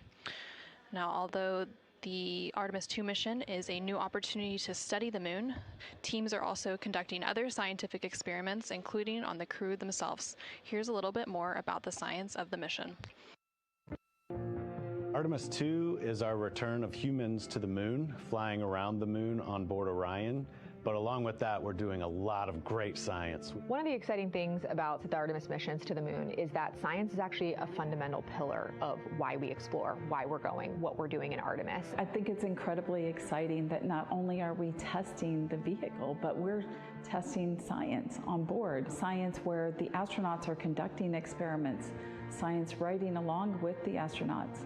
We have astronauts looking outside the window and really observing the lunar surface. It will help us understand the deep space environment. It will help us understand how that environment affects our astronauts, our systems, and life in general. So deep space is a challenge for us because you have to leave Earth's protective magnetic field. Here in low Earth orbit, the crew members are protected from some of the harmful radiation. Going to the moon, they'll no longer be protected, so they'll have a higher radiation exposure. Much like Artemis 1, we have so many radiation sensors and detectors that are inside the capsule so that we can fully understand and appreciate the radiation environment for protecting our astronauts. In my hand here, I'm holding a tissue chip model. This is the exact design that it's going to be flying alongside the astronauts. We'll be collecting samples from each of the crew members, and we can make these organ chips out of the astronauts themselves. So every crew member will have their own avatar on board, and then upon return, we can evaluate that deep space radiation environment and what that compares to the astronaut themselves. Not only are they going to help change the course of medicine for the astronauts, but revolutionizing that on Earth as well. We're looking at sleep, we're looking at team dynamics, we're looking at how you interact with the environment. We're also looking at the immune system, so what are the biomarkers? We're using saliva as a method to study hormones and different things in your body that may change during a mission like this. And then finally, how do we function after microgravity, being close to the moon, then returning to Earth? Which will ultimately help us achieve our goal of getting humans to Mars. And then on top of that, we have an opportunity to look at the moon from deep space on the far side for the first time in over 50 years. having human eyeballs and brains back around the moon is going to unlock a new generation of lunar science discovery. The human eyeball is capable of taking in so much data in just a split second. They'll be able to tackle impact history, volcanic history. They'll be able to look at how the albedo, or kind of the shade and hue of the moon and the color of the moon, can tell us something about how that terrain evolved over time. We're integrating science in ways that have never been integrated into human exploration before. We have a front room mission control flight controller position called the science officer. We have a brand new science back room where it's basically our brain trust of lunar scientists and geologists supporting the crews of the future. And Artemis 2 will allow us to really test how this works so that future missions are really set up for success. We'll also be deploying some CubeSats. They're small shoebox-sized spacecraft of their own. They're each provided by another country, one of our partners. As they conduct their research, they'll complement what we are doing at the moon with Orion. It is so incredibly exciting to be a part of this mission. It has been, really one of the privileges of a lifetime. I can see the work I'm doing benefit crew members right now and benefit the crew members in the future. So it's incredibly exciting and it's very rewarding. As this rocket launches humanity off of the Earth, we'll be setting the stage through our science to prepare humanity to leave Earth and explore the solar system.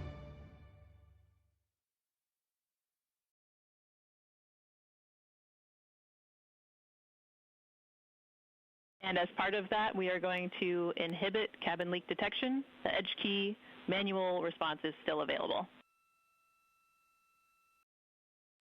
Copy, thumbs up.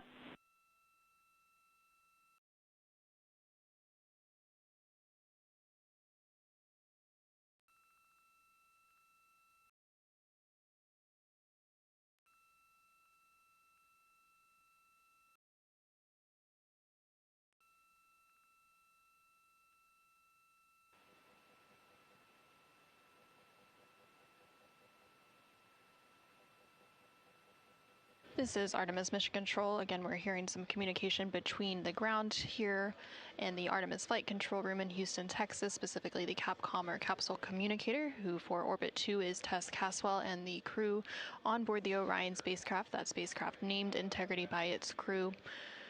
They are preparing for an upcoming public affairs event, so they are discussing the camera views, which we will see here shortly. There on your screen on the left-hand side, you can see the Artemis Real-Time Orbit website, or ARO.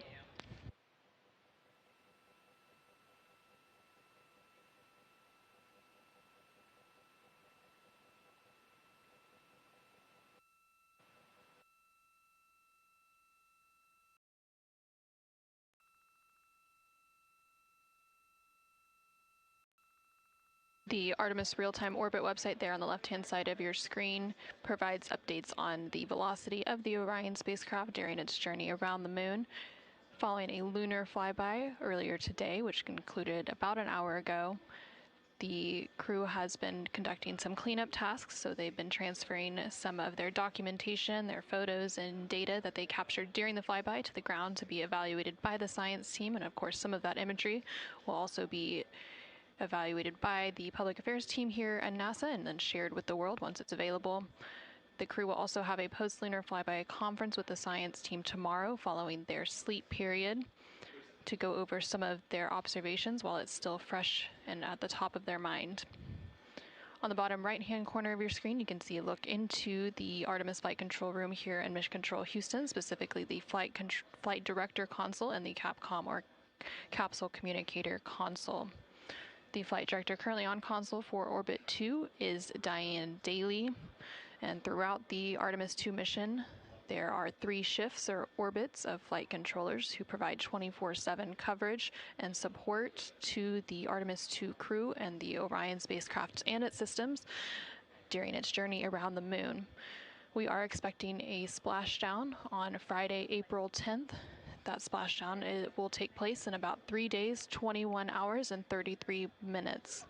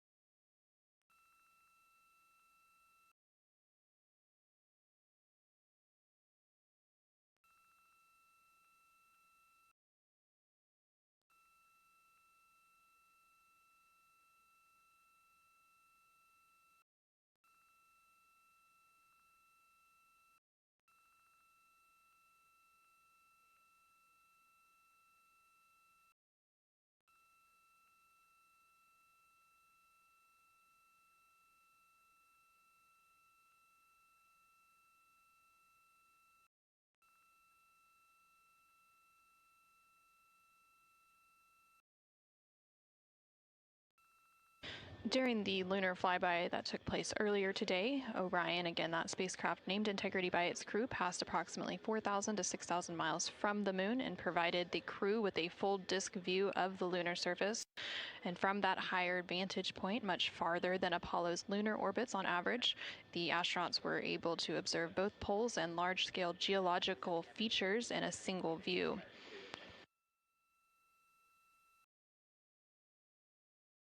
And there on your screen, you're currently seeing a live look inside the cabin of the Orion spacecraft. Integrity Houston, we are 3 minutes out from an on-time start, and we have adjusted the fan speed. We'll take a thumbs up if you're happy with it. Copy, thumbs up.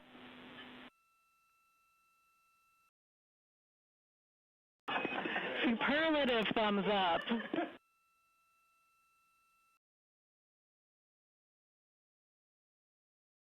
And there on your screen, you can see all of the Artemis 2 crew members.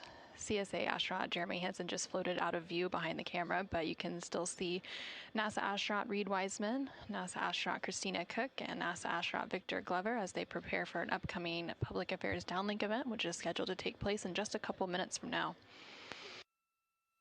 And there, floating back onto the screen, is CSA or Canadian Space Agency astronaut Jeremy Hansen.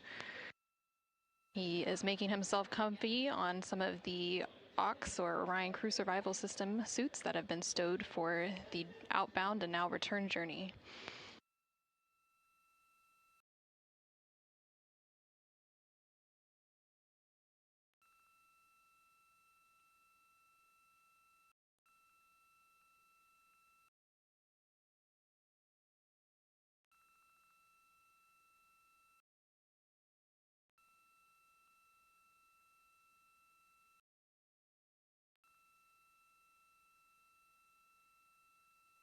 Shortly after the completion of these couple of public affairs downlink events, the crew will begin winding down for their day, and they will have the opportunity to eat dinner. Some of the items on their menu today for dinner include chicken with corn and black beans, sweet and sour pork, rice pilaf, spicy green beans, citrus fruit salad, and maple cream cookies. All of the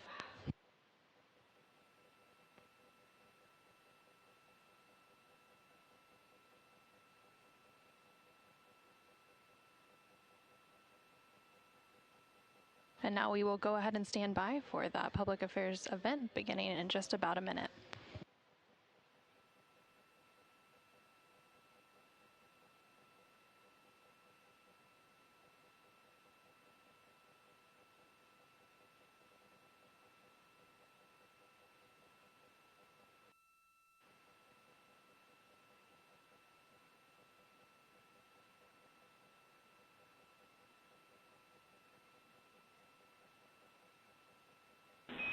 Integrity Houston, no action for the DU-1 caution. We're taking a look.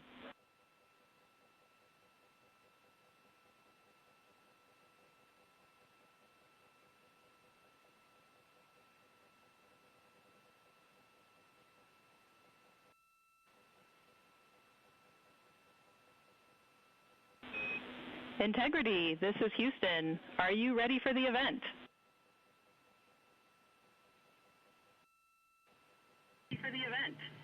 Hello, Houston. Integrity is ready for the event. Administrator Isaacman, this is Mission Control Houston. Please call Integrity for a voice check. Integrity, Jared Isaacman, comm check.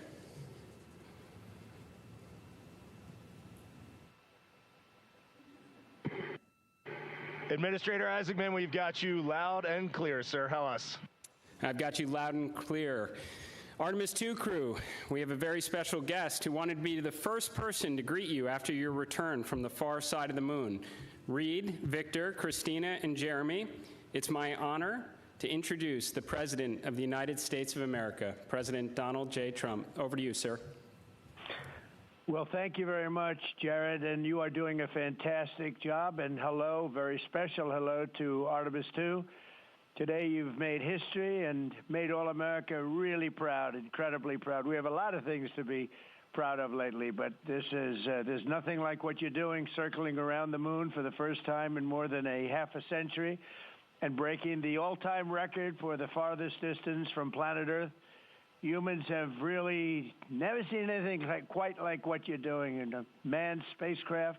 It's really special. I want to personally salute and congratulate Commander Reed Weissman, Pilot Victor Glover, Mission Specialist Christina Koch, and Jeremy Hansen.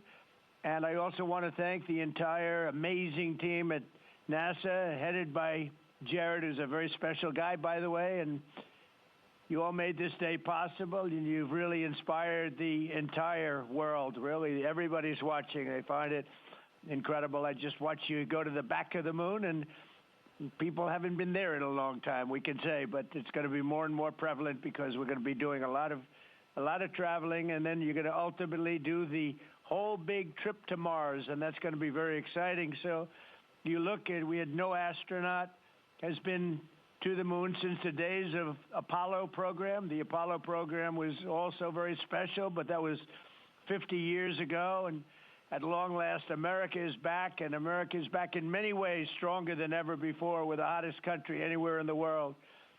The Artemis crew flew in the most powerful rocket NASA has ever made, ever launched, traveled over 250,000 miles, broke the distance record set by the legendary Apollo 13. And America is a frontier nation, and the 4 brave astronauts of Artemis 2 are a modern-day, you really are modern-day pioneers, all of you, and one of them happens to be a neighbor. You know who that is, right? You have a special person over there, a neighbor, and we like our neighbor. Your mission paves the way for America's return to the lunar surface very soon. We're going all out. We're doing everything we can, and it's headed up by Jared. We'll plant our flag once again, and this time we won't just leave footprints. We'll establish a permanent presence on the moon, and we'll push on to Mars.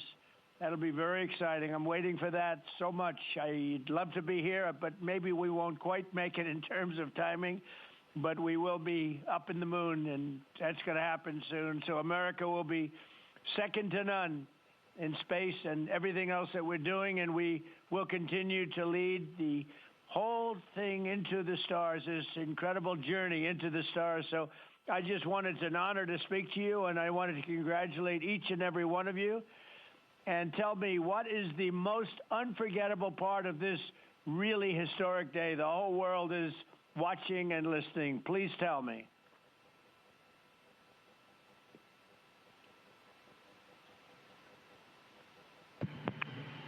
President, this call is certainly special to all of us, and we really have a lot of faith in our administrator, Jared Isaacman, who is with you. We appreciate his leadership in NASA and in the international community. We are doing great things, and we are proud to be a part of it. I have to tell you, as we came around the near side of the moon, seeing all the sights that we've seen from Earth for all of our lives, but we're seeing them from a different perspective, and then we started to get a glimpse of the and we saw sites, Oriental sites that no human has ever seen before, not even in Apollo, and that was amazing for us.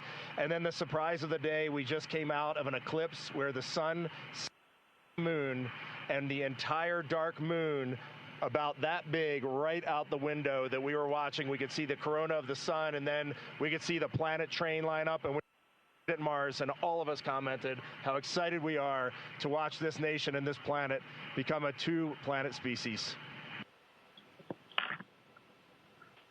That is fantastic. You know, I had a decision to make in my first term, and the decision is, what are we going to do at NASA? Are we going to have it be revived, or are we going to close it down? And I had very little hesitation, and it's really great to have somebody like Jared involved because he really makes it much easier for me. But it was not even a question in my own mind. We've spent what we had to do, and then of course we have Space Force, and Space Force is very much related to what you're doing, and that was my baby. That was a very important one, and it'll turn out to be truly one of the most important, I believe, decisions I've ever made. So we're very proud of Space Force, and we're very proud of all of you. Does anybody else have anything to say? A lot of people listening.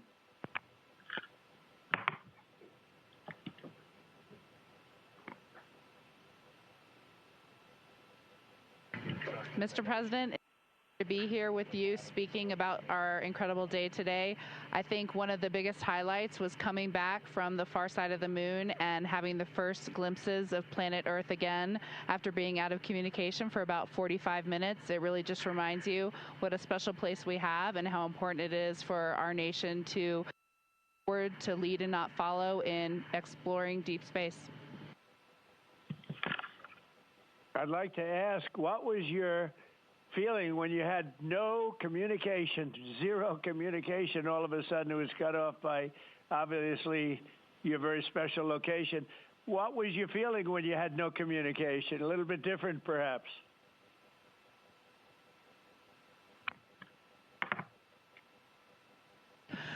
Yes, Mr. President, it was I said a little prayer, but then I had to keep rolling. I was actually recording scientific observations of the far side of the moon. You know, that is actually the time when we were the farthest and the closest to the moon. And so we were really able to make some of our most detailed observations of the far side of the moon up close. And so we were busy up here working really hard. And I must say, it was actually quite nice. Did you see a difference, a big difference, between the far side of the moon and the near side of the moon? Was there a difference in feel or difference in look? What did you see?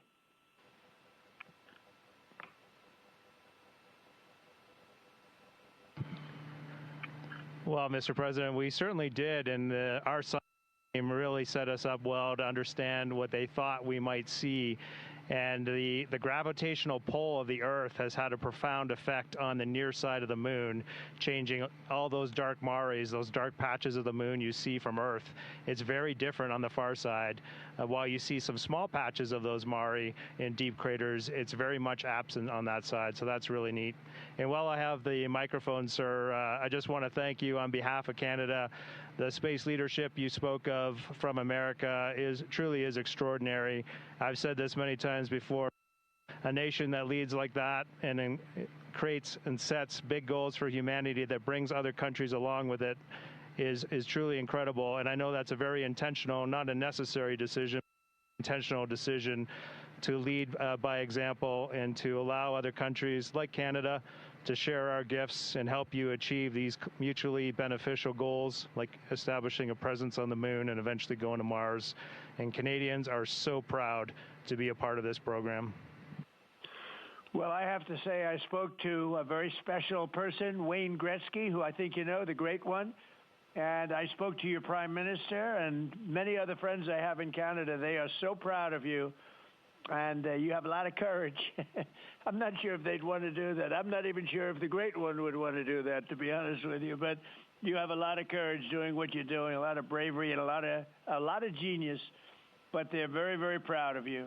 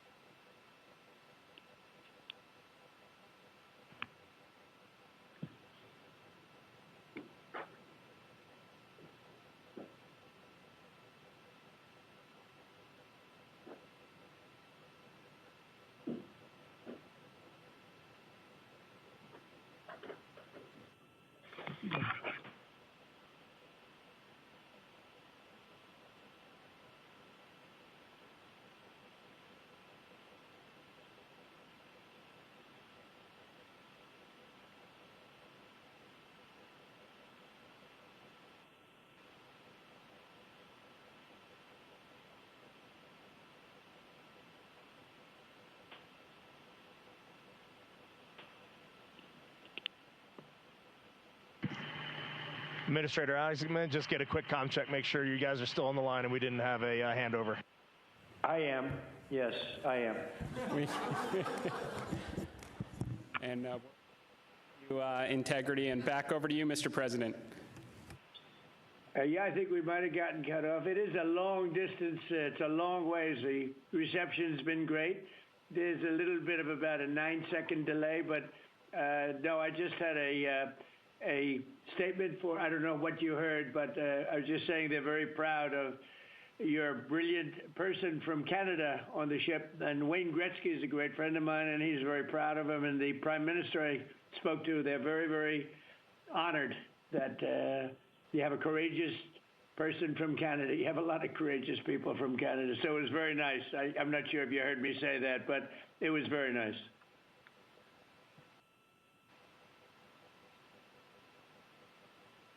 Yes, Mr. President, we heard that, and we do love our Jeremy Hansen. We love all our Canadian astronauts, Jenny Gibbons, Josh Kutrick.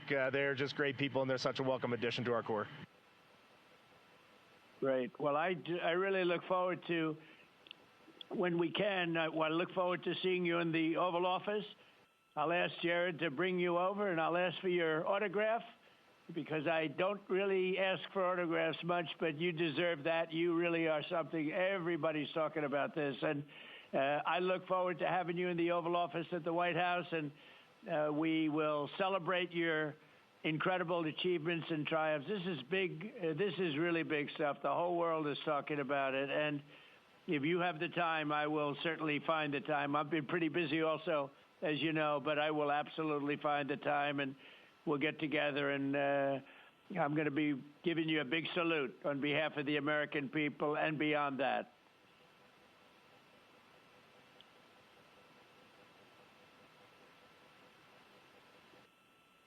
Thank you for that, Mr. President. And when you want us, we will be there. And thank you for your leadership. Thank you to Jared for his leadership. Really, thank you for taking the time out today to visit NASA. It's really special for us, but it's really special for the team on the ground. A whole team of people all around the world pulled this off, and we just want to say thank you to all of you for this.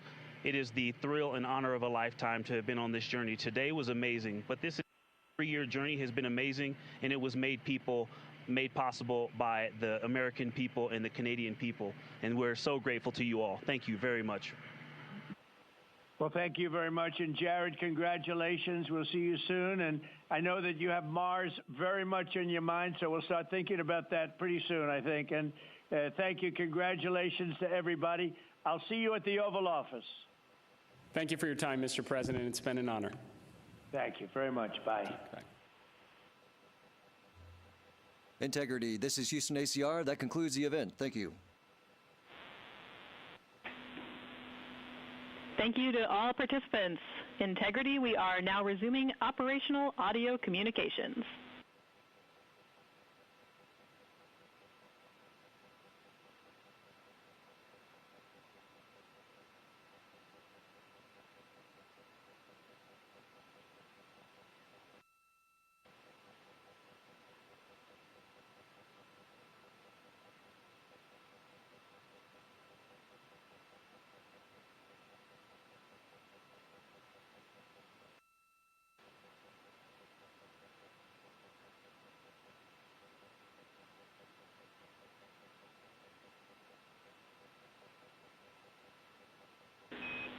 Integrity Houston, great job on the event. Just a heads up, we are on track to start the next event on time at 4:15.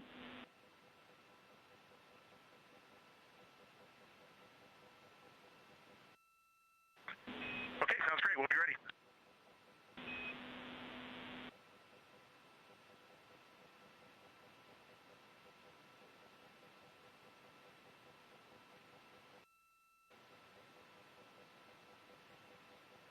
This is Artemis Mission Control in Houston, Texas. We just had that public affairs event with President Donald Trump and the crew on board the Orion spacecraft. And coming up in about 10 minutes, there will be another public affairs event. That event taking place at a mission elapsed time of 5 days, 4 hours, and 15 minutes. Currently on your screen, you're seeing a look at the Artemis real-time orbit website, which provides updates on the velocity as well as the distance of the Orion spacecraft from both Earth and the Moon. The Orion spacecraft and its crew, that crew including Reed Wiseman, Victor Glover, Christina Cook, and Jeremy Hansen, are currently about 250,000 miles away from the Earth, and that distance is starting to become smaller as they are now on the return leg of their journey. And they are about 9,300 miles away from the Moon. They made their close approach to the Moon. Integrity Houston with a question about fan speed.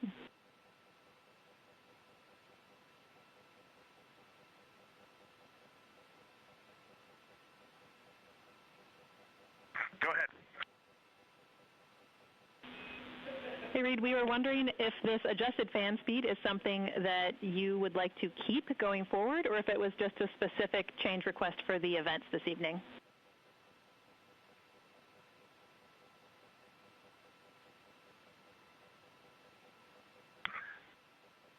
Certainly for PAO events, this is an ideal fan speed. If you're willing to give us this fan speed for routine habitability, I think we would take it and try it for a while.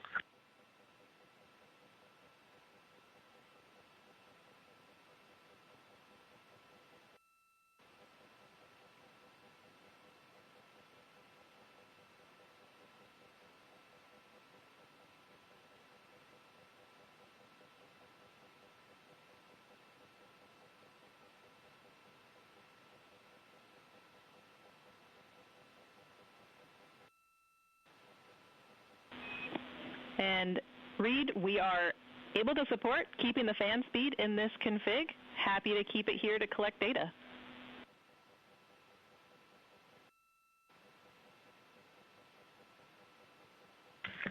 Okay, you got 4 happy astronauts up here. We'll take it. Obviously, when we go to exercise, we'll need to bump it up, but I think for quiet of living, this will be great.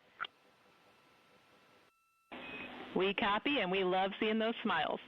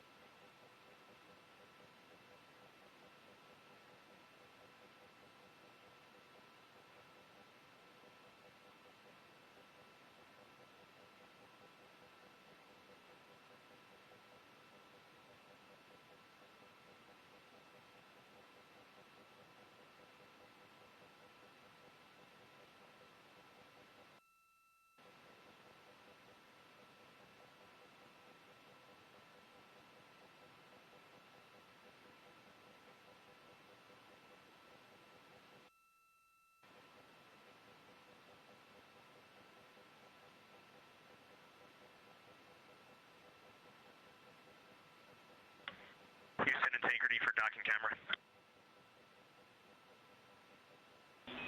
Go ahead.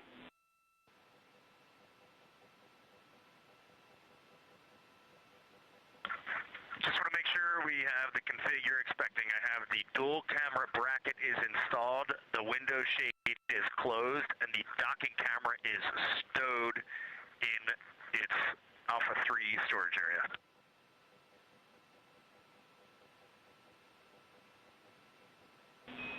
That's a good config.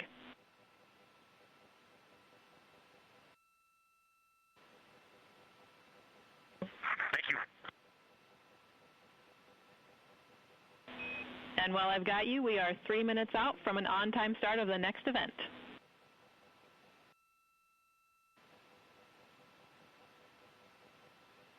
This is Artemis Mission Control in Houston, Texas. You can see a live look of the Artemis 2 crew inside the Orion spacecraft cabin as they prepare for another public affairs downlink event. There on your screen is CSA astronaut Jeremy Hansen along with NASA astronaut Reed Wiseman and NASA astronaut Victor Glover popping up.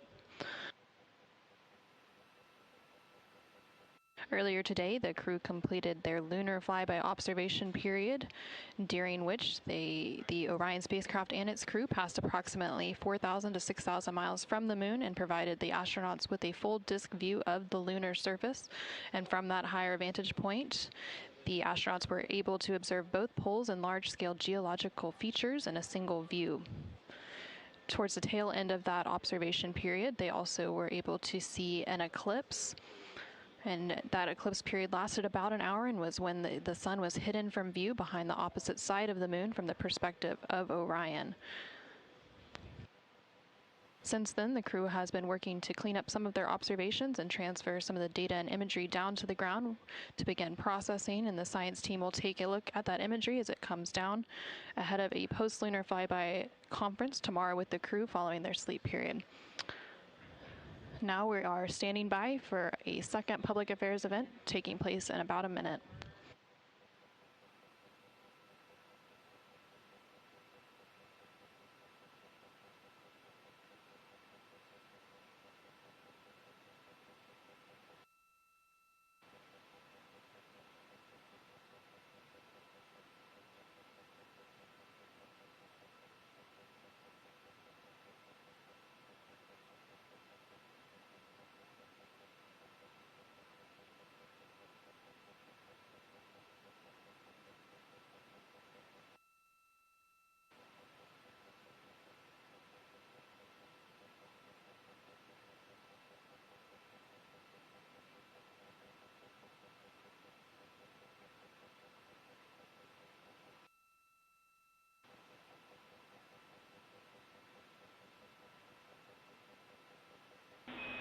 Integrity, this is Houston. Are you ready for the event?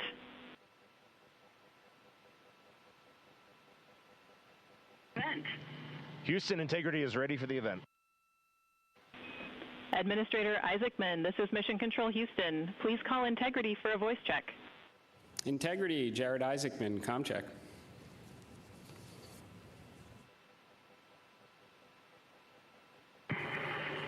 Administrator Isaacman, we've got you loud and clear up here. I've got you loud and clear, and let's see if we can top that last PO event. That was pretty special. So we are going to spend the next 20 minutes doing Q&A from a number of questions that have been submitted, and we are going to start with one from me. You all have spent years preparing for this moment and imagining what it must be like when you look down at the moon, at the lunar surface. What has surprised you all that you did not anticipate?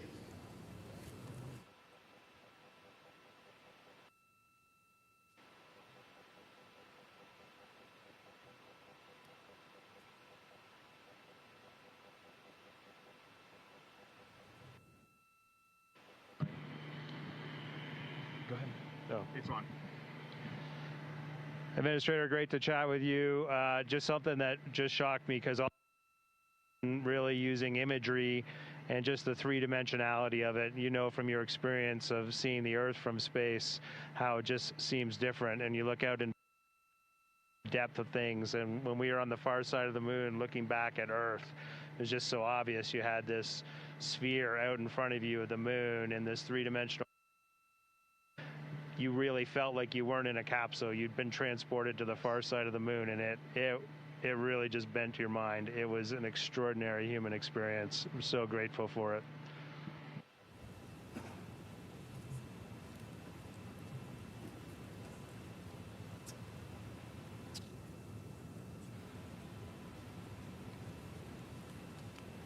Integrity, Jared, anyone else want to answer that one?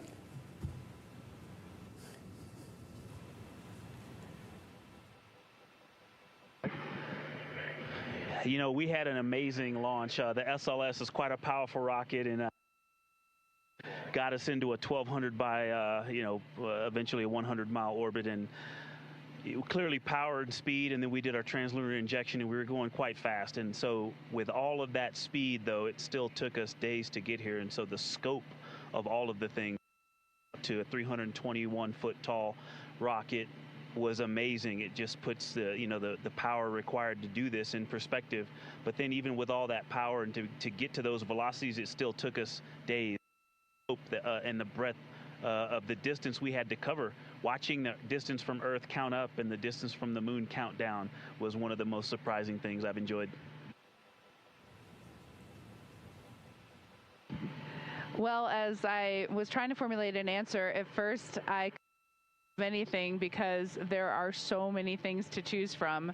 I'll try to just narrow it down, but I'm going to go with something we did yesterday, a manual power flight test objective, where we just basically got to sit at the vehicle. It was Jeremy and I this time, and just drive around using the rotational hand controller, basically just drive it with the stick, and how well it handled, how tight the control algorithms were, and watching it respond when we actually degraded it on purpose by going into 3 degrees of freedom control, by actually inhibiting some of the jets, which even though we have jet redundancy, of course, for each other in these complicated algorithms. So it was just amazing to be in a deep spacecraft and just be flying it around by hand.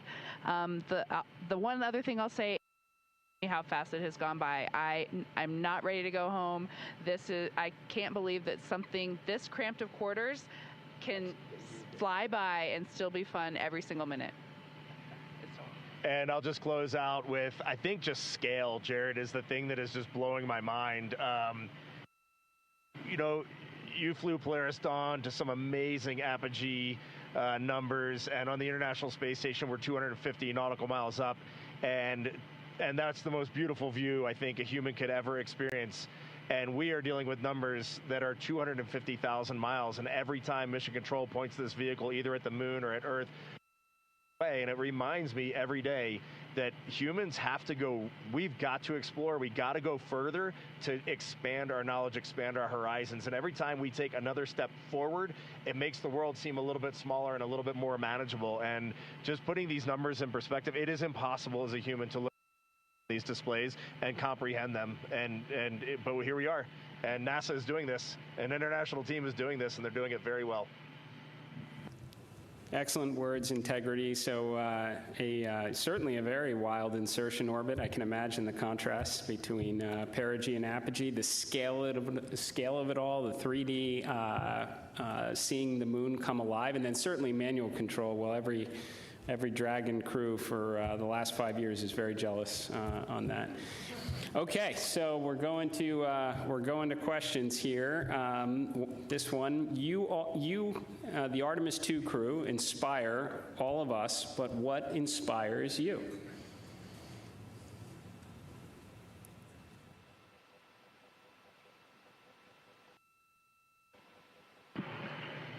I think as you get older, your answer to that question changes a lot. Certainly when I was a young boy and a young man, just seeing an airplane flying overhead, to me, that really lit a fire in me. And then I think when you reach your middle age, it is interesting to watch leadership throughout the world kind of change the course of human. You can watch that unfold. And now now that I'm just a little bit over 50, you'll be there soon. Now that I'm just a little bit over 50, I mean, it all ties back to just family, and you understand just how much the people that you surround yourself with, and that is really every night when you go to bed, that's really what you end up thinking. At least that's what I end up thinking.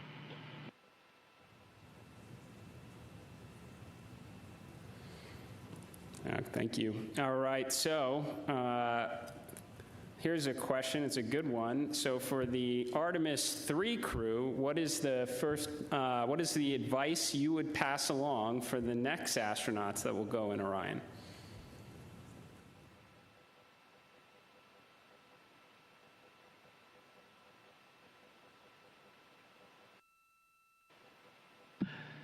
That's a great question, Jared. We've actually been thinking about the Artemis 3 crew since we were assigned as the Artemis 2 crew. It was the beginning of how we came up with how we wanted to fly this mission, how we wanted to buy down risk for the program, and values as a crew. And so, over the course of these 3 years, we've taken a lot of notes. So we've almost got a book to hand them. But I think a few practical things, just sitting here, we've been living for the past 6 days, how you pack is a huge impact to how you will live on the journey. And so things like food and your hygiene products, and then you know what's going on with our waste management system, the technology that we have, practicing that and being familiar with that and being prepared mentally.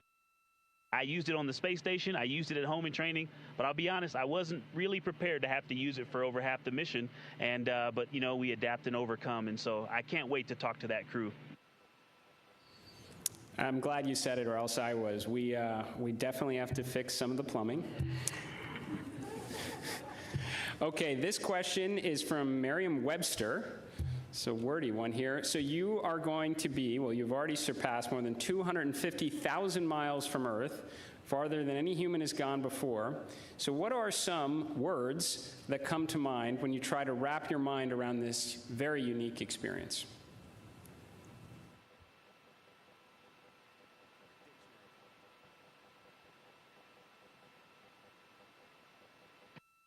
I'll be honest with you, the main word, because superlatives just don't do it justice, is humility. We would never be here if it weren't for so many people that came before us, starting with Neil Armstrong, Katherine Johnson, Dorothy Vaughan, civil rights movement leaders, everyone who worked on this spacecraft. Before we got here in our 3 years of training, we went all over the country and even to our European and Canadian partners to see the people who have put their hands on this hardware, the millions of parts from every valve, to this entire thing, the people that put on harnesses every day to rig it up in the VAB. They all passed the record. We definitely didn't pass the record up here alone. So this is actually very similar to the question the President of the United States asked just a brief bit ago. But during the quiet moments on your journey, when you were out of contact with everyone here on Earth, what were some of the thoughts that tended to occupy your mind most?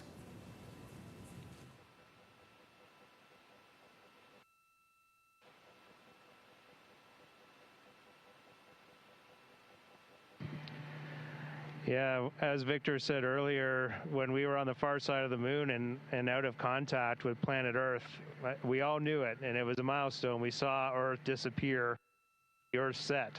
But we were so busy with the science, and we have such faith in our vehicle integrity, such faith in mission control, that we were just at complete peace and just doing our job. And just trying to do a good job to collect as much science data as we could while we were on the far side of the moon, and we were just giddy in here, like of our lives. He's being a bit humble, but as soon as we went out of comm with planet Earth, we did have maple cookies as we just gathered together for about 30 seconds. Each one of us had a maple cream cookie and then right back into the science. But we had to take a moment to honor that time going behind Earth. And it was going behind the moon and out of touch with Earth. And that was a very surreal moment for this crew.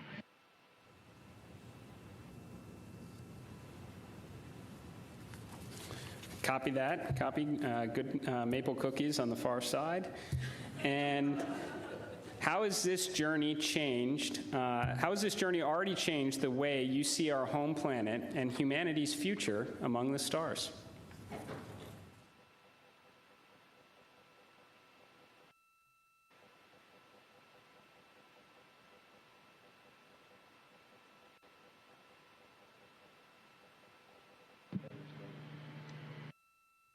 There's so many directions I think we could go with that, and I just, I think that there's, global, but I think real impact is local, and is to see the Earth as an entire thing and look at it, this system, and to see it all in once. But my daughters, and just the things that we can impact directly, the people that I can touch, that I can speak to, hug, and show love and gratitude toward,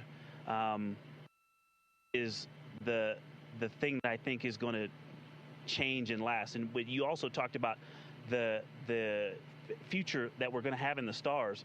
And, this mission, I think we swung for the fence and launched on our first try after learning a lot earlier this year. But I think it set the stage for us to go out and continue to swing for the fence hard in our Orion SLS and ground systems programs to go and get the next one teed up so that crew can knock it off out of the park. And so I have huge expectations for what's coming next. Good words. Are you feeling homesick for Earth?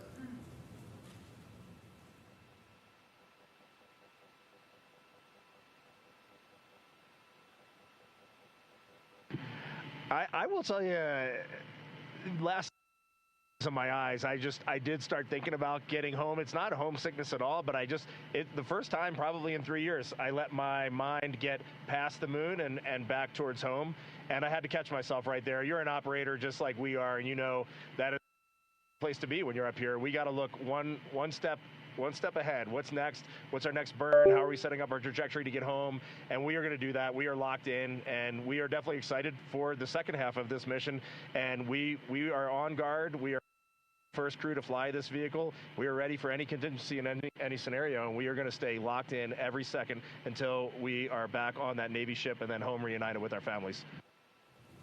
And copy that. Astronauts like being in space. That checks out. Okay, there's a lot of questions from the space photography community. How are the pictures going so far?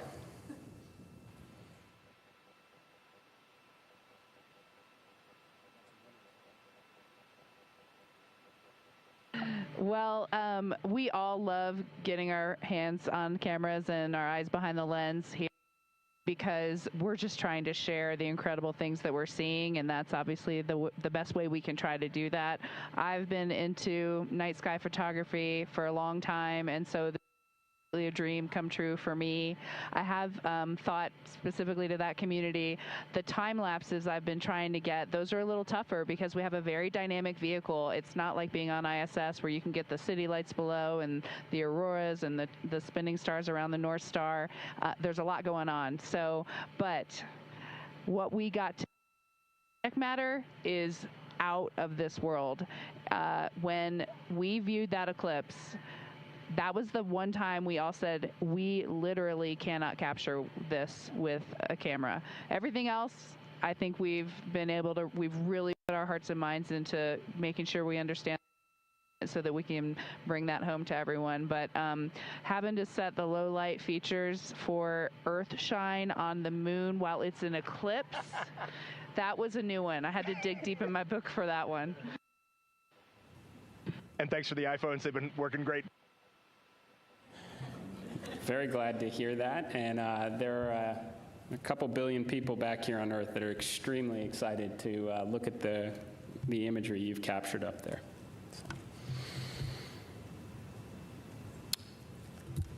Okay, well, I want to thank you all. Integrity. So Reed, Victor, Christina, Jeremy, on behalf of NASA and space-loving people across the world, thank you for taking us with you to the moon. Thank you for your courage all of your beautiful words that we've heard. You represent the absolute best of us. We are proud of you, and we look forward to welcoming you back safely to the good Earth very soon. Godspeed, and go Artemis 2.